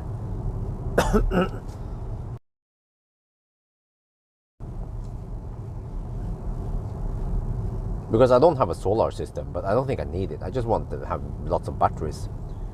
Would be great if I can have, let's say, 200 kilowatt hour. But I'll start with 35, see how it goes.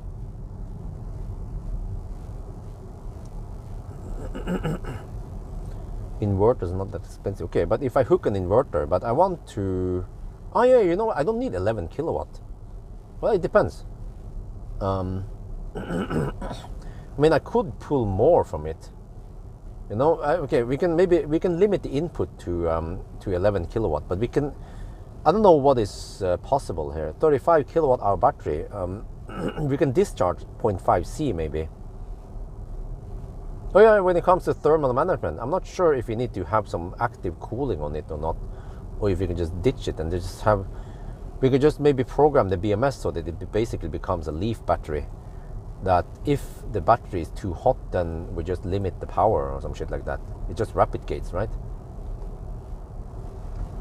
But it shouldn't be that big of a problem because the garage, I know that the garage is nice and cool even during summer.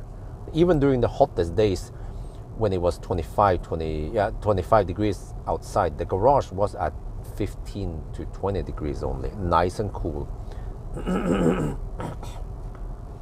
Yeah, so if we pull 0.5 C, that is 17 kilowatt. I don't really need to pull that much. I could pull only 11 kilowatt from it, which is 0.3 C. And that's super gentle. And it shouldn't cause the battery to heat up much at all.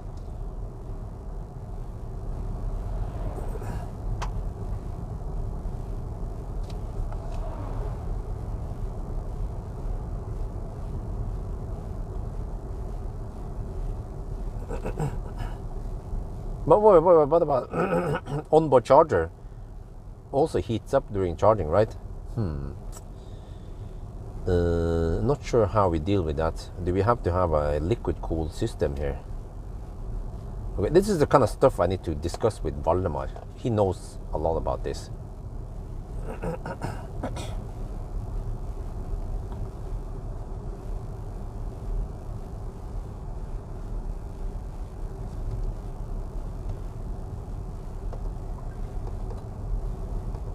Not sure what the speed limit is here.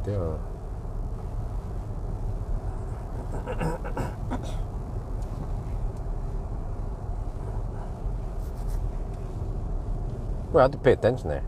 I'm down to 29%, 124 kilometers left, and we are...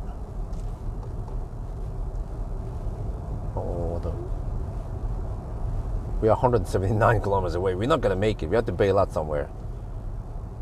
I'm not sure where yet. Yeah, but 3.7 kilowatt is too slow.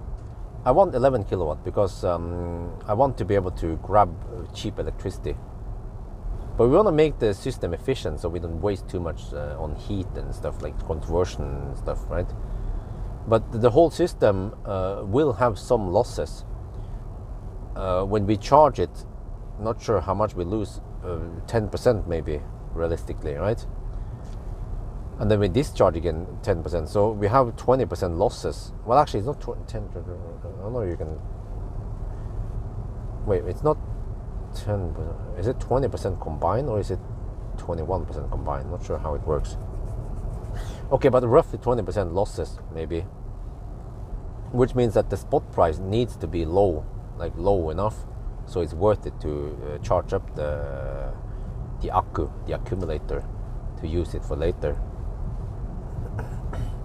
But on the other hand, I'm generating some heat, which could be useful in the garage, or it could be waste of energy. Yeah. Unless you start using that heat to heat the pool, but I don't know what a mess. Like, people have so many ideas. Oh, you can use it to heat the pool. No, do you know how like the pool works? You don't want to dick around with extra loops and shit over there, you know? So just keep it simple. Oh, we're back here again. I brought some food with me. Maybe I should eat it while we are waiting here. I could eat the food on the stops because they tend to be long. Is it the same woman?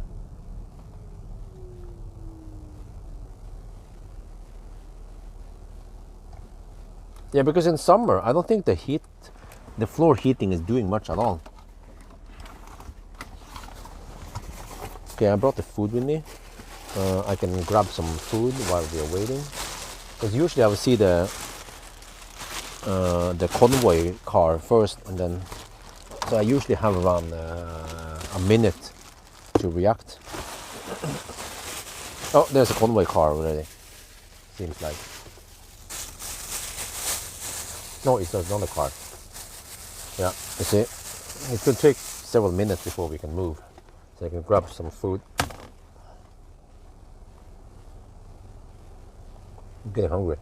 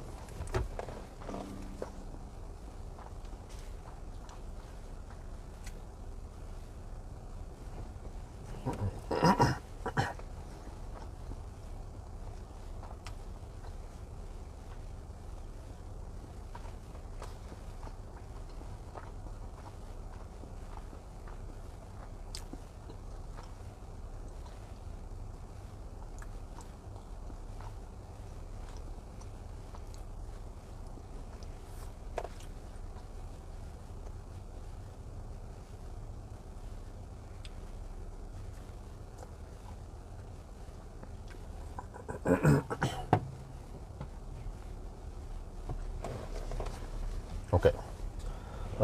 First checkpoint, there's more delays. So from here back home, it should take around 2 hours because of the stuff. So I'll be home by 4:30. Oh, I have to charge somewhere. Okay, I've got and then wait, I'll be home at 5, and then okay, I'll get a couple of hours of charging before I return the car. I told them I'll be returning the car around 10 in the morning, so I should leave home by 9-ish, and the traffic is low. Then I don't know what the heck I do. Maybe I just take, I have one idea. I bring Isabel with me and Priam, but I have to bring the Isofix base also.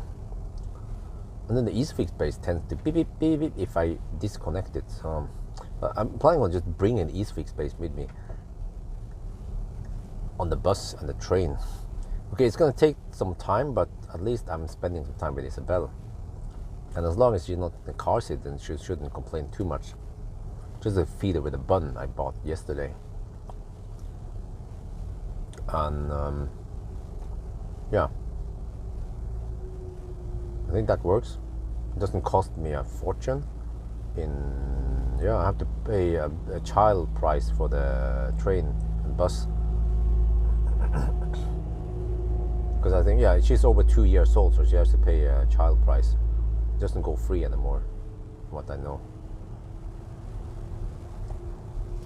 So that's what I might do. But I might return the press car with only 40-50% battery. I'm not sure, or do they care, or should I charge up higher? Then I need to spend... Actually, I might charge it higher, yeah. I might not just charge it for 5 minutes. I might sit and wait a little bit and see how fast it charges. Probably go for some supercharger. Not sure where. And we'll see if it colgates also, because I'm driving kind of slow. There's no temperature here. There's no preheating or anything like that.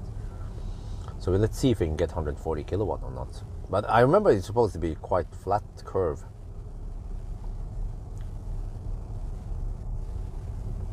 Good plan. Oh, okay, yeah. But it means that It would take roughly half an hour to drive from Gjesholm to Østre Akervei, Motorforum. And then I return the car and I say, oh, sorry, there's a curb rash there, just send me the bill if you feel like it. If not, then I highly appreciate it. I didn't do it on purpose with the curb rash.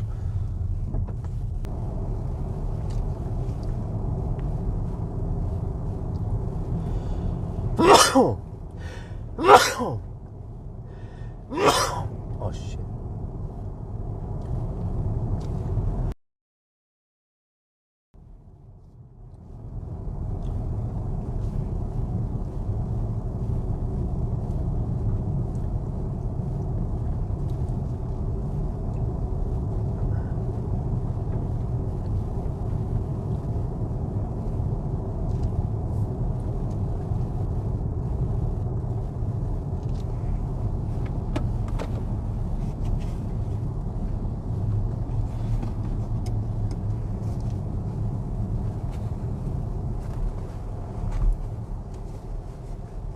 Oh, you heard the sneezing? Okay, I wasn't sure if we were live or not.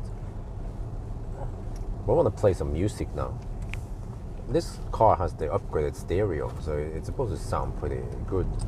We tested. I'm going to put it in the USB stick here.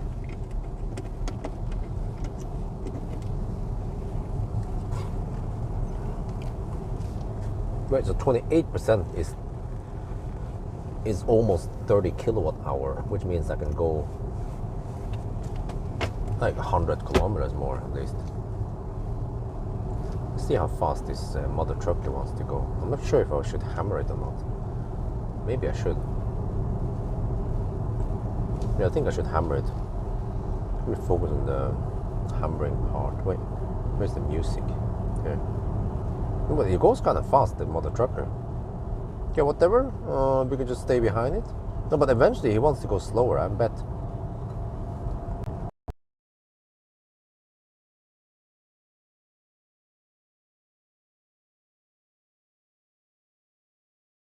My car will slow down in the curves, so I might obviously go slower than the mother trucker.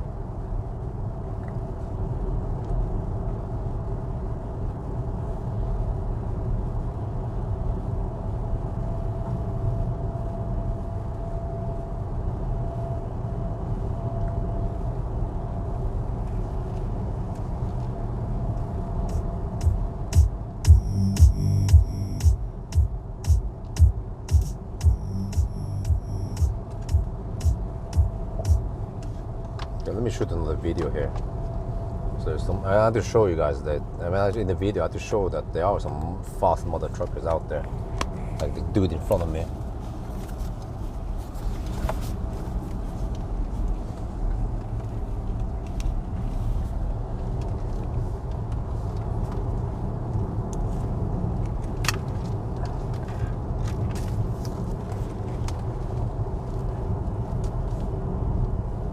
We just passed Geilo now, and since Geilo we have driven 61 kilometers, and the consumption is only 184 watt-hour per kilometer. Wow, I was about to say Ioniq go home, but Ioniq 5 go home maybe. We see I have 28% left, but that is good for at least 100 kilometers. So you see I'm going at 90 now, barely legal. It's 80 zone here, but look, I'm following a truck. I can barely keep up with the truck. I'm doing 88 kilometers per hour GPS speed, and the truckers, they are doing the same. I have another truck behind me. I'm sandwiched between two trucks now. This is why I don't want to slowpoke too much. Yeah, just go with the traffic flow. So, yeah, now we see. And now I'm gonna play some music. Wait, what happened here?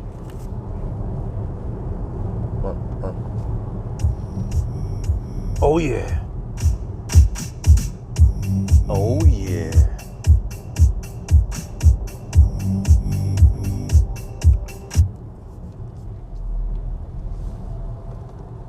Come on, auto steer. No. Just get the wheel for me just for 10 seconds. I can put the camera away.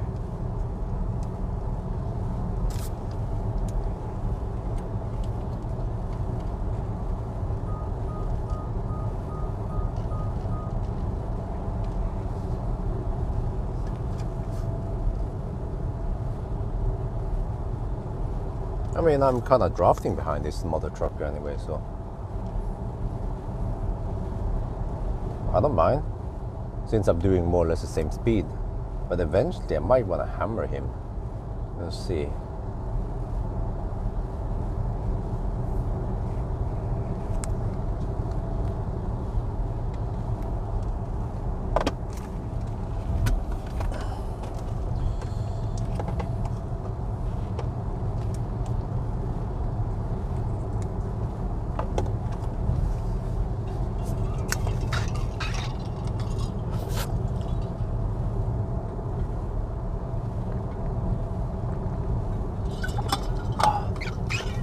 But you know what? Knock on wood. Yeah, there's some wood here. We are now in the end of June, and I have not been bothered by what the heck is that? I've not been bothered by rust this year. It was that one night when my neighbor had some foreplay. But other than that, we haven't heard. We heard rust in the distance, but that's from the motorway. Or maybe when they at cleavage, but we barely heard them. Yeah. What the heck? Why is it fogging now?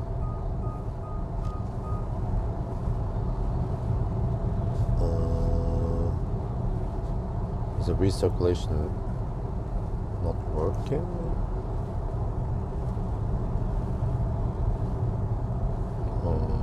Auto? Where is the old recirculation thing? Where's the HVAC setting anyway? Oh, is it set on? No, it's set to not recirculate. I don't know what's going on. Anyway. What the heck, man?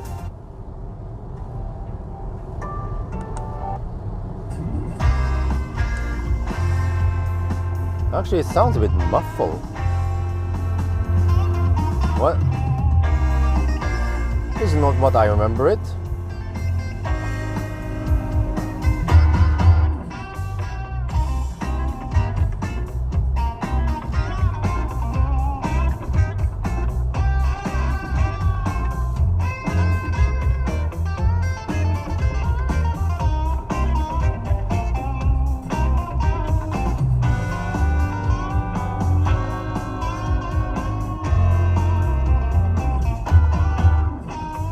Oh, what the heck? Someone messed with the... There.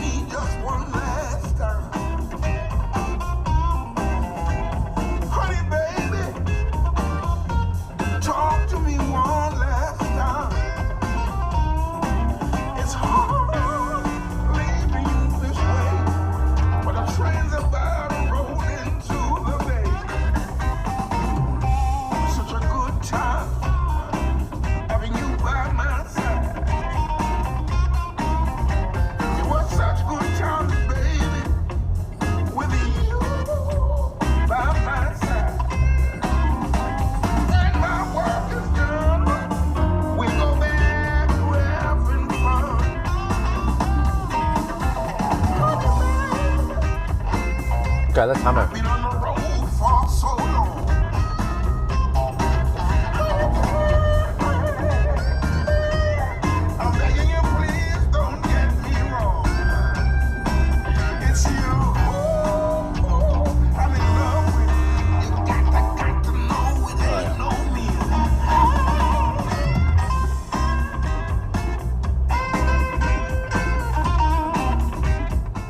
The mother trucker might go fast in the straight, but he goes slow and around the curves, even slower than me. It's funny, man. And then because of the red lights, and I could just hammer it now.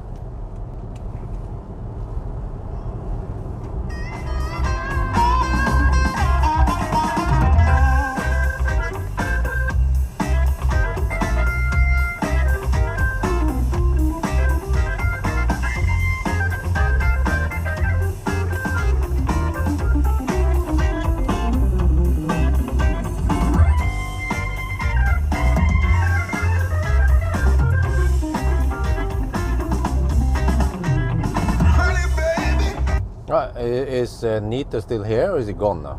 I can give you some stats. 264 watt-hour per kilometer now, and 300 kilometers done, and we are down to 25%. I don't remember if the car goes into the limp mode eventually, but I have to find a charging spot soon. I mean, not soon, in 100 kilometers. I wonder if that's around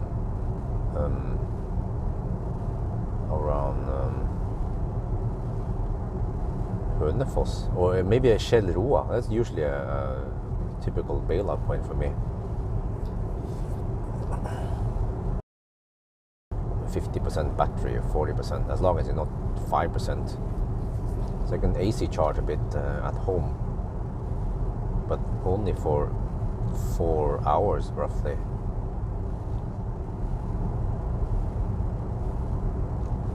So you get roughly 10% per hour at home charging. Actually, like less, maybe 8 to 9%.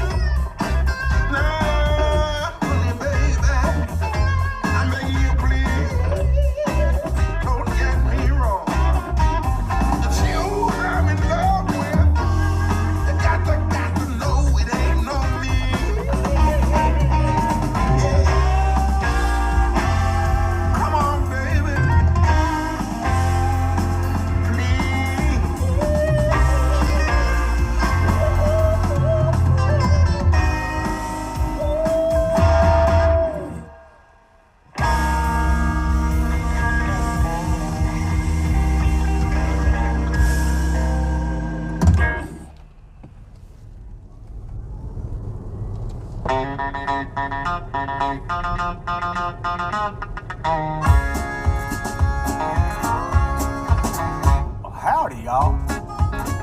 Well, did you miss me? Go on and say I told you so. Yeah, now I know the straight life is a no-go. Yeah, I was wrong. I tried to get domesticated, but yesterday I finally couldn't take it, and I was gone. I probably should have told my wife, but the minute I saw the light, I just took out my boots and threw out the fanny pack, sold the plans and got my old Harley back, cranked up the bike and flew out the cul-de-sac, straight to the nearest bar. AC/DC on the jukebox, back and back, got so drunk I was singing like a maniac, smoked so much I about had a heart attack. So it's a fact,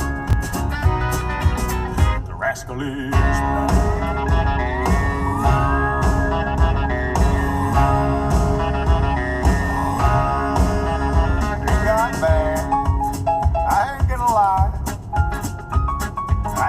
Up in a suit and tie, pulled out the driveway 7:45.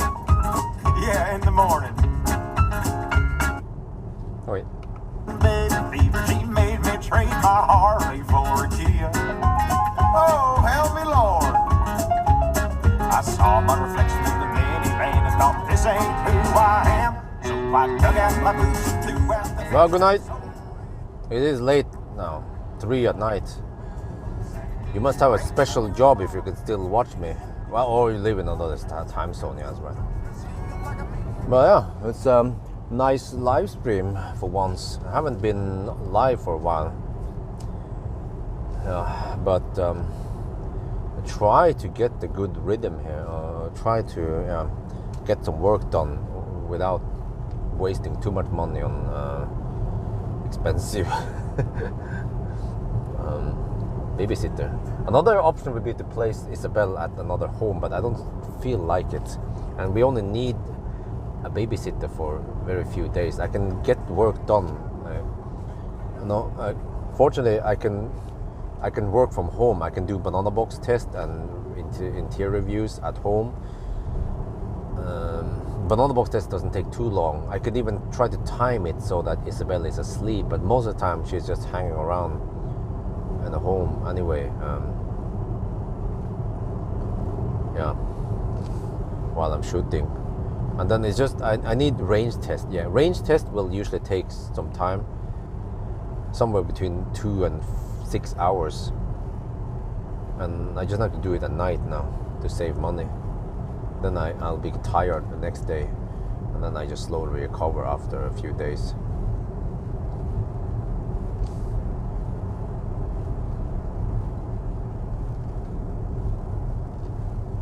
But I don't think I can do. I don't think I can do 1,000 kilometer challenge every weekend anymore, and it might not. I mean, even if I had a babysitter, I would probably not do it every weekend because it is time consuming, and it depends what car it is, of course.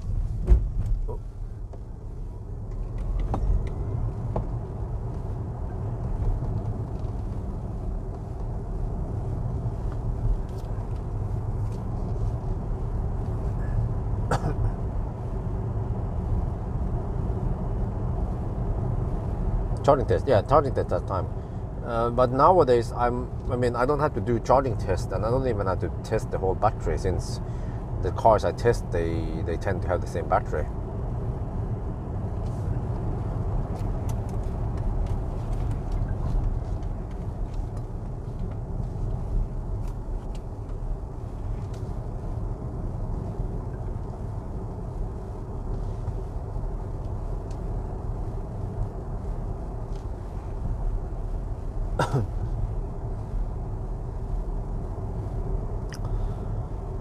Well, it's a bummer that we couldn't go on a trip, at least with wifey, but the problem is that Axel is just so demanding. I mean, we could have taken a overnight trip somewhere, well, actually, we can't even go outside of the country because Axel doesn't have a passport yet. But we can go maybe to Åndalsnes or somewhere, but then I'm not sure what we can do much because it's just a lot of work. Sometimes, well, actually, wifey needs to wake up during the night to breastfeed. So even in the daytime, she's exhausted. So not much energy left for going on some sightseeing or do stuff. So, and then I cannot help her on the nights when I go driving. But then in the daytime, I can usually not get much work done, because someone needs to watch over Isabel while wife is taking care of Axel. So it's going to be like this for I have to just hang in there a little bit over 1 more month until 1st of August, and then things will be better.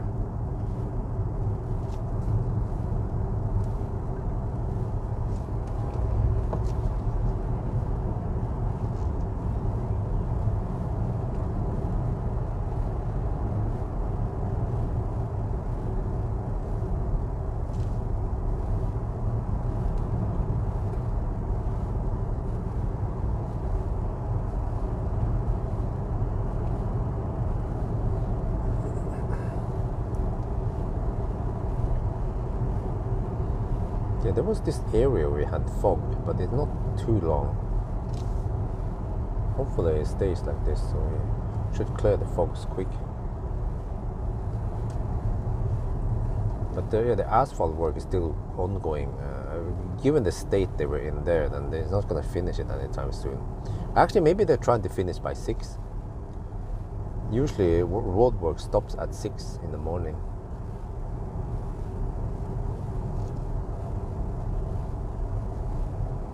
Yeah, we'll see. I haven't had a Geilo test or Geilo trip in a long time now, so hopefully this video attracts some views, even though there's not much interesting stuff going on.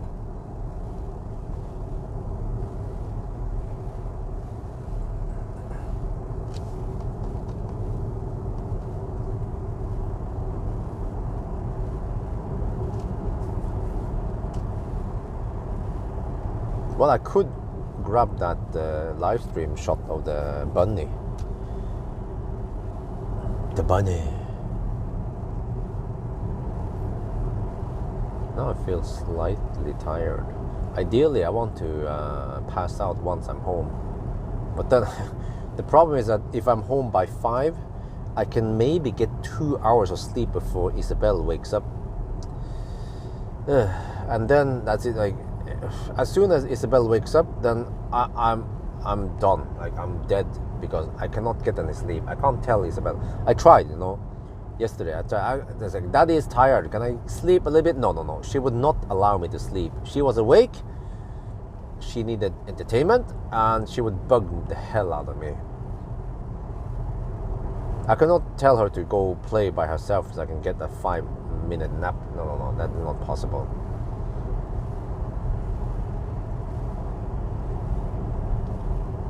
I just have to try to recover today. Try to nap while she is also napping around noon.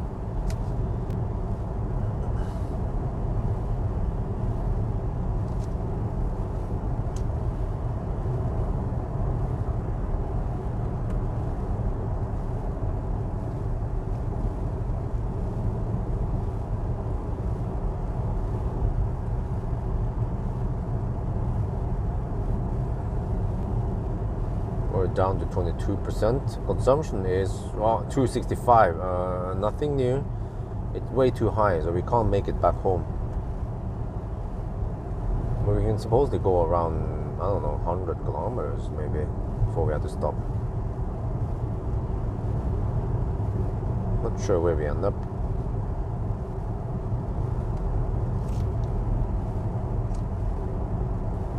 Sleep in the car. Well, I don't think you know how it works.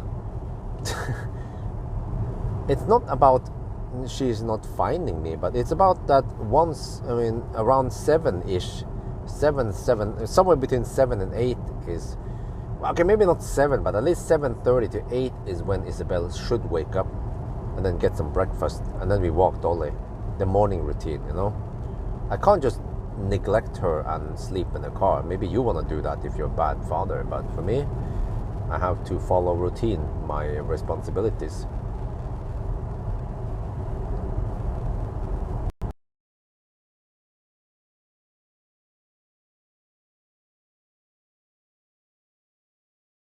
The bedroom, but then she's gonna cry, and once she cries loud, the whole house can hear it.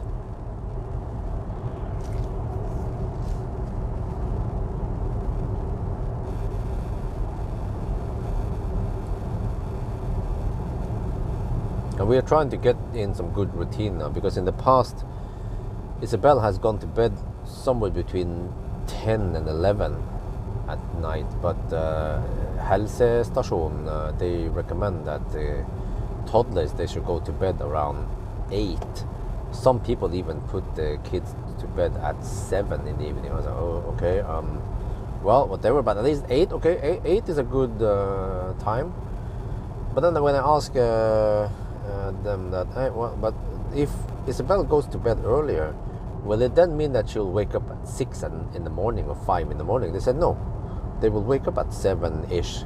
It's like they have a biological clock that just wakes them up by themselves. I'm like, okay, well, that's fine. If we rush to get Isabel to bed, then we can then get some stuff done afterwards, hopefully. And I think, yeah, Isabel has a better and better sleeping schedule now.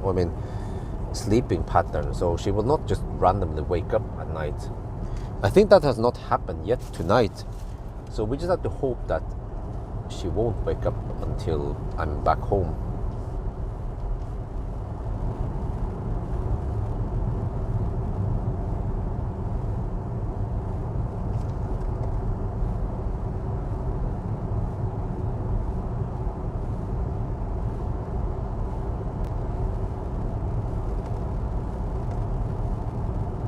It's 22.3 degrees in Isabel's room now.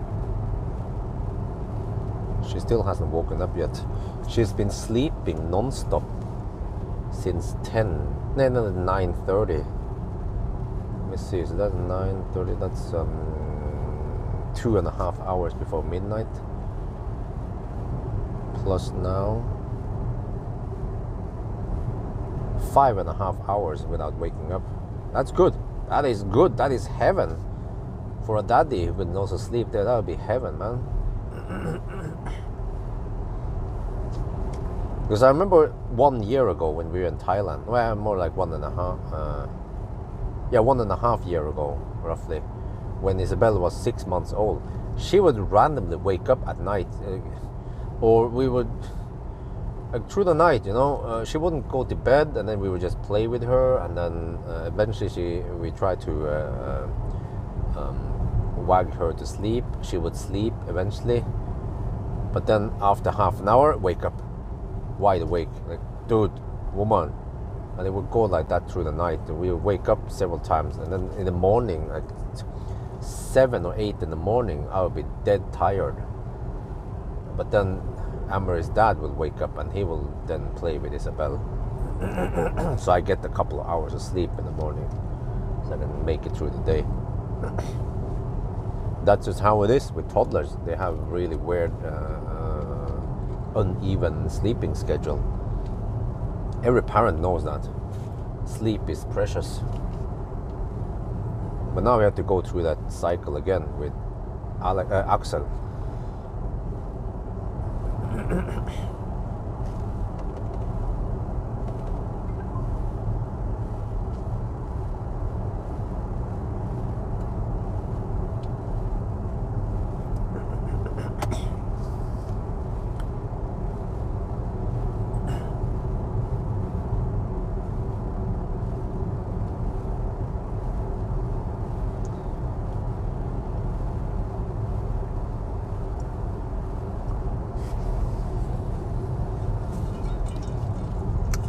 Down to 20%.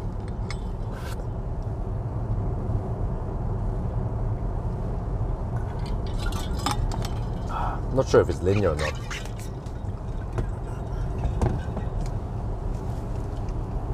Let me try to calculate something here.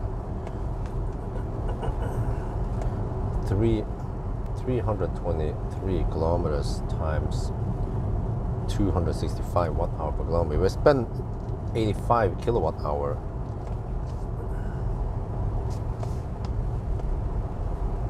We have 23 kilowatt hour left.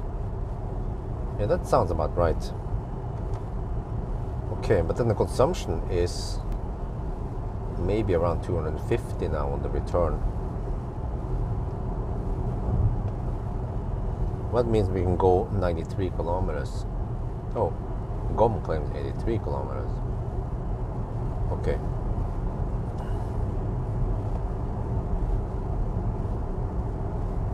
Check here. How far away from Geilo are we?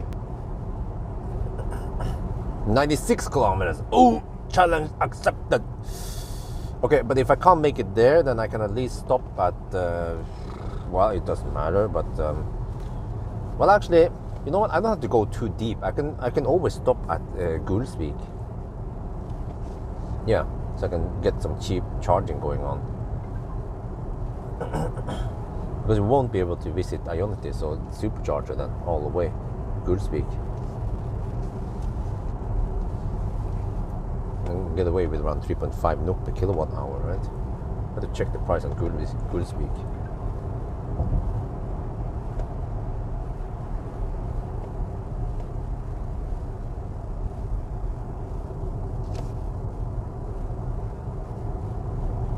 Well, unless there's another supercharger up and running that I don't know of.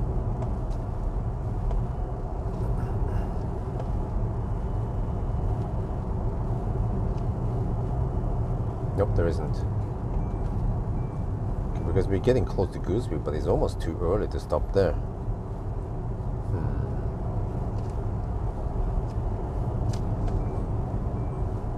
3.5 NOK per kilowatt hour. That's cheap compared to Fortum and Circle K.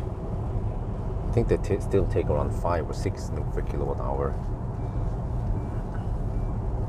Yeah, you know what? Maybe it's fine. We can stop at Gulsvik. I can finish the food. I feel hungry.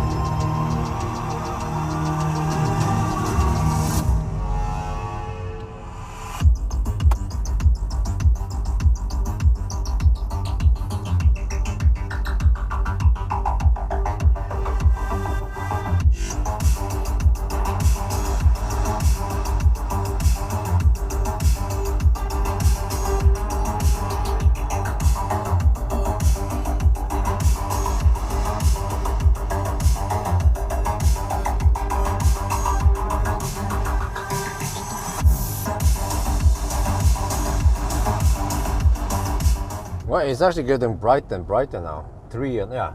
I mean, by the time we get home, the sun might rise. And then we heat the pool. Well, oh, I need to start the circulation pump once I'm home. Yeah.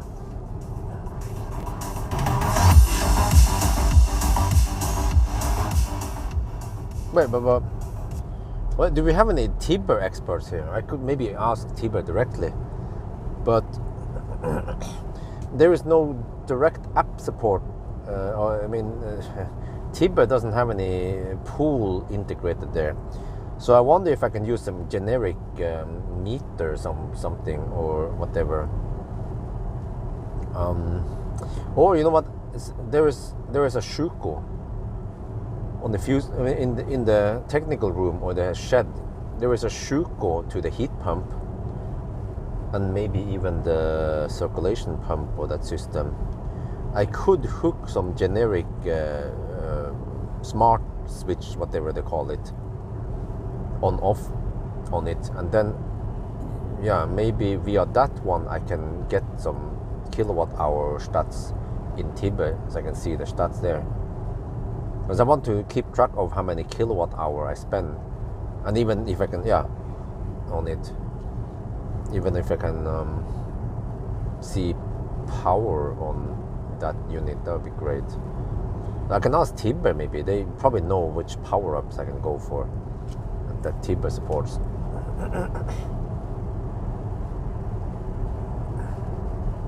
But that also means that I can actually switch it on and off via that app.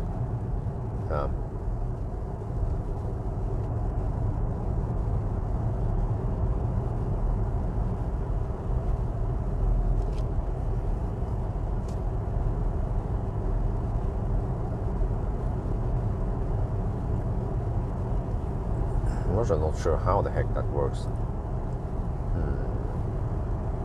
Wait. Well, maybe I need to get one of those smart house hubs. I don't have them. Gateway. Once again, I had the Hongqi, but I left it at the old home because they kind of need it for the water heater. So I have to get something similar than Hongqi or something.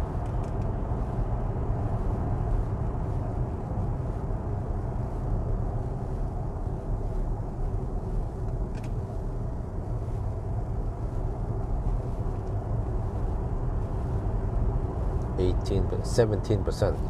Well, you know what? Maybe it's a good time to bail out that Gulsvik. We are around 10 kilometers, 5 kilometers away from Gulsvik. So, but you probably don't want.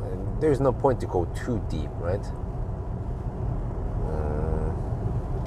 But if I want to go deep, I have to stop at maybe Kjellroa or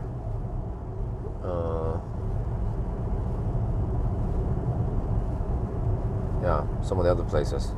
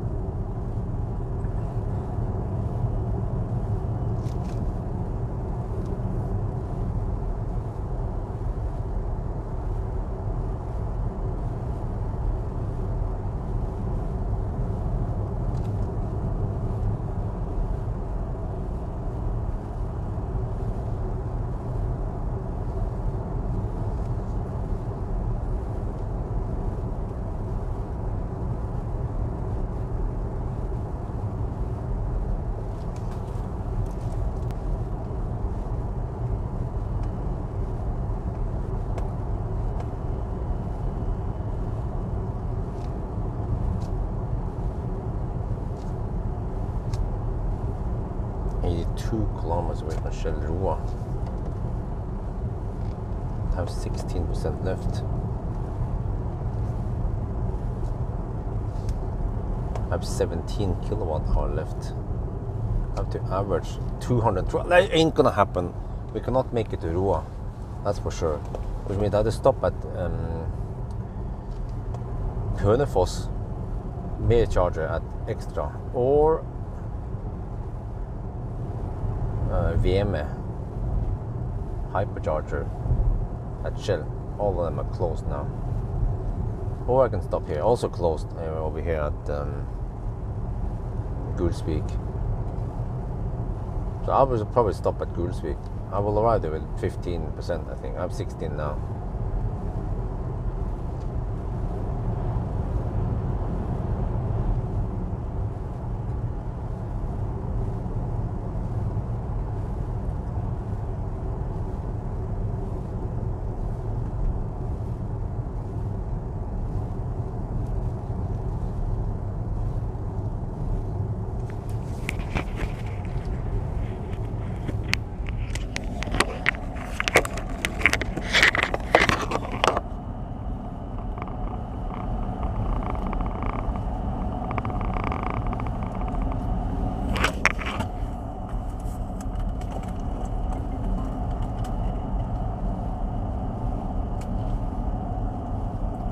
We are now at Gulsvik and we're down to 16%. Oh man, too bright display. But yeah, you see, we have roughly 70 kilometers of range left, but we are still 120 kilometers away from Gjesholm. So I'll just bail out here. It may be a little bit early, but at least over here we have supercharger and they offer the best price, at least on this route. Otherwise I have to pay for expensive juice, and on a big thirsty car like this, then charging prices matters. So let's see then. V2 supercharger. This car is supposed to go for, support 140 kilowatts. So even V2 supercharger here should be fast enough, right? Let's see what kind of speed you get. Wait, where do I park? I have the charge port on that side. It's on the right rear side, which is the wrong side. Should have been the left side, with the right side. Well, I can use these trailer-friendly stalls then, or I can back in. Let's back in. Yeah, let's back into these stalls then.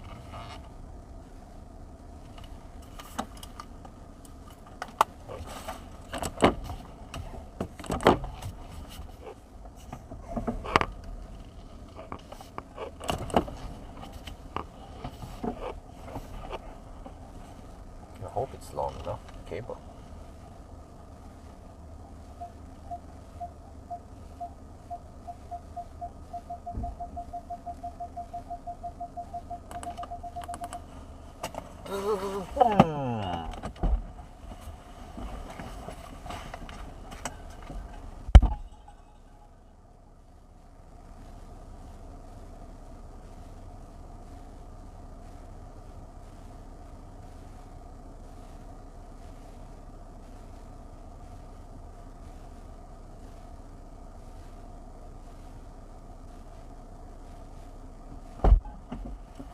Nope, that didn't work.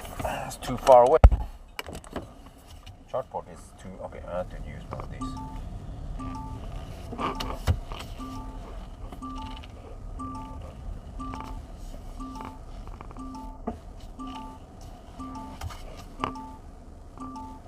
Okay, let's just park over here so I can see the stall number. I have to go a little bit closer because the cables are so damn short.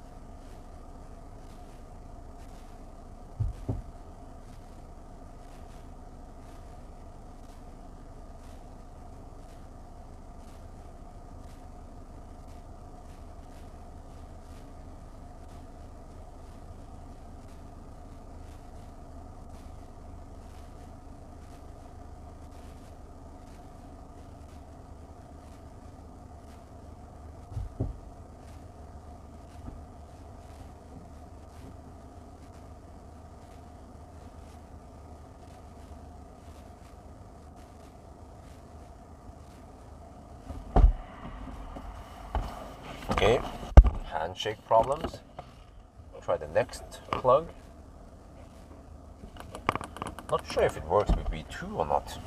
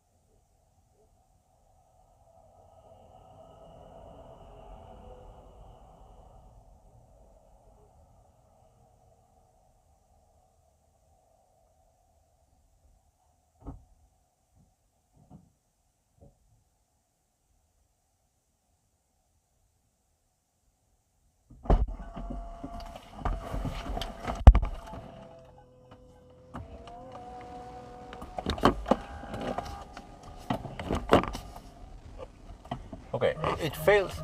It fails on handshake on the superchargers.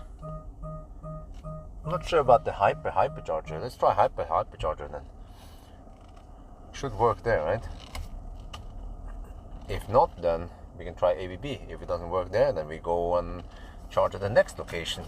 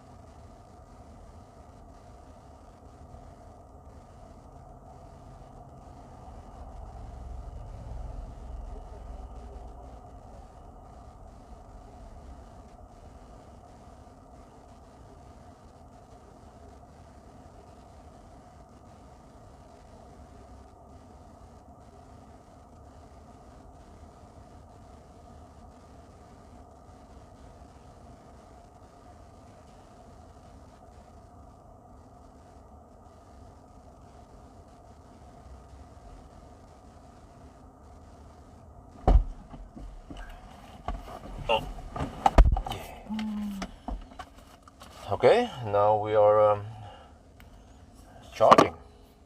Let's see, let me put the shaft up here.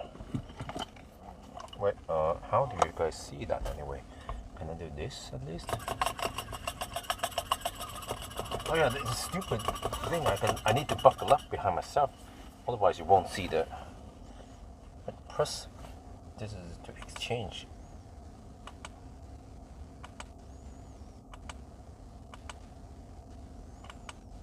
Wait, how do I exchange back to that thing? You know, holy macaroni. There. Huh? Battery heating and poor heating performance. What the heck does that mean? Wait, what happened there? Oh, it probably heats up the battery. But then, and maybe the battery, the cabin heater shares with the battery heater. Oh, you guys have been quiet for a while now. Did you disconnect or something? Wait, how do I see the charging screen? There. We can kind of see it, okay? There. Okay, let me see.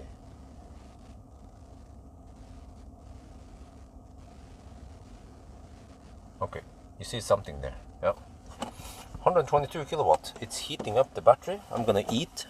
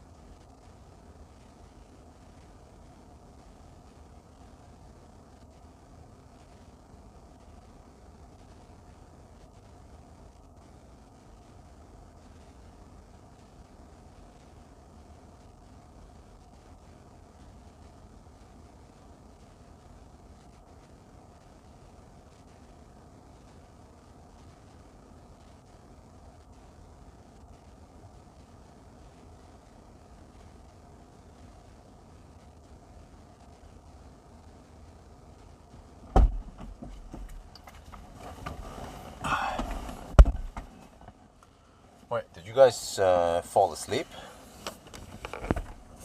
80 kilowatt? What the heck, man? What?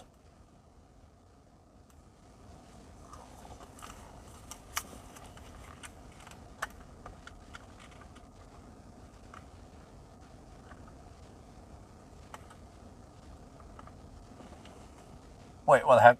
Initially we got 122 kilowatt. Now we're down to 67 kilowatt. What the heck is going on here? The car is colgating. Okay, well, maybe I could just charge enough so I can reach the next charger. Or Shell, what is it called again? Shell Roa. What? 58 kilowatt? Huh? Is there something wrong with the charger? No. ABC, always blame Chinese car. You're taking 54 kilowatt. This is ridiculous, man. Whatever, I'm just gonna eat now because I'm hungry. And then we can probably just go straight home. First, it doesn't work with... Wait, 46 kilowatt. Is it? No, wait, huh? Is the cooling kaput on the thing here? Or not? Or...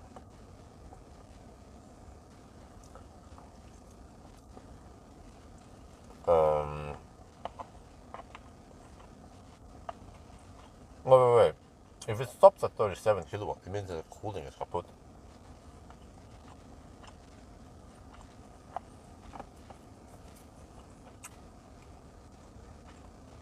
Yeah. The charger is a problem. Let me move. Wait, it drops even further.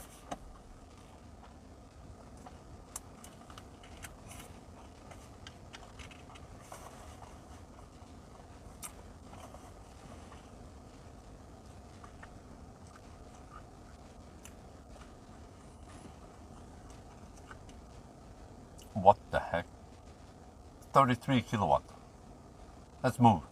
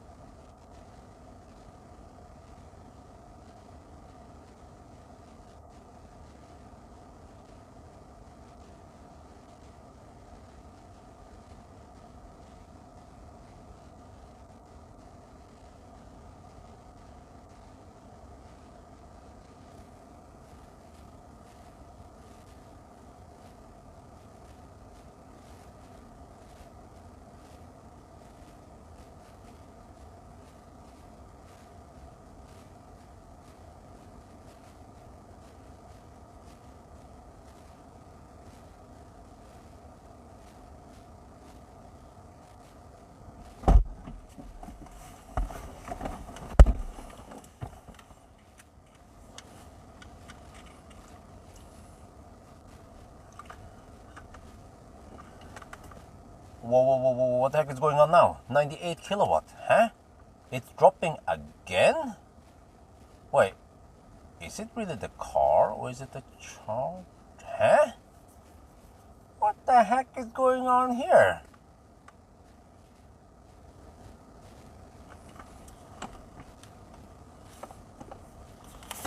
Okay, I don't know, man. It's dropping again. Let me just get some food while this is happening. Whoa. No. This is not the charger.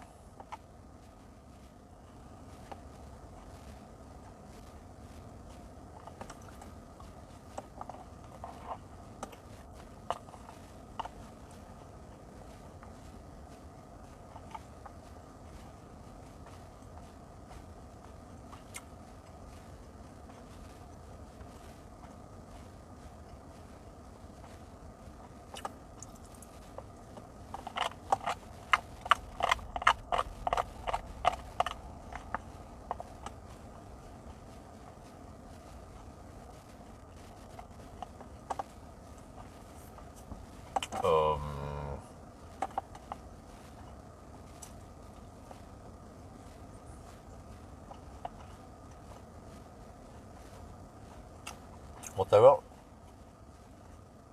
I need some food anyway, and by the time I'm finished with food, we can go straight home.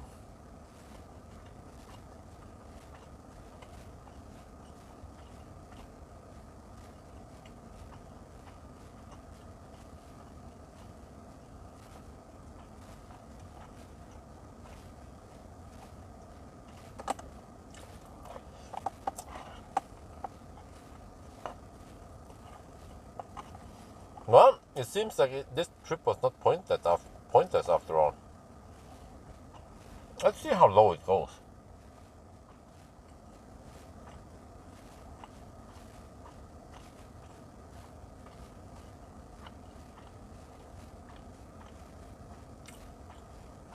I mean, now I'm actually tempted to go to Geilo, just charge there. Yeah, let's do it.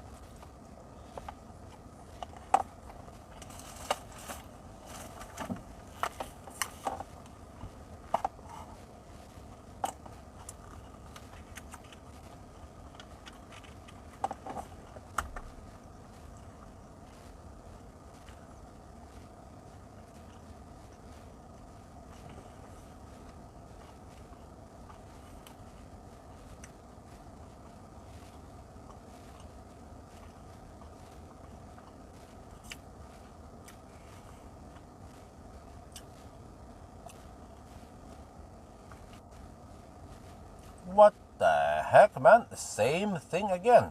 It just slowly declined the speed. And now we're down to 37 kilowatt. I think it's going to drop even further. So, sorry, Alpatronic. I thought it was your problem. I mean, hypercharger. It is the car. So it seems like this trip was not pointless after all. So, you know what I'm going to do? If I click here. If I click on route summary. Okay. So we're here now at Gulsvik. I'm gonna go all the way there, Geilo.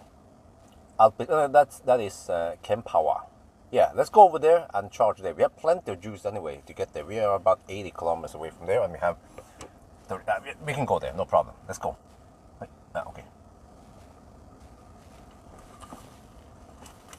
Well, I actually don't know if it's a car or the charger at this point. Because 37 kilowatt is typically the power where the cooling unit in the charger is kaput. But then, really? Twice? I mean, yeah, happened 2 times now. On 2 different chargers. What are the chances?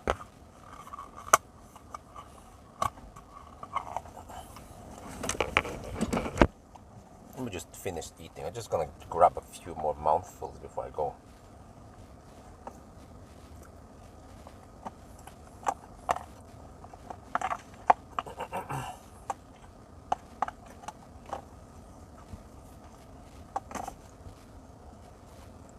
I don't want to dick around too long, because I don't want to be home too late.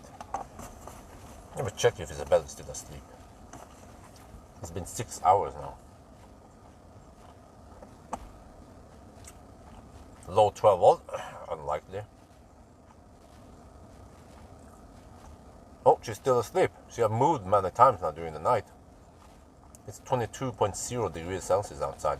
I mean, in the room, in Isabel's room. So it dropped from 24 to 22 degrees after 6 hours.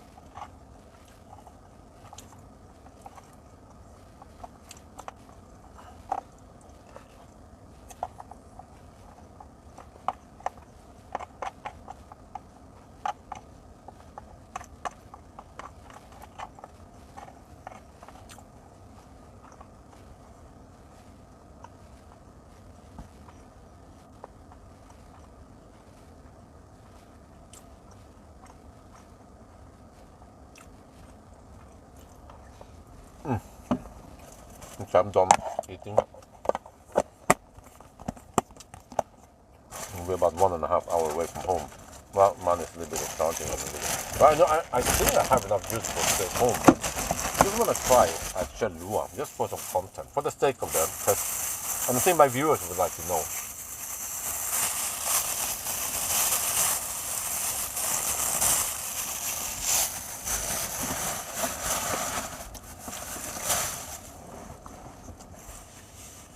So, let's get going.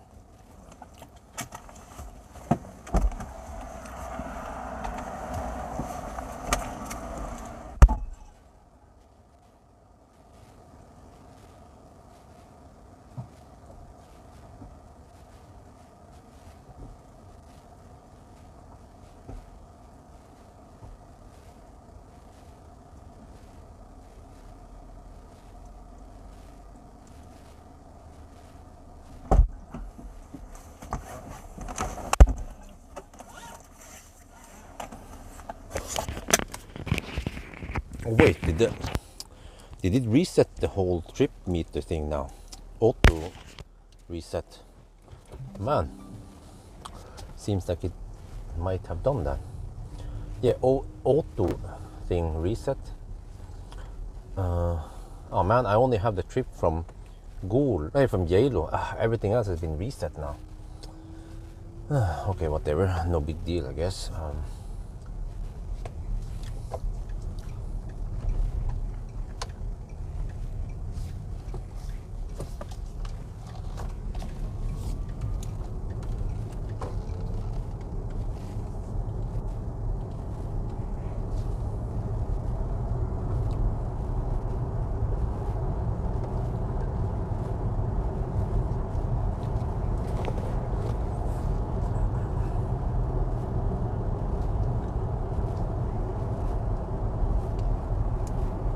Then we're getting to the convoy soon.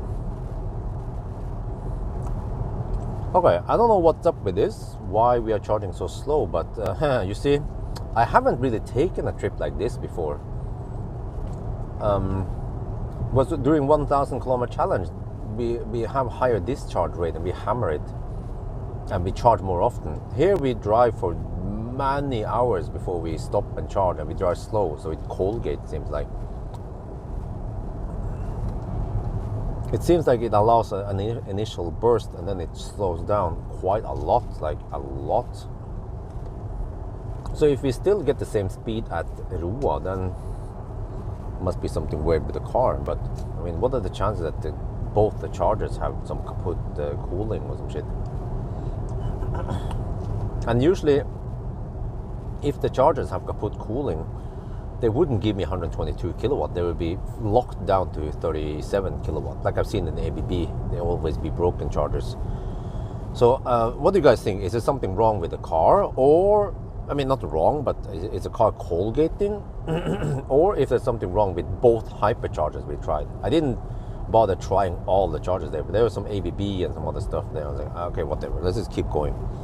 Don't want to be home too late. Initially I hoped I would be home by 3. Now it seems like I might be home by 5-ish. But now it's just, I'm eating up on the remaining sleeping time I have before Isabel wakes up. Maybe I could just sleep in the train tomorrow. Or maybe I could just, bring Isabel with me with the car seat. And then I could just take a taxi. It's It's gonna be expensive, but then wait, I'm not sure here because I'm actually not sure if I can afford it. I have really high expenses nowadays. Yeah. So if I can get away with, let's say, 200 NOK instead of 1100 NOK, that actually makes a difference. And I just have to spend some extra time. But I mean, I'll be spending time with Isabel anyway, in the train and so on. And I can always just walk the last 20 minutes back home. But then I might want to bring the stroller with me. But then what about the Isofix base?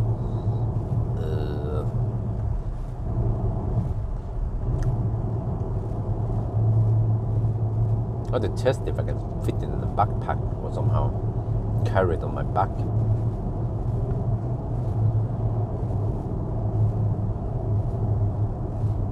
Car problem. Okay, I always blame Chinese car, huh?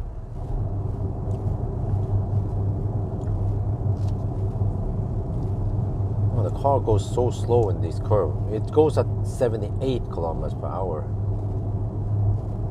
And then it speeds up to 88. This is the problem, no freaking software. Why the heck does it even fail on handshake on supercharger?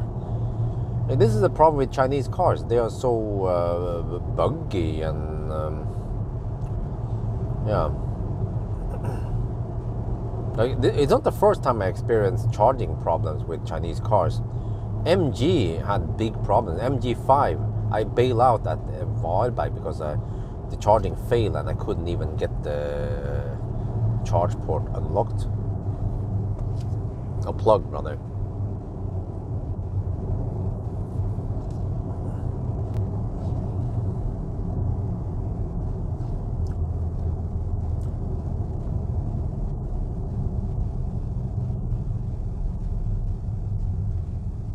I mean, at least if you buy an EQS, you don't get these kind of problems. But I mean, if you're charging only an AC, then no problem, right? Well, I should leave a little bit of space for the leading car to turn around.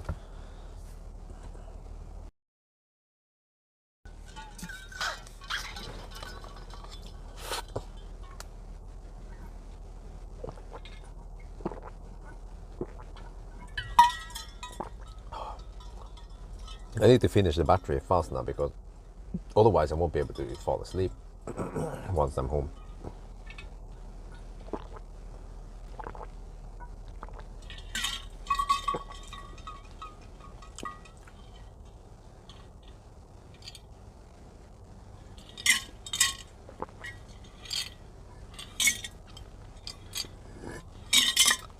Yeah, it's really late now, 4 in the morning. Well, good night. Yeah, but I don't think cars can support Hongqi. I have car scanner with me on the other phone. Here, let me check quickly. Wait, why am I losing battery in this phone all the time, man? What the heck is going on?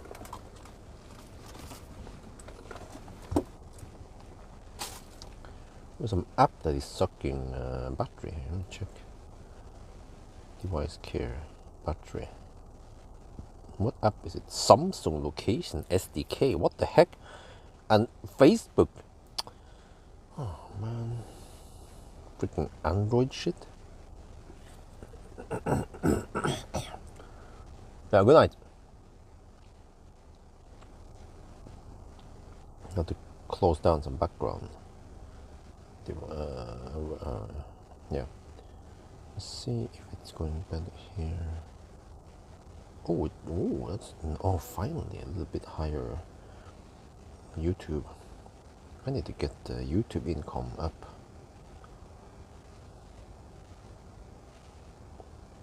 Seems like the pool video gained some views. But not too many people interested in the CLU videos, but I'm hoping that people will be interested in the seal videos. Let me see here.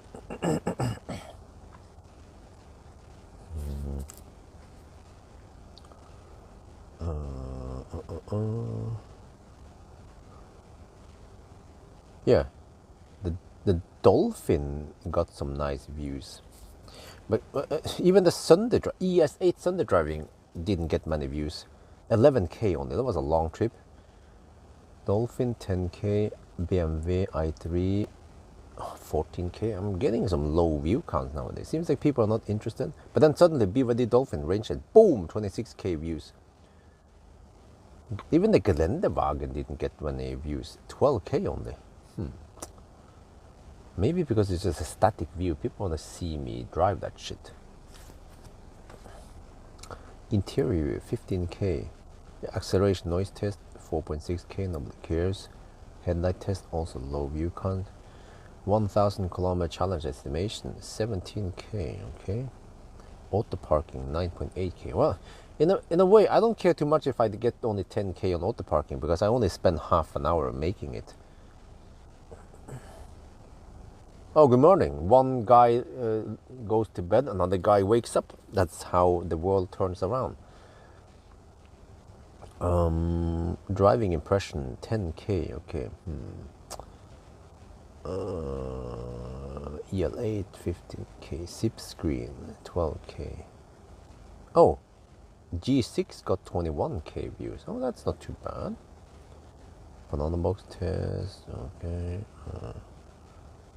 Even the family vlog got 11K views. Seal U got 16K. Okay. The pool video 13K. I bet people want to watch the video where I jump in the pool. But only 5.5K views on the Seal U 1,000 kilometer challenge. Maybe because people realize, oh, he's not driving the 1,000 kilometer. He's just talking. Okay, I don't care. Yeah. Even interior view got low view count, so that was disappointing. And then it means that the driving impression I'm gonna post soon will not get many views today. So I might post another one if I have a short one up my sleeve. Wow, this takes a while.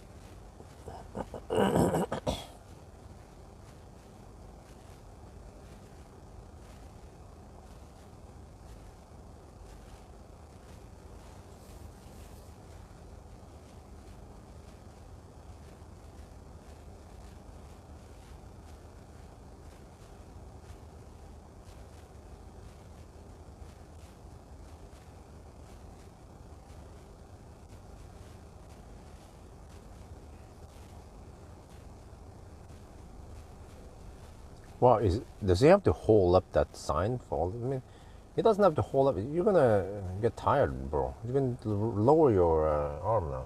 There is no traffic coming from behind us.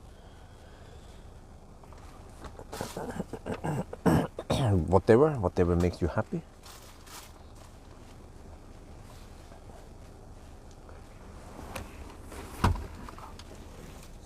Let me just swap some batteries. Oh, not gone to bed, jet work. Huh? What? Huh? What? Jet work? Just kidding.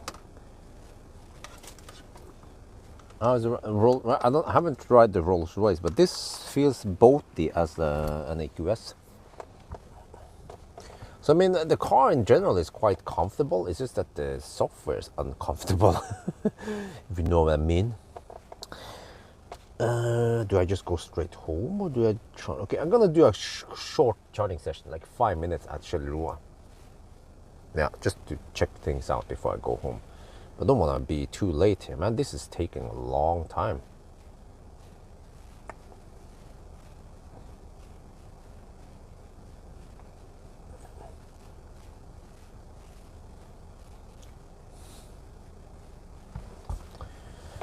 Man,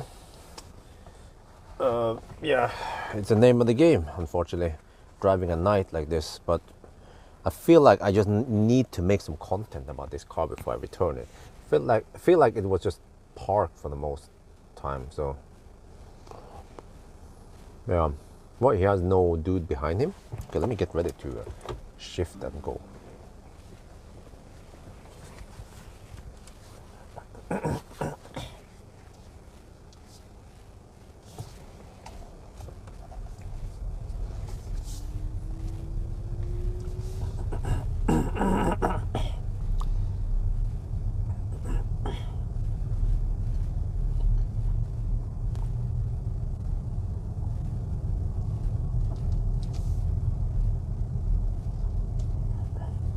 Well, let's just play some music then. I need to rest my voice. Local Musak. USB. I was here. Wait, no, the shit. Did it reset to the... Oh shit. Where can I find the playlist? There.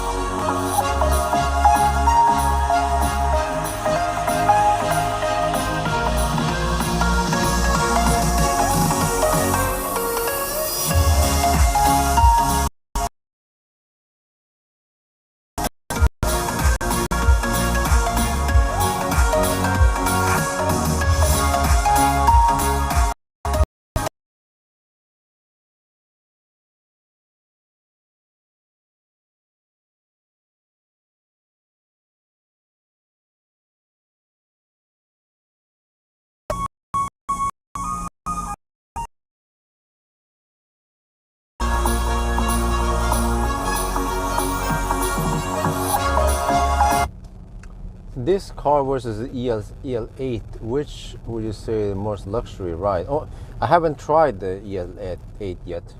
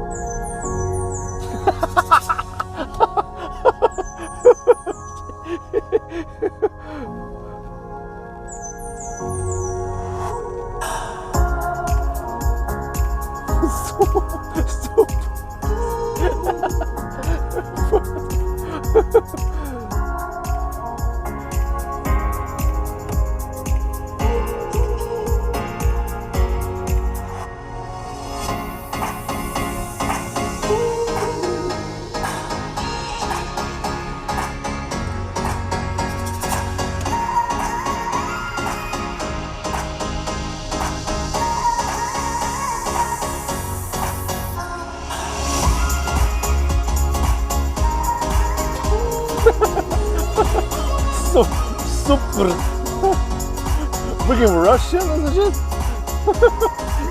Never noticed that. The fuck, man?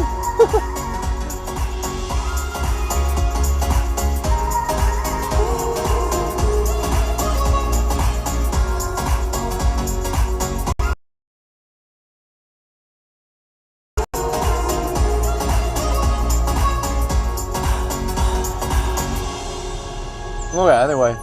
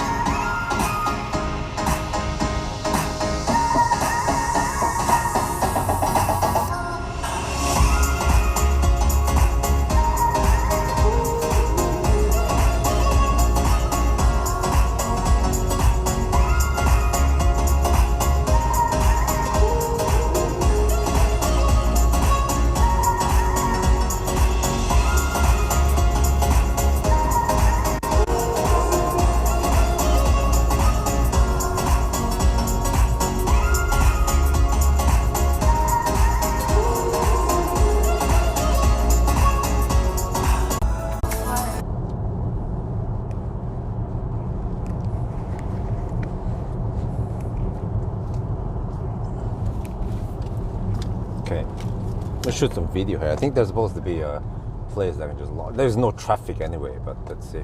Yeah, there's like an emergency place here. I can just stop, pull over. Okay, let's see.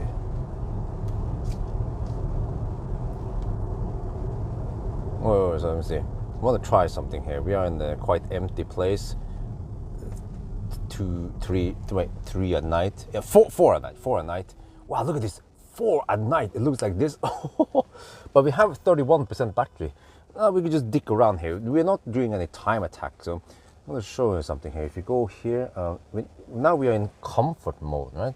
So if I go on the car icon here, and then let me see where to go. Vehicle settings. Driving mode. Okay, driving mode. I want to switch over to sport mode. I had to click here. Okay. Comfort. We're gonna go to. We're gonna go to the super mode. Why didn't they do like a spell checking before they released the software? Oh, extreme mode. Oh yeah. Introduction to extreme mode. This extreme mode is the extended mode for sport mode. We can provide users ultimate power. Oh yeah, confirm. Okay. Wait, fail to enter. Switch to sport mode first. Okay. Let's go to the super mode first. All right, and then I want to go to extreme mode. There. Confirm. Oh, shit. Okay, too low. But, okay. Well, but at least we have this. Oh, it's correctly spelled here. Sport. Okay. Let's see. How fast is this car then? Let me just get over here. There's no traffic. Oh, shit. Okay. At night now, where no one can hear you scream in no man's land. All right. Well, it doesn't go that fast.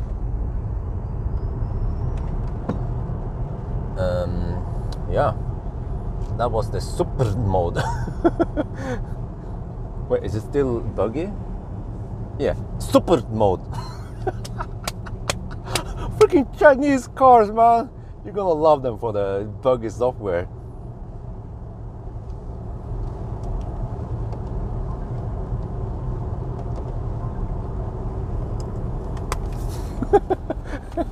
Why did I never notice that before? Huh?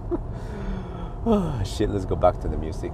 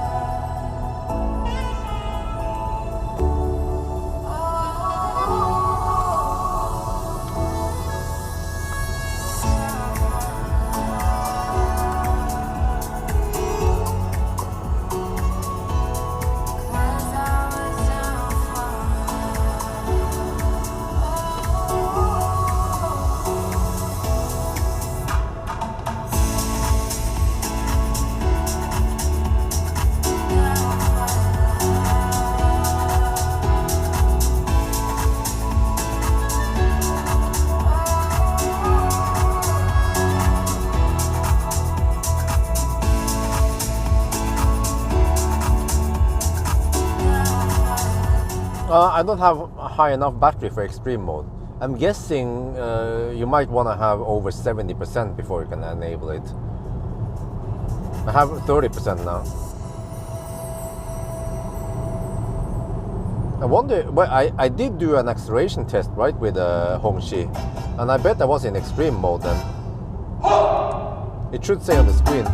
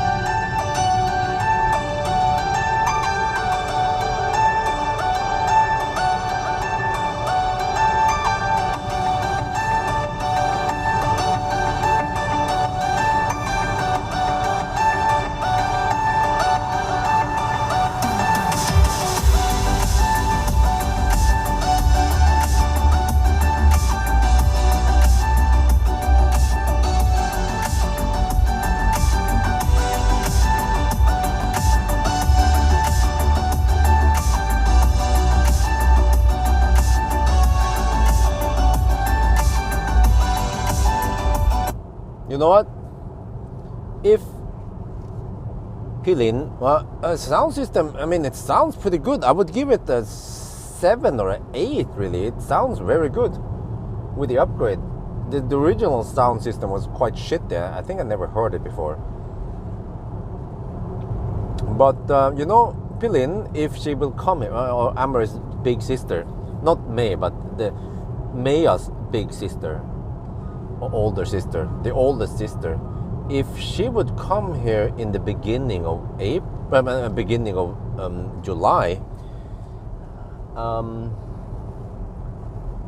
I could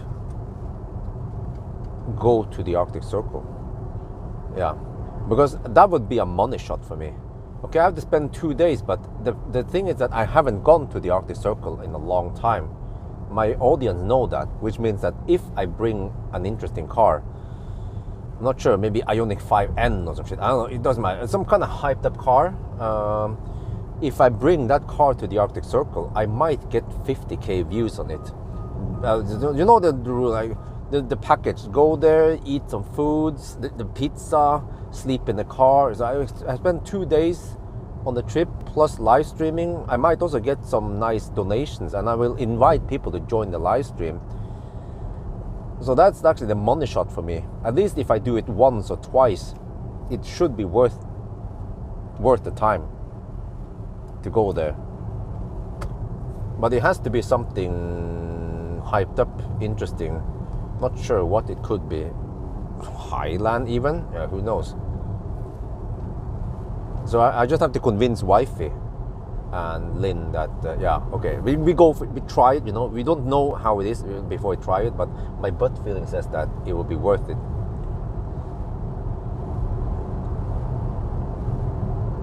And it will be also awesome to go there in summer to experience midnight sun, so on. I mean, would you guys like to see or join me in a live stream or see the Arctic Circle run again? You can probably search for it. Well, no, I had an Arctic Circle run last winter. That was winter, yeah. That was with a ID bus and I don't remember, I4 or something.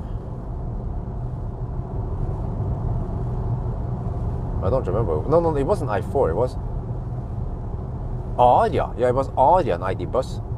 I think they receive okay view counts. But you see now it's been over a year. No, wait. That was last winter. Yeah, it's been over a year. 1.5 years now since last time I went to Arctic Circle. North Cape? No, you mix up North Cape and Arctic Circle. The North Cape is way, way, way further north. That wouldn't be worth it. But just going to the Arctic Circle, I don't know. There's something about Arctic Circle runs. I remember I was complaining about it, like, oh, it takes a lot of time and so on, right? But I realized that those videos, for some reason, they got lots of views. They would get 30, 40, 50k views on each episode. Yeah. I don't know what's up with that, why people love watching those videos. It's just the same route, kind of, yeah. No, but I think you guys have no idea. Just going to North Cape takes, like, if I hammer it, like, not dick around or anything, I can make it to North Cape in roughly 3 days. And then I hammer back. So we're talking about 6 days away. No, that's not going to happen, brother. You don't know the situation at home. I cannot be away for 6 days, but if I can just be away for 2 days, I can convince them that's just the money shot we're gonna go for, with some kind of hyped up car, and we hope for the donations and the view counts, even on a live stream and so on. It would be worth it, but we just have to try. If it's not worth it, then okay, then I don't do it anymore. I mean, not like forever, but then I won't do it. Oh, they removed the charges over that Kiwi. What? Yeah.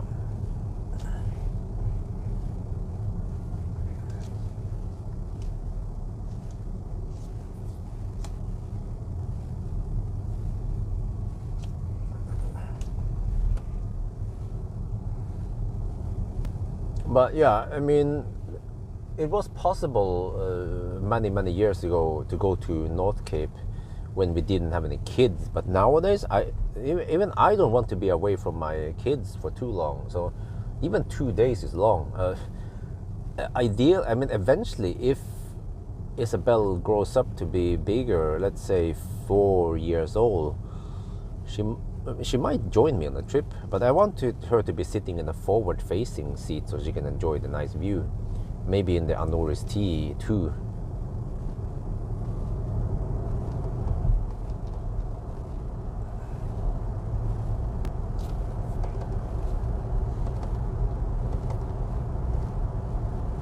I will of course feed her with ice cream and burger and whatever she wants to eat, just so she can join me.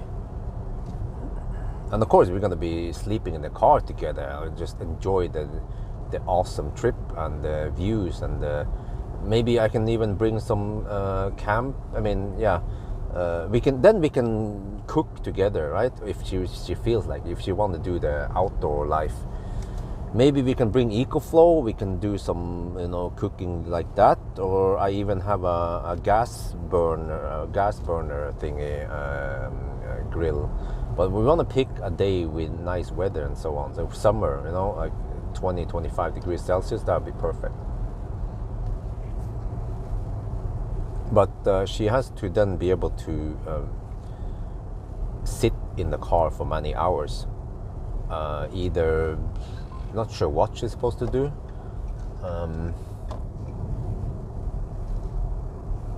Maybe not sleep all the time. She could just join and conversate with me, or enjoy the nice view, just kind of sit and chill. But I don't want her to just sit on her phone the whole trip. I mean, she can use the phone sometimes maybe, but even a 4-year-old, I'm not sure if I want to introduce too much phone screen, iPad usage there. She might get car sick, or just, I mean, a 4-year-old can have some kind of conversation with me, a more meaningful conversation. Nowadays, 2-year-old, like Isabel now, it's more like hungry, no, like it, don't like it, very basic words, sentences.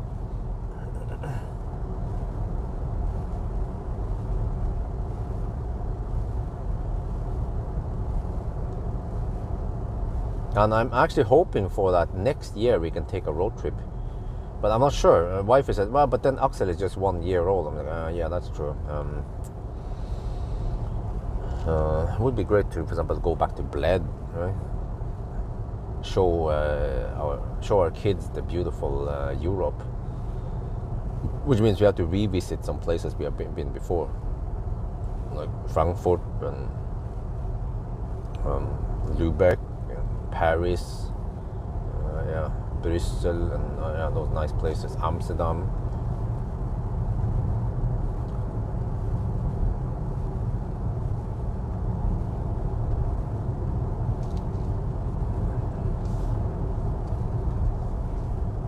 Wait, if I dig around too long, then there will be some morning traffic already, so I better hurry back home now. Just do a quick test at Roa. I think around 5 minutes should be enough to find out anything about the slow charging speed. So if it also happens over there at Roa, then there's something wrong with the car, not the charger.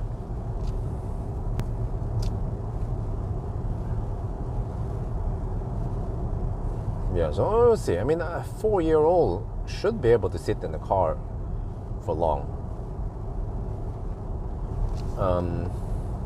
But of course, I'm not going to do it that often, you know. Like, I think the North Cape trip will, not North Cape. The Arctic Circle trip will only be something I will do maybe once per month, or maybe even less frequent than that. Like, I will only do it once or twice during a spring season, just for some selected car with high view counts.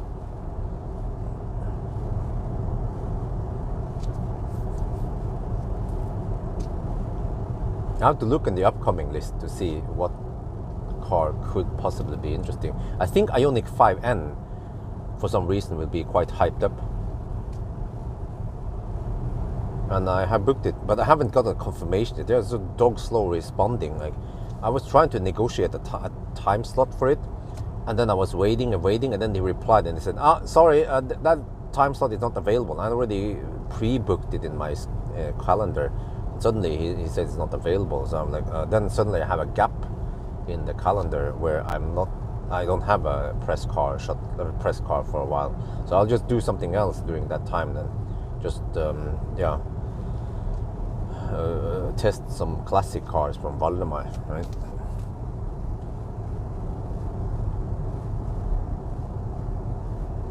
But yeah, we'll see then. Arctic Circle. I'm interested in the Arctic Circle run. At least if I can just do one run this summer. And if it's a success, I could try to do another run if there's something very interesting. Oh yeah, ID7, of course. ID7 to Arctic Circle. That's gonna get lots of views. Absolutely.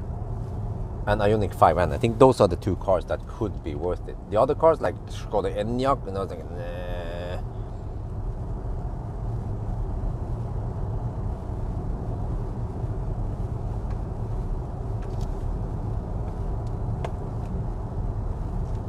Yeah, for example, I have a Fiat. No wait, they haven't confirmed it yet. Fiat 600e, what? And after that, yeah, ID7 rear-wheel drive. That is from the 15th to the 22nd July. Yeah, that would be perfect if Lynn will be there, Lynn. And then BMW iX2. Nah, I don't think that would be too hyped up for the trip. And then after that, Ioniq 5N, but not confirmed yet. And then I haven't booked anything in August, so I should also start booking more cars soon.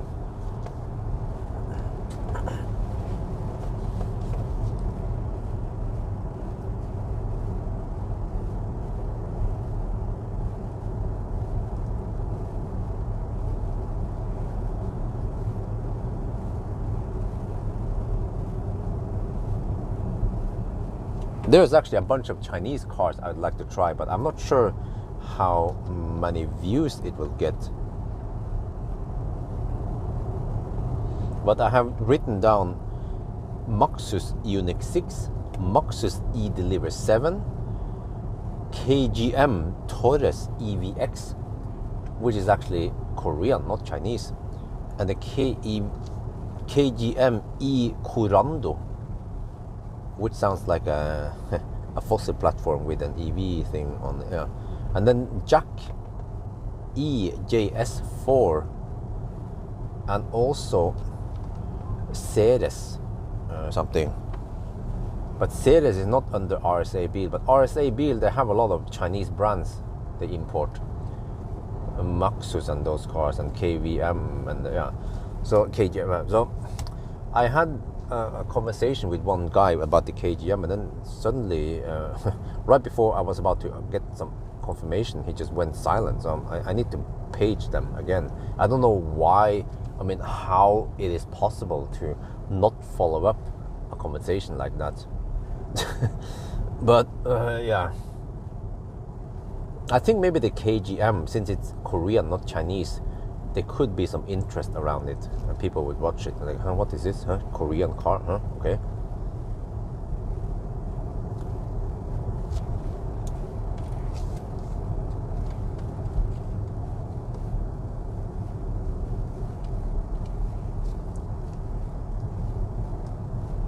Wow, the water level is crazy high.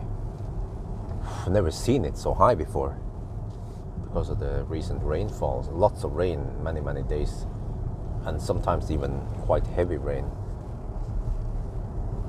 which leads to flooding. Not flooding from the spring snow melting. I think the snow was melted a lot. I mean, everything has melted by now in the mountains.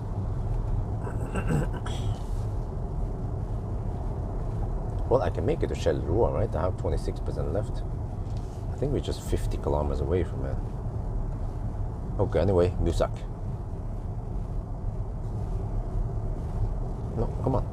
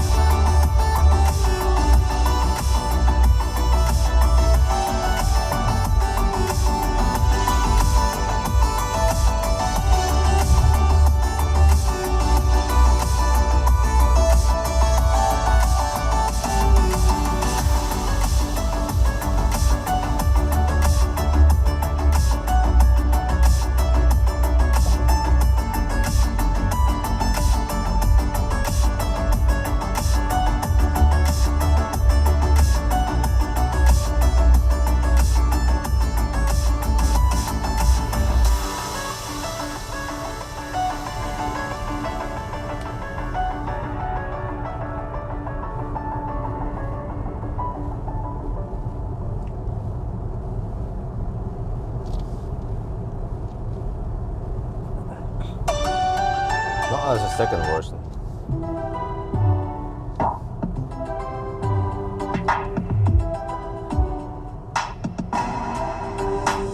Rise up like a shot, shine up like a shining star, stand tall like a statue, raise up like a shot, rise up like a shot, shine up like a star, stand firm like a statue.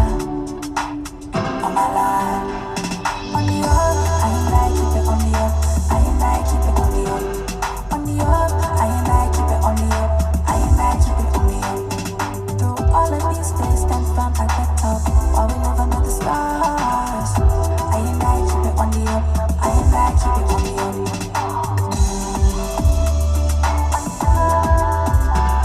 On the up, I ain't like keep it on the up, I ain't like keep it on the up.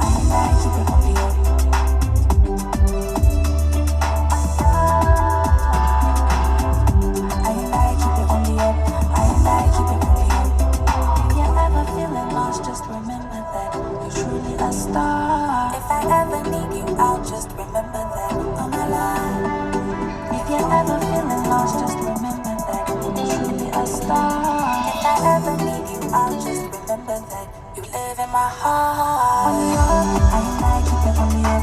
I and I keep it on the up. On the up, I and I keep it on the up. I and I keep it on the up. Through all of these things, stand firm at the top. While we live under the stars.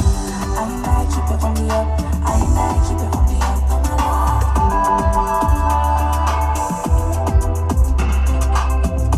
I and I keep it on the up. I and I keep it on the up.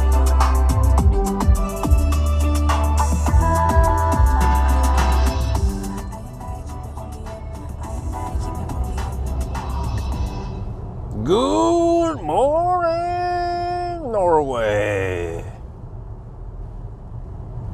Sunrise. You guys just witnessed a sunrise now. Wait, the sun has been up for at least 10 minutes, right? I think the sun came up around 4 or something, 4:15 maybe. I just want that.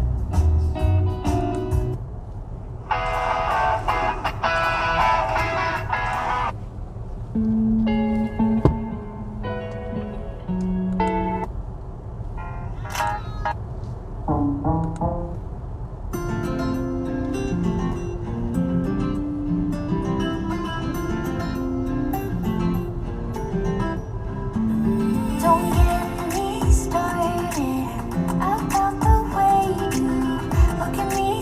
Don't you see what you've done?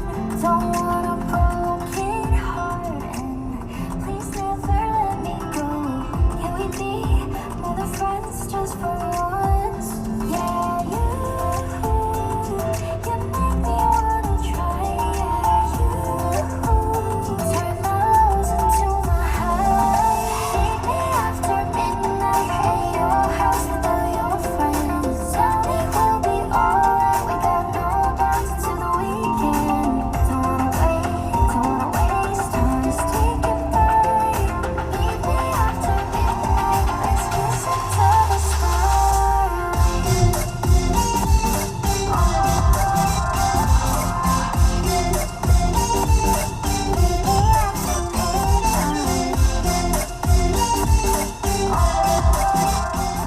Man, I have to bring the whole family to Lyngen North one day when the kids are big enough to understand the coolness of that place. Well, that's gonna be in many years. Maybe at least 3 more years.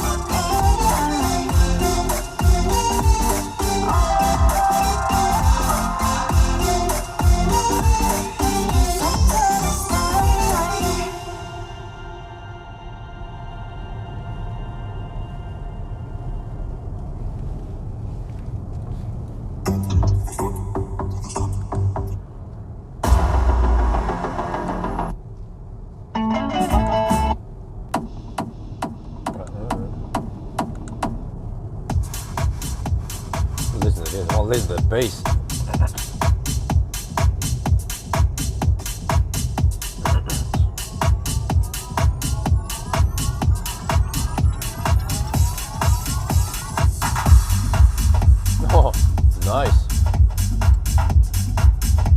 Seems like you can deal with any type of music, really.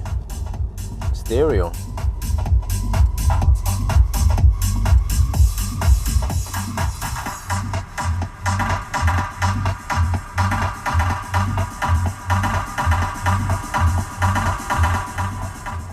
Won't wanna run over the pussy cat.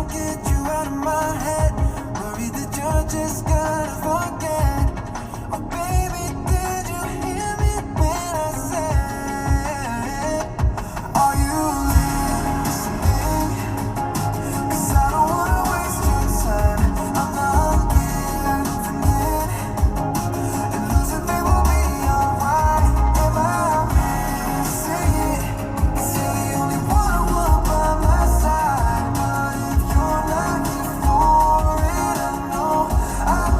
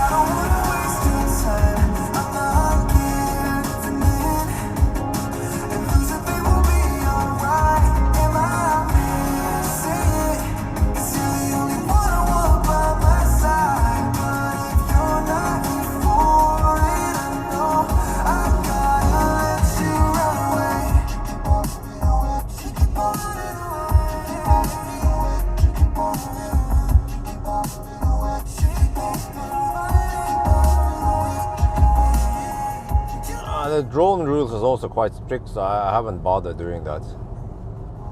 Baby, will you hear me when I say, are you listening? 'Cause I don't wanna waste your time. I'm not giving in, and losing they will be alright. Am I missing it? 'Cause you're the only one I want by my side. But if you're not here for it, I know I gotta let you run away.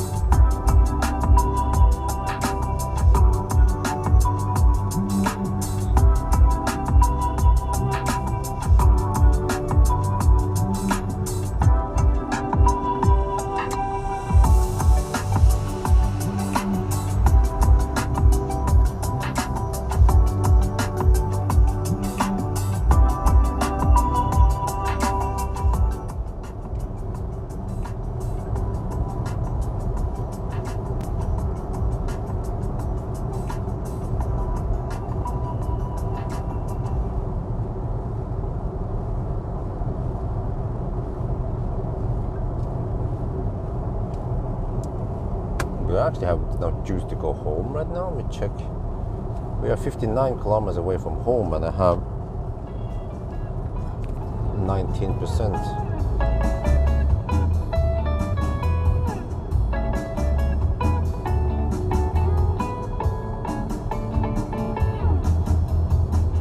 Yeah, I have enough to go home, but I'll test charging.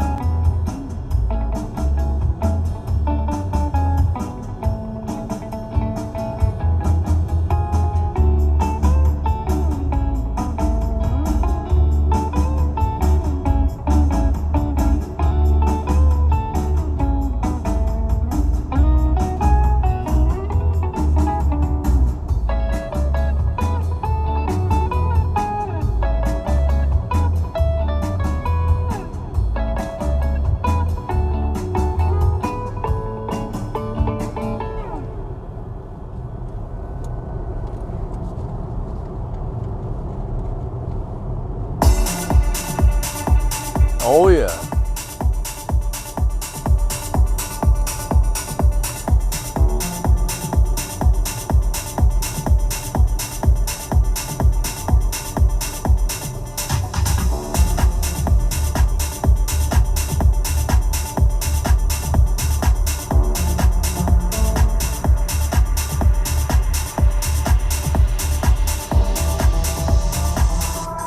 I'm still waiting.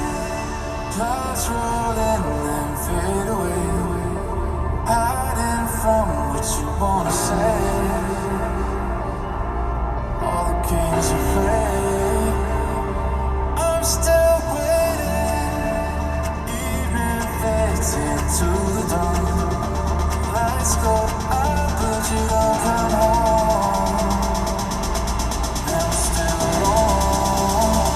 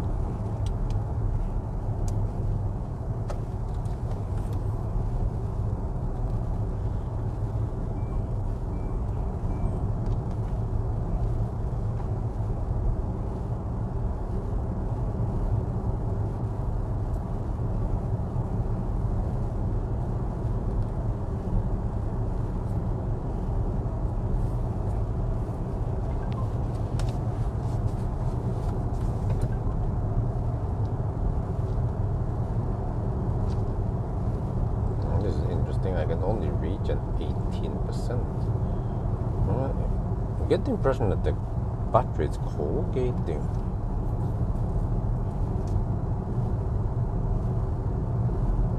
It's a humongous 120 kilowatt hour battery.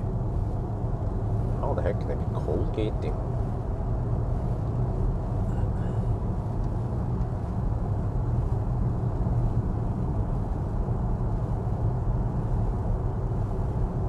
Okay, we're gonna do a quick test now, 5-minute charging test, then we get the heck back home.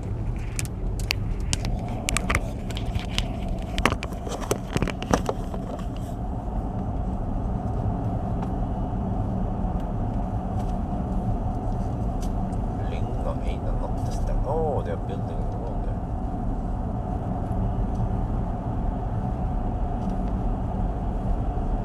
Preheat, nope. No such alien technology. Yeah, I reach a 19% only. Can I press the brake? Then I can get 50% regen, whatever it says now. Yeah. Or minus 50%. So seems like the regen is not that strong by default. No one pedal driving.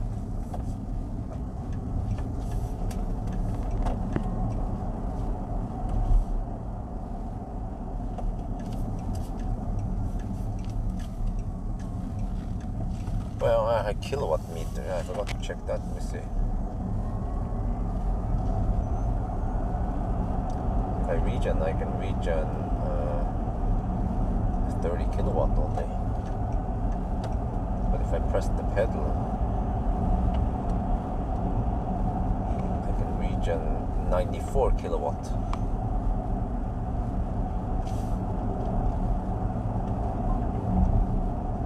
Okay, let's see now. Chem power, will it even work? Well, even if it doesn't work, well, actually, I have 15% left. I can barely make it back home. Why? Or yeah. Well, it should work. Yeah, I know it works. I remember charging on Hongqi. That's chem power with the Hongqi. And let me see, if chem power wouldn't work for some reason, we have other chem powers. Only chem power over here. Well, you should be able to crawl over to Gardermoen if for some reason it wouldn't work, but it should work.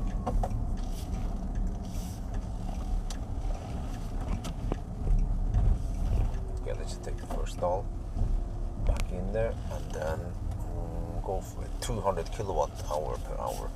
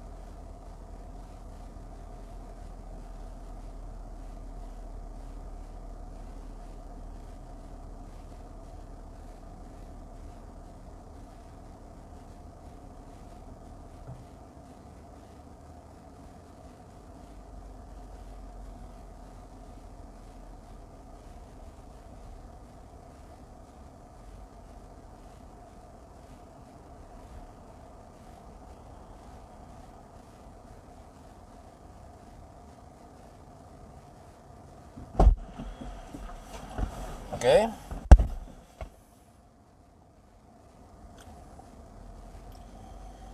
There's a nice thing there. You guys can check out the charging curve then. And it starts as normal with 115 kilowatt, but then it might slow down. That's what we're gonna find out now.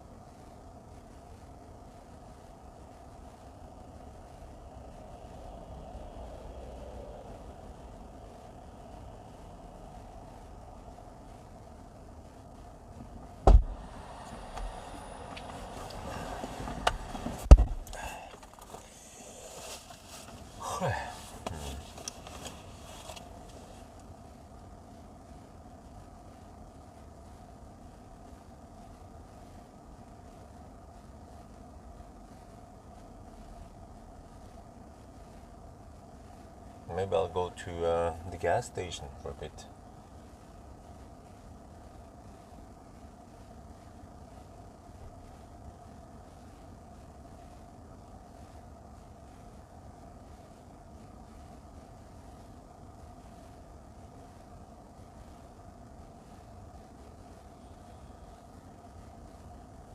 Oh, how grid rewards in action. What? Wait. Which car is it? Huh? Wait. You mean grid? I have no cars connected. Wait. Shit. The plaid is not connected. Man. How the heck is the grid reward suddenly active now? But well, actually, well, did I get any grid reward? Huh? No, huh? It claims that plaid is no, it's not charging. No. This is buggy. 1 hour and 10 minutes of full charge. Man, I should have plugged it, but yeah, I should have plugged the plaid in, but plaid is already at 89%, so I'm like, what can I do? Yeah, I need to camp the plaid at lower state of charge or whatever, because it seems like I will be making more money on grid reward than on just regular charging at low rates. You're not really saving that much money on it. So at least these are my experience with the grid reward. But the grid rewards seem to occur only once per week or once per 2 weeks, so it's somewhat rare. But it happens now suddenly for no reason, right, at night. So, which means that what I need to do is just keep the car plugged in and have enough juice. But usually grid rewards only last for about half an hour or for 15 minutes, so no big deal really. If I just charge from 89%, I can reach 92 to 93%, but I will actually be making some significant money on grid reward versus if it's just smart charging or charge on low price. Okay, but I'll go inside and grab some food and then I'll come back.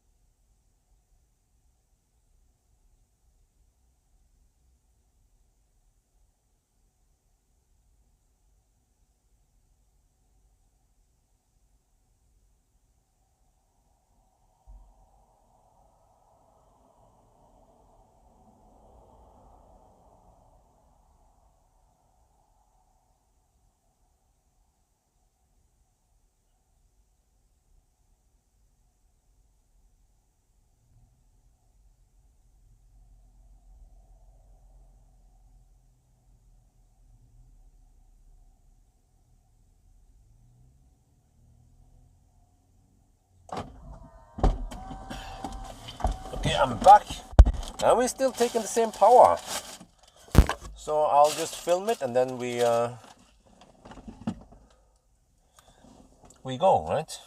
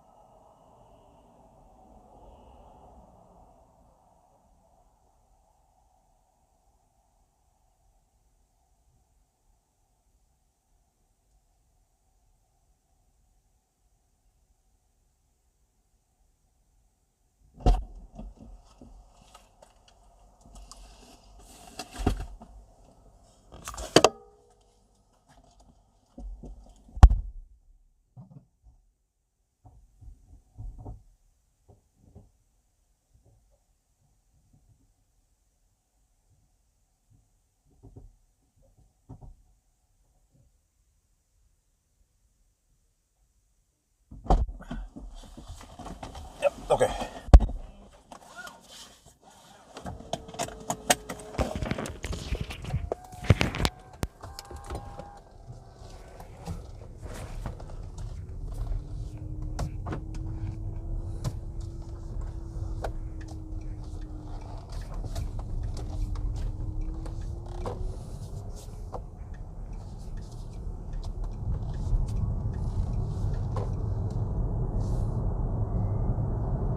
Well, we can at least see the consumption since Geilo then.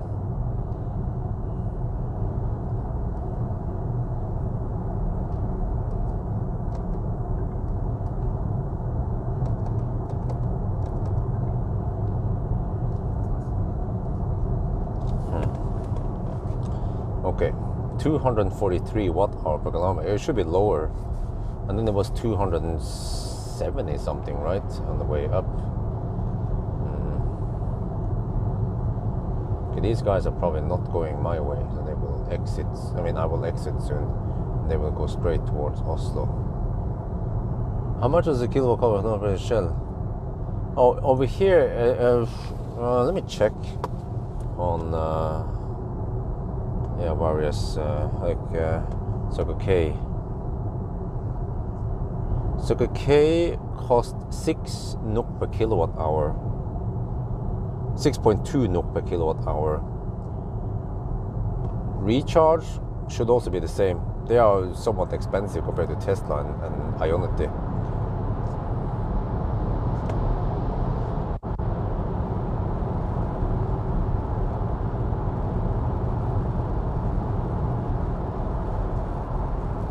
You see, recharge.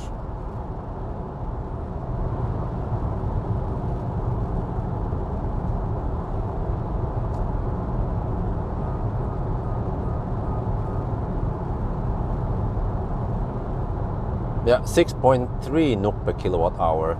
So it's almost twice as expensive as Tesla. Tesla charges only around 3.5 NOK. And then Ionity is 3.8 NOK with the current deal I have. But you can even go for a cheaper deal if you pay slightly higher monthly price. I don't know what you call it. The Ionity Passport Power. Where the heck is USB cable? Okay, whatever.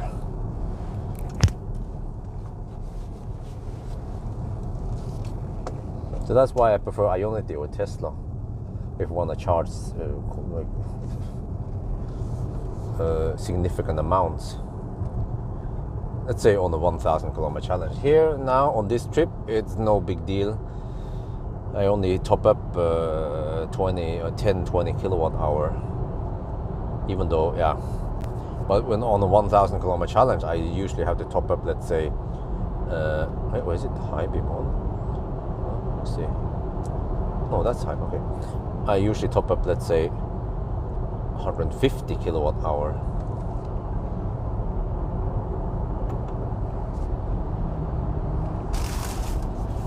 Dude, where the heck did the other cable go? Oh, there it is.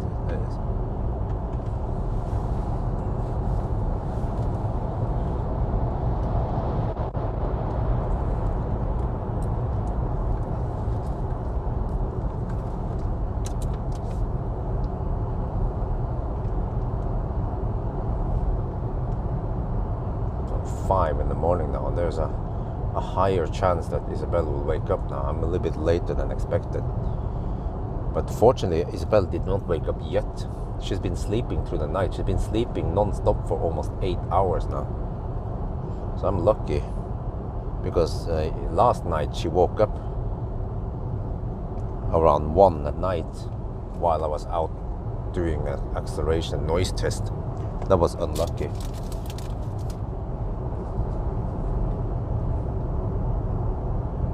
Oh, thank you about the pool and the house. Yeah, I'm actually planning on training Isabel for swimming in the pool. I think that everything is possible. You know, 2-year-old, she's very active physically.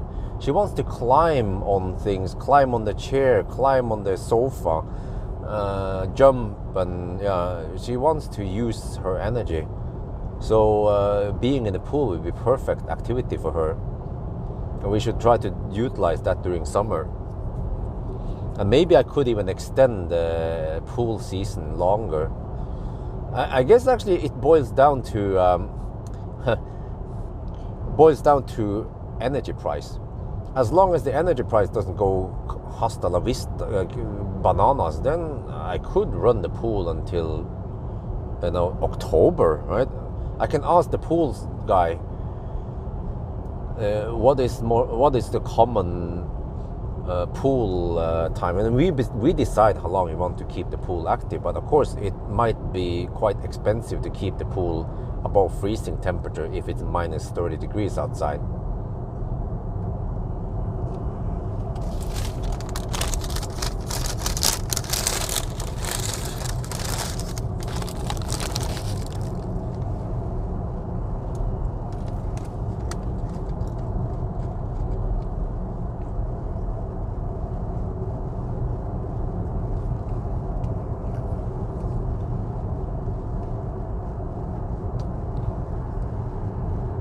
Oh, home. Okay, in comparison, recharge and Circle K, they were over 6 NOK per kilowatt hour, 6.2 to 6.4 roughly. Home charging is around 1 NOK per kilowatt hour.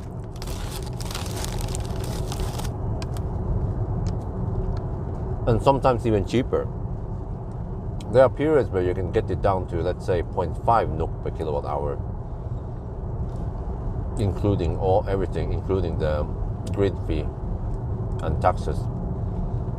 So, and as long as I don't have to rush to do some test or whatever, I don't have to charge when it's expensive. I can just wait until it's cheaper, and then I charge at night or during the low price time.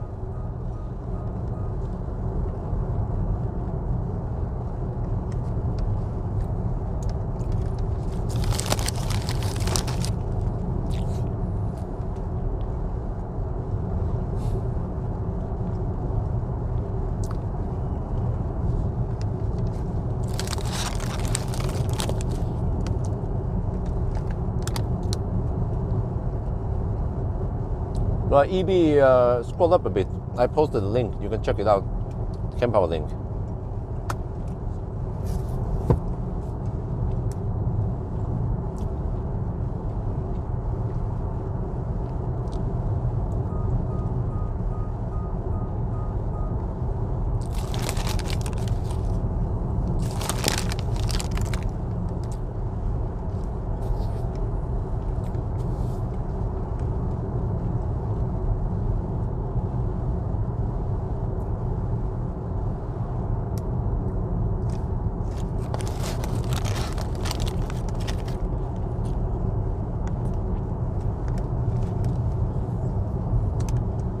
Sværtransport. Probably doesn't affect me since I'm just a regular farmer. Wow, that is a wide load. Damn.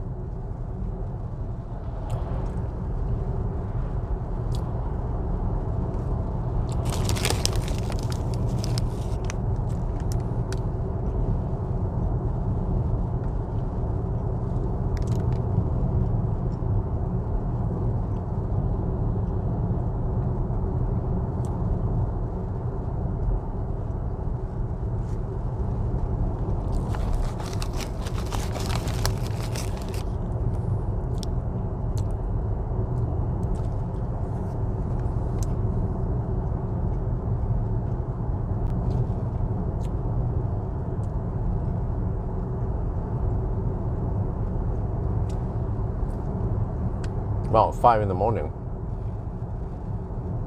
Some of the early office rats are out driving now, rushing over to the office.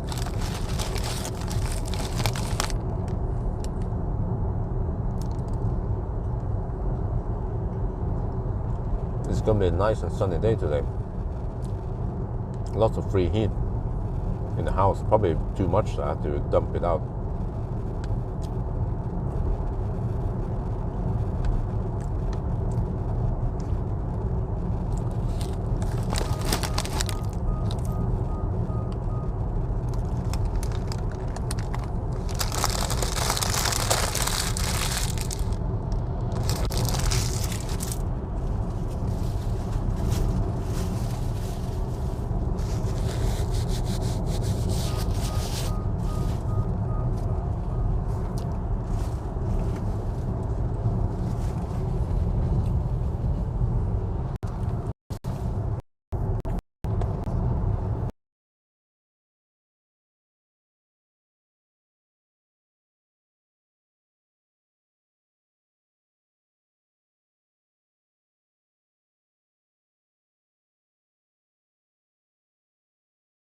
Right, and that Power, that Recharge and Circle K, they rob you for money because they take high charging prices.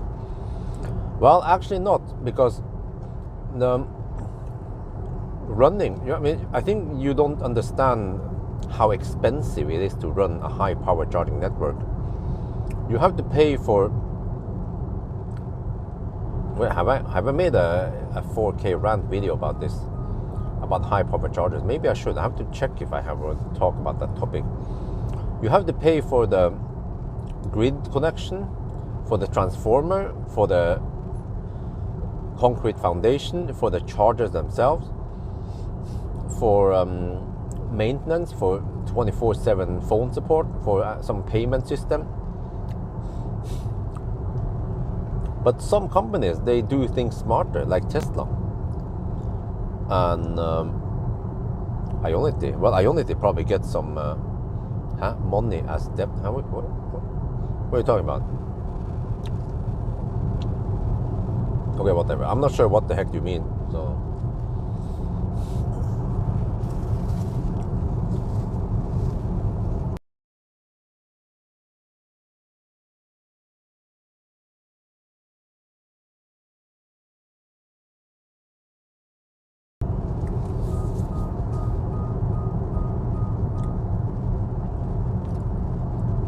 Backed by oil, huh?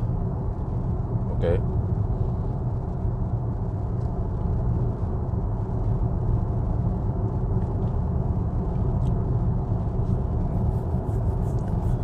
So I will be home with around 25%. Okay, so if I charge for a couple of hours, I can maybe reach 60% and return the car with maybe 50% battery. I don't want to return the car with too low juice. It's just general rule I have.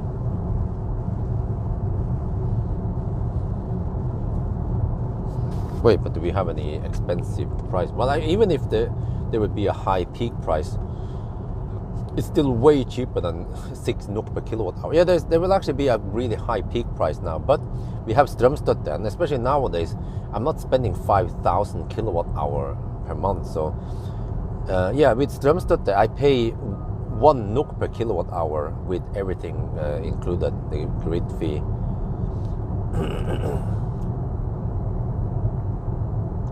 without grid fee. Well, no, that was with the okay. With grid fee, it's 150 NOK per kilowatt hour during those hours. It's still no problem. Still way cheaper than even supercharger and Ionity. So home charging is always the cheapest.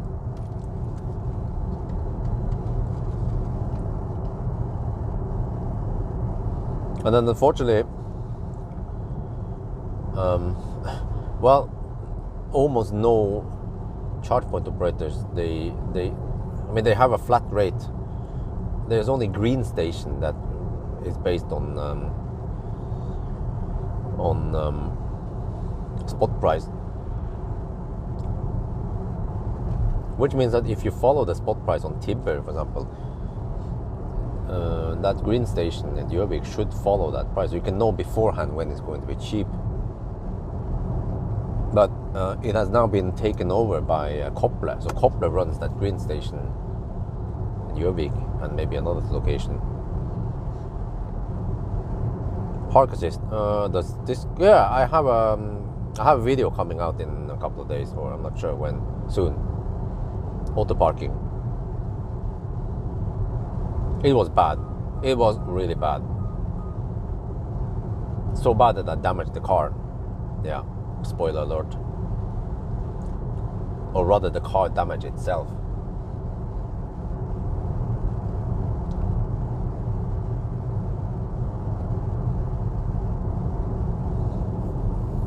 Well, gotcha, that's just what I said 30 seconds ago.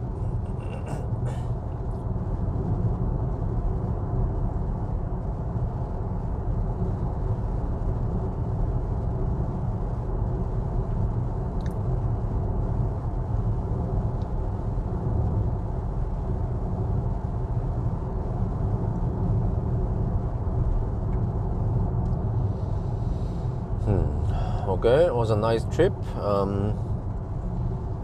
just have to rush back home before Isabel wakes up.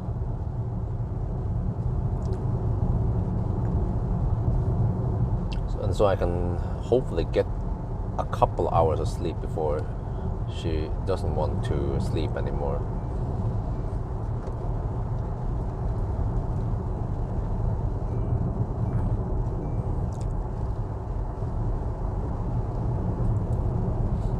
Spot price. Well, I mean, the problem is that the spot price varies only by about 1 NOK per kilowatt hour. So, in the case of recharge, for example, right, or recharge or Circle K, they still need to charge you like 5 NOK per kilowatt hour plus any spot price. It's not going to vary by several NOK.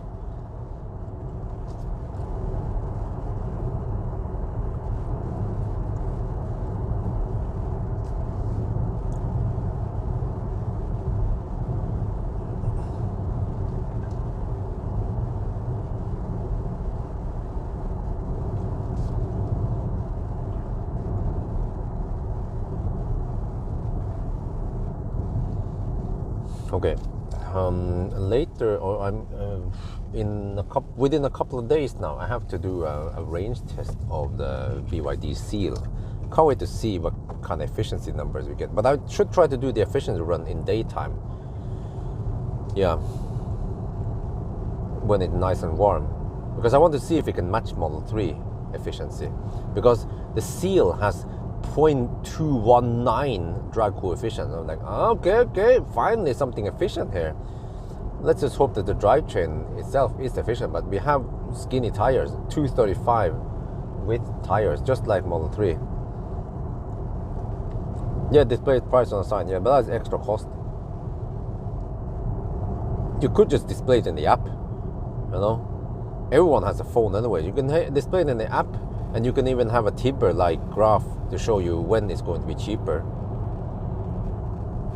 But you can bet that during that time, all the Sunnmøringer, they will gangbang the charger just to save 50 øre per kilowatt hour on fast charging.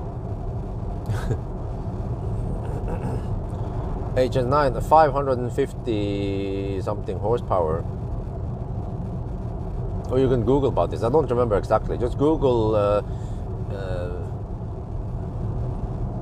Hey Google, how much horsepower does Hongqi E-HS9 Exclusive Plus have?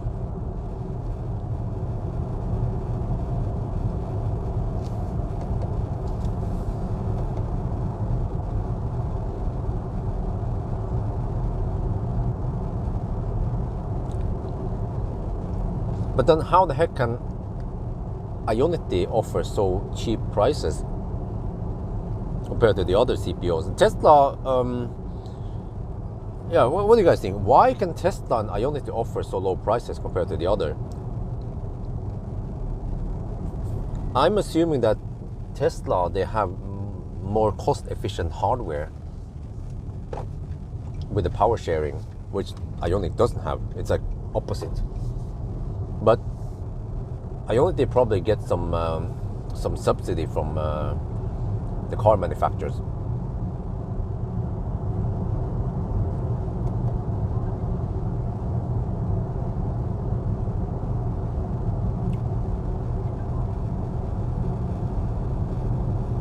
Plus the subscription deal. Maybe the other CPOs, they could also offer some subscription deal. But the problem with subscription deal is that it is it is bad for competition, because you will then lock yourself to one or a few providers.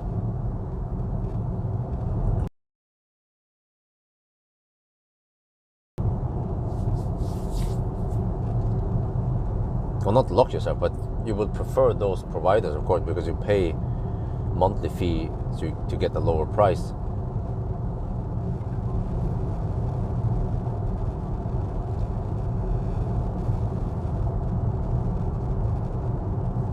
Oh, what is the price in Emini?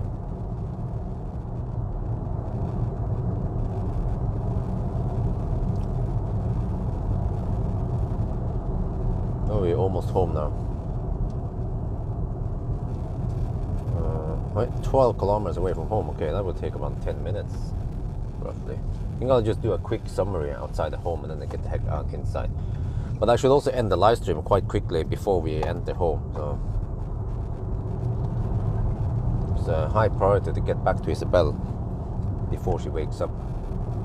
Because if she wakes up when I'm gone, then wife is going to be like, wow, you were late and I had to go and take care of Isabel. I'm like, oh, come on, I've been out driving all night to try to make some content so that we get more money. But she doesn't care about that. She only cares about if she has to do some extra work.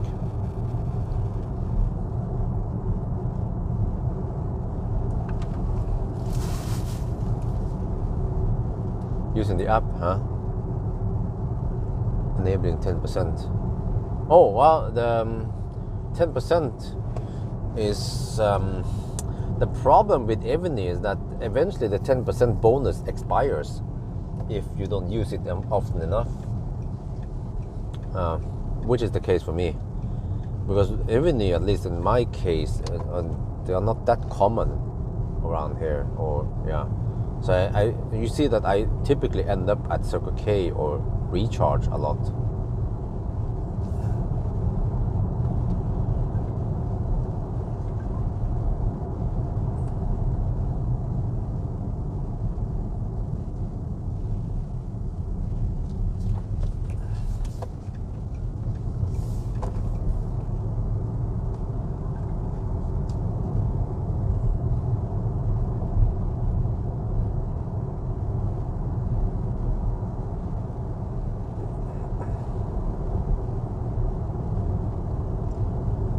But I think Emini, they are more common in the west side of Norway. But around here, Østlandet, then Recharge and Circle K, they actually dominate a lot, and also Mer, of course, and Supercharger, and Ionity. Yeah, Ionity is not that common at Vestlandet, the Westland.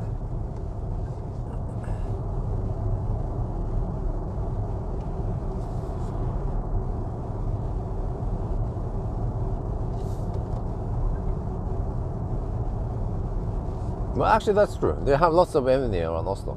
Maybe it's just that I don't usually go there where they have Evony. So I just end up, yeah, I think the problem is that Evony is often not by the highways, and I tend to travel and charge near the highways. I don't want to go on these detours to Bryn Center or some of the many places where they have Evony, right? Skedsmokorset, or I usually don't stop there.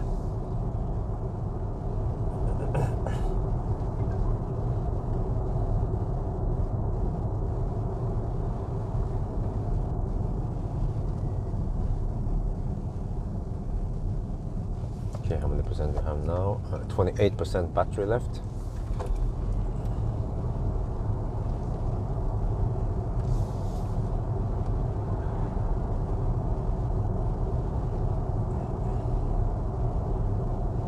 But this took a lot longer than I expected, mainly because of the asphalt work.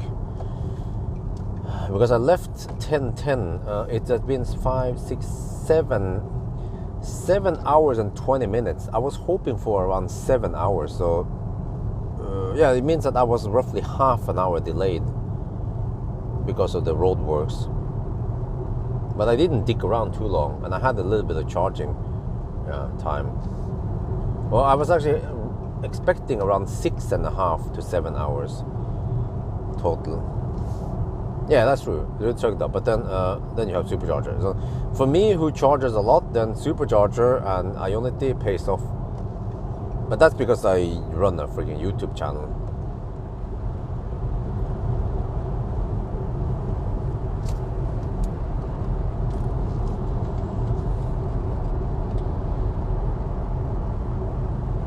I even wonder if it would pay off for me to pay. Yeah, I think I think it even pays off for me to get the Ionity Power subscription, even if I also use supercharger. But it depends. If I only do one 1,000 kilometer challenge per month, then it might not be worth it. I had calculated I need to charge more than around 50 kilowatt hour. Then the regular Ionity passport and the power passport is roughly on the same level. So everything above that, yeah. So then it boils down to how many Ionity sessions do I have in a 1,000 kilometer challenge, and then how many challenges do I do on average per month? Well, I should do at least one, maybe two. Yeah. Another problem nowadays is that they're doing roadworks north of Ionity Dal, so I tend to not stop at Dal these days. I stop at Minnesund or beyond. And also my new test method is faster, and it doesn't involve topping up at Ionity Dal anymore. But I still need to do a charging test at Ionity from time to time. But also another problem is that nowadays I also don't need to do many charging tests, since I'm testing the exact same battery in many cars.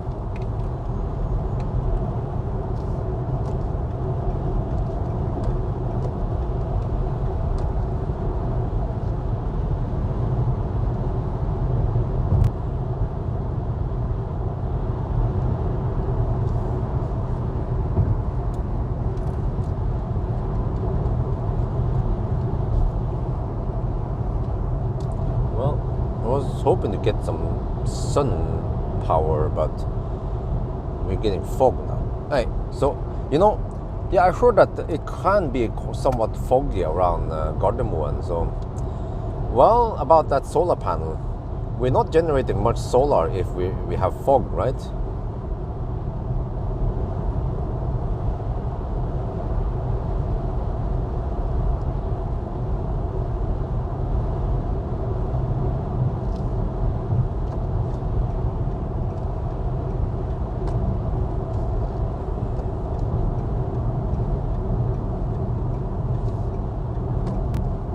No, but fortunately it seems like fog is clearing over here.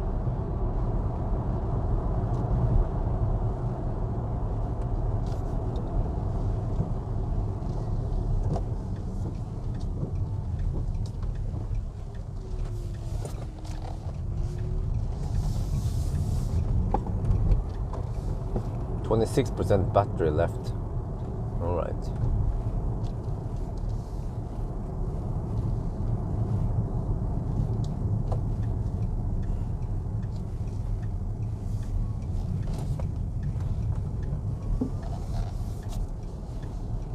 Avenue have expanded a lot. Yeah. Fortum. Oh, they did. Okay.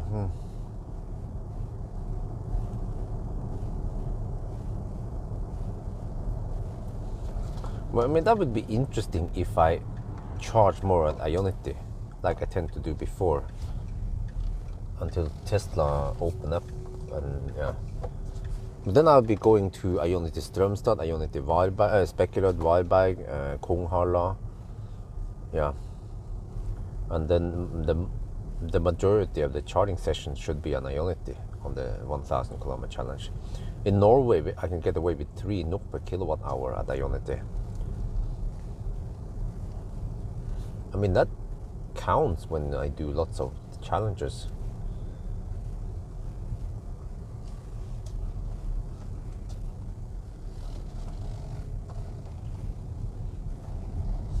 Okay, we are back home at Yes Home, finally. 35, okay. 7 hours and 35, no, wait. 7 hours and 25 minutes. Yeah. Well, that's okay.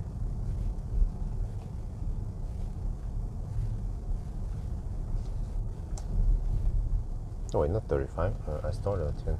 7 hours and 25 minutes. Yeah. Let's just say 7.5 then.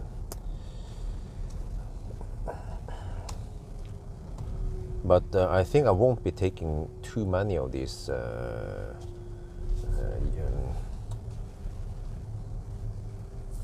Geilo tests, because 7.5 is a bit too long.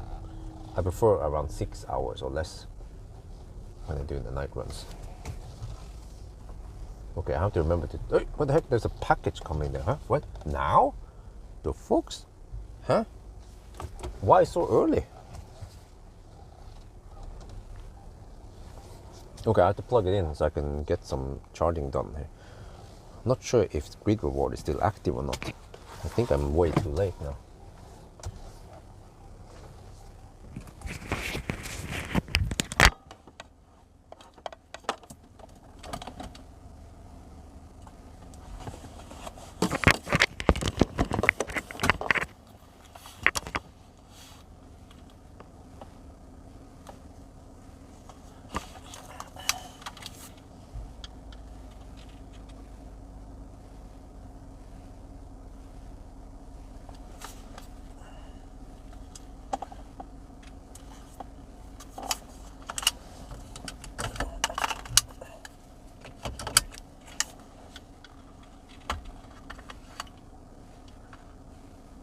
We are back home now, so the consumption from Geilo to Yes Home was 245 watt-hour per kilometer. I'll correct that, it's like 230 something watt-hour per kilometer. Okay, that's not too bad.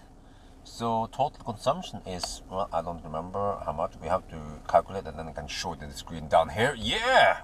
Okay, so let's plug it in then.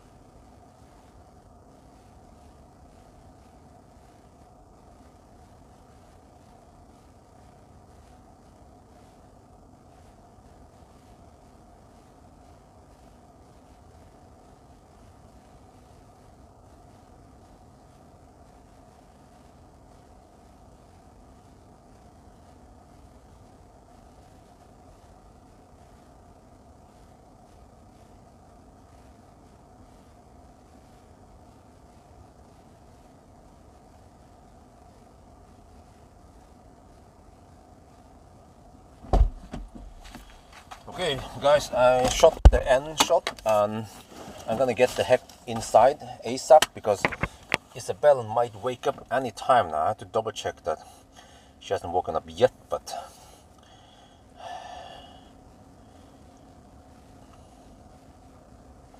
come on, load. I don't know why it's so slow loading. Sometimes, like now, connection lost and shit like that. Come on. I have to quickly pack here. I can pack the rest later.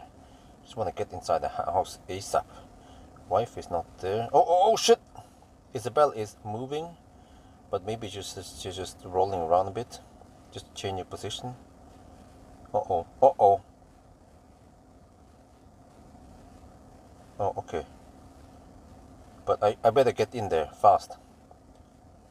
And wifey is... Okay, bye. Guys, I have to leave now. Guys. It was always nice to finally live stream again. Felt like I've been so busy nowadays or not available because of the family situation. So, yeah. But that's just how it goes now. I actually... Well, there's a few people in here, but... I consider posting a video where I wouldn't say beg, but I would say, okay, I'm not planning on doing a 1,000 kilometer challenge with a CLU, but I like the car a lot. I was impressed of how it performed. But it won't be cost efficient to go on a challenge with it. However, if people want to support, or if people want to see the challenge, they could donate money to me either via PayPal or whatever. And if I get enough donations, that will pay for the babysitter and I will go for it. But no big deal. If I don't get donations, then I don't go on a trip. No big deal. I could just post the estimation and that would be good enough. So, but anyway, I think I have to go inside now. I have to quickly pack my cameras and shit because I think there's a movement in there. Isabel. Oh no, she moved a bit, but then wait. Oh. Okay, guys, that's gonna be it. Thank you very much, and talk to you guys this weekend for 1,000 kilometer challenge. Okay, bye bye. I have to go now.